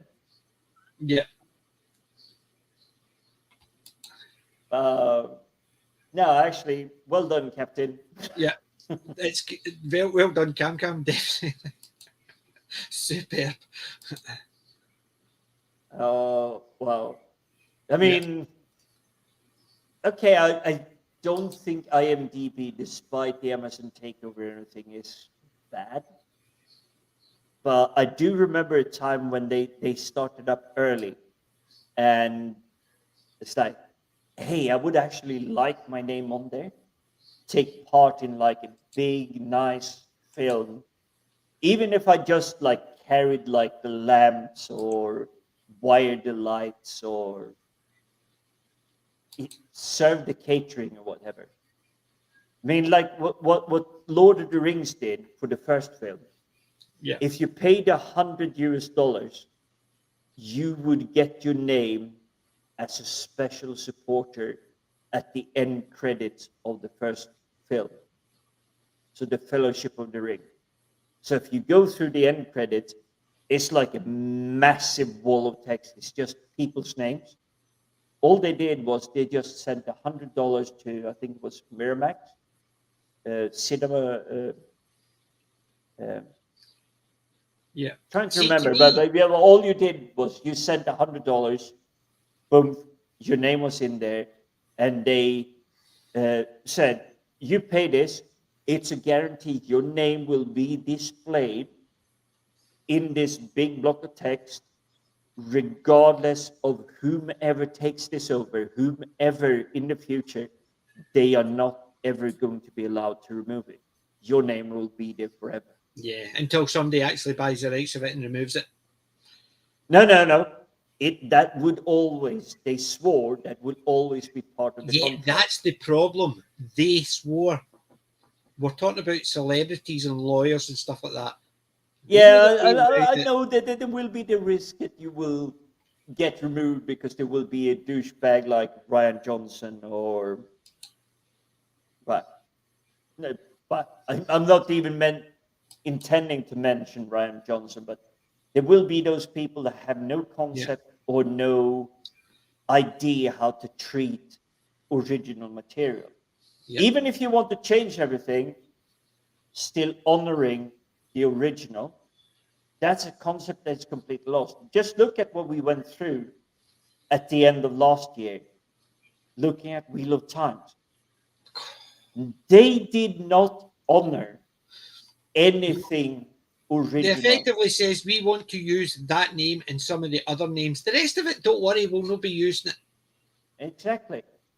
And that is, for me, I'm more upset the fact that they dishonored the original material rather than the crap they put out.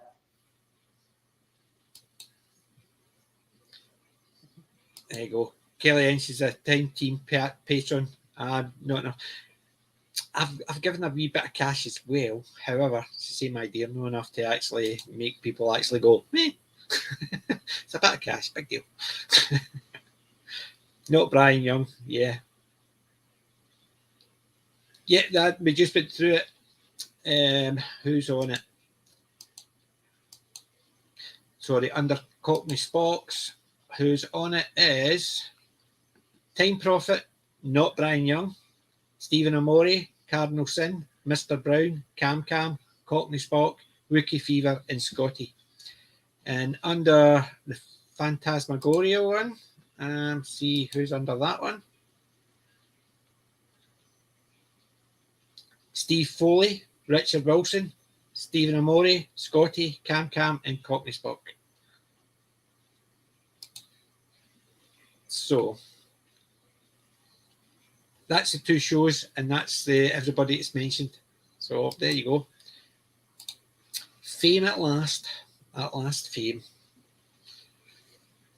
I'll just have to stick here and actually just people actually type my name in and they'll go, huh? even Google goes, huh? The one thing I always tell people when I used to teach as well, never Google your own name, because you never know people what's happened with your name in the past. One of my friends emailed his own name and found 3 murderers. I know somebody Googled their own name and found he was a friend of Jimmy Savile. Not a very good thing to do. Yes, I don't believe it myself. It's amazing what you can get away with.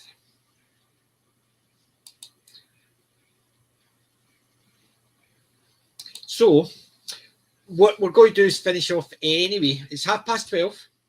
We've been going for 4.5 hours. The eyelids are starting to go down here. So they are. I'm getting old. The poor dog's lying sleeping there. He's not moved his arse the whole time. So hey, yes. that's actually impressive. You know, bud, you coming? I've renamed my 2 dogs. I've called this one Rolex. Isn't that right? I called the other one Timex. They're my watchdogs. Oh. I've been I can't find the button because it's too far away, but that should have been like a cheeky laughter. Oh, you mean it should have been? I don't think it's playing out on the stream. Is it not? It should be. Right. I didn't hear it. Yeah, it should be playing out on the screen. It should be laughing its arse off. If it's not laughing its arse off, I can't help it. Right, bud. Say hi to the guys. Say hi. Come on, let go. Hello. Right, I've got them well trained. Look. Say hi. Say bye. Good boy. There you go. Right, go back to your kit. Sadly, the only button I know on my one is the applause, which is this one. Yeah. I've got most of my buttons worked out now. I've got my applause, obviously. Woo! I've got my long laugh. They're not playing out on the stream that I can. Well, I'm hearing them here. So, guys, is anybody hearing? I'm not hearing them on the stream. Yeah, look, my jokes are actually hitting home. Look, growing. Watchdogs. Oh, well, so clearly. Can you guys hear the sounds? I'm hearing the sounds as if it's playing. So, anyone? Any sounds? I could actually play it on this. The sounds. I'm hearing the sounds as if it's playing. Hold on. I'm just going to shut up while I do this. Anyone? Any sounds? I could actually play it on this. The sounds. I'm hearing the sounds as if it's playing. Hold on. I'm just going to shut up while I do this. Anyone? Any sounds? Nothing. So for some reason my sound board has decided not to work. No, you're probably back in the way when I was trying to connect the soundboard to my microphone so that I could get it working, and that took me like a month. Yeah, but mine was working up until God knows when. It's just stopped working. Yeah. I think because my sound is coming through it, so I'm assuming you can you hear the echo at all? Echo at all? No. No. So the soundboard's actually just it's not playing. It's the same. But are you hearing mine? So this should be. I heard your applause. Yes. Okay, I don't need to press it then. You heard it. I'd heard the applause. Yes.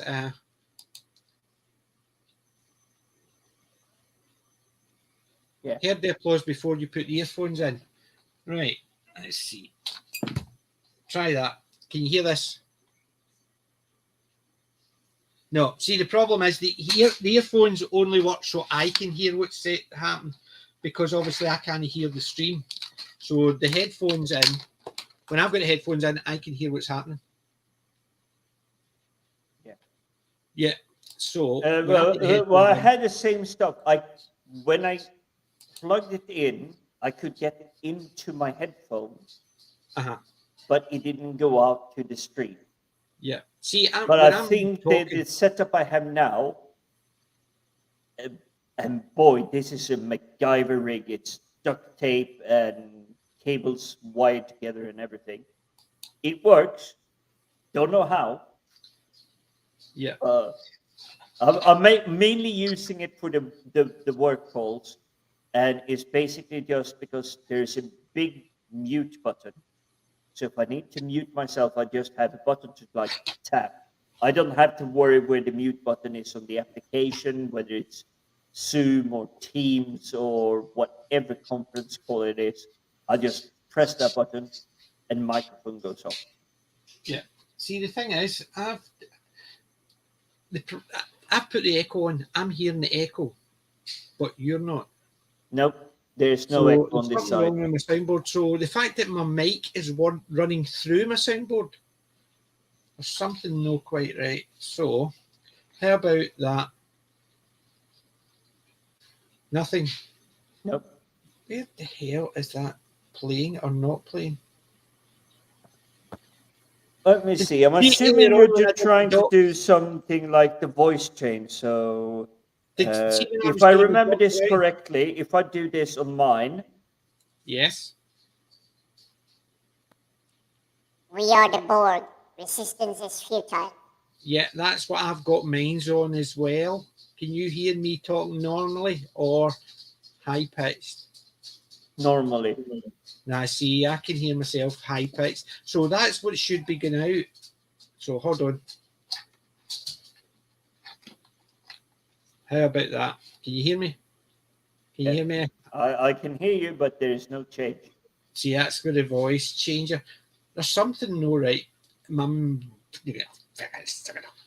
It's not working. Anyway, I'll turn it off. Right. I'm turning it back to normal, and we'll finish off anyway, and I'll fix this for tomorrow night because that's really annoying me now. But thank you guys. Thank you all for sticking with us. Remember tomorrow, Resident Alien, 8 o'clock. Keep calm and do it tomorrow, or The Godfather.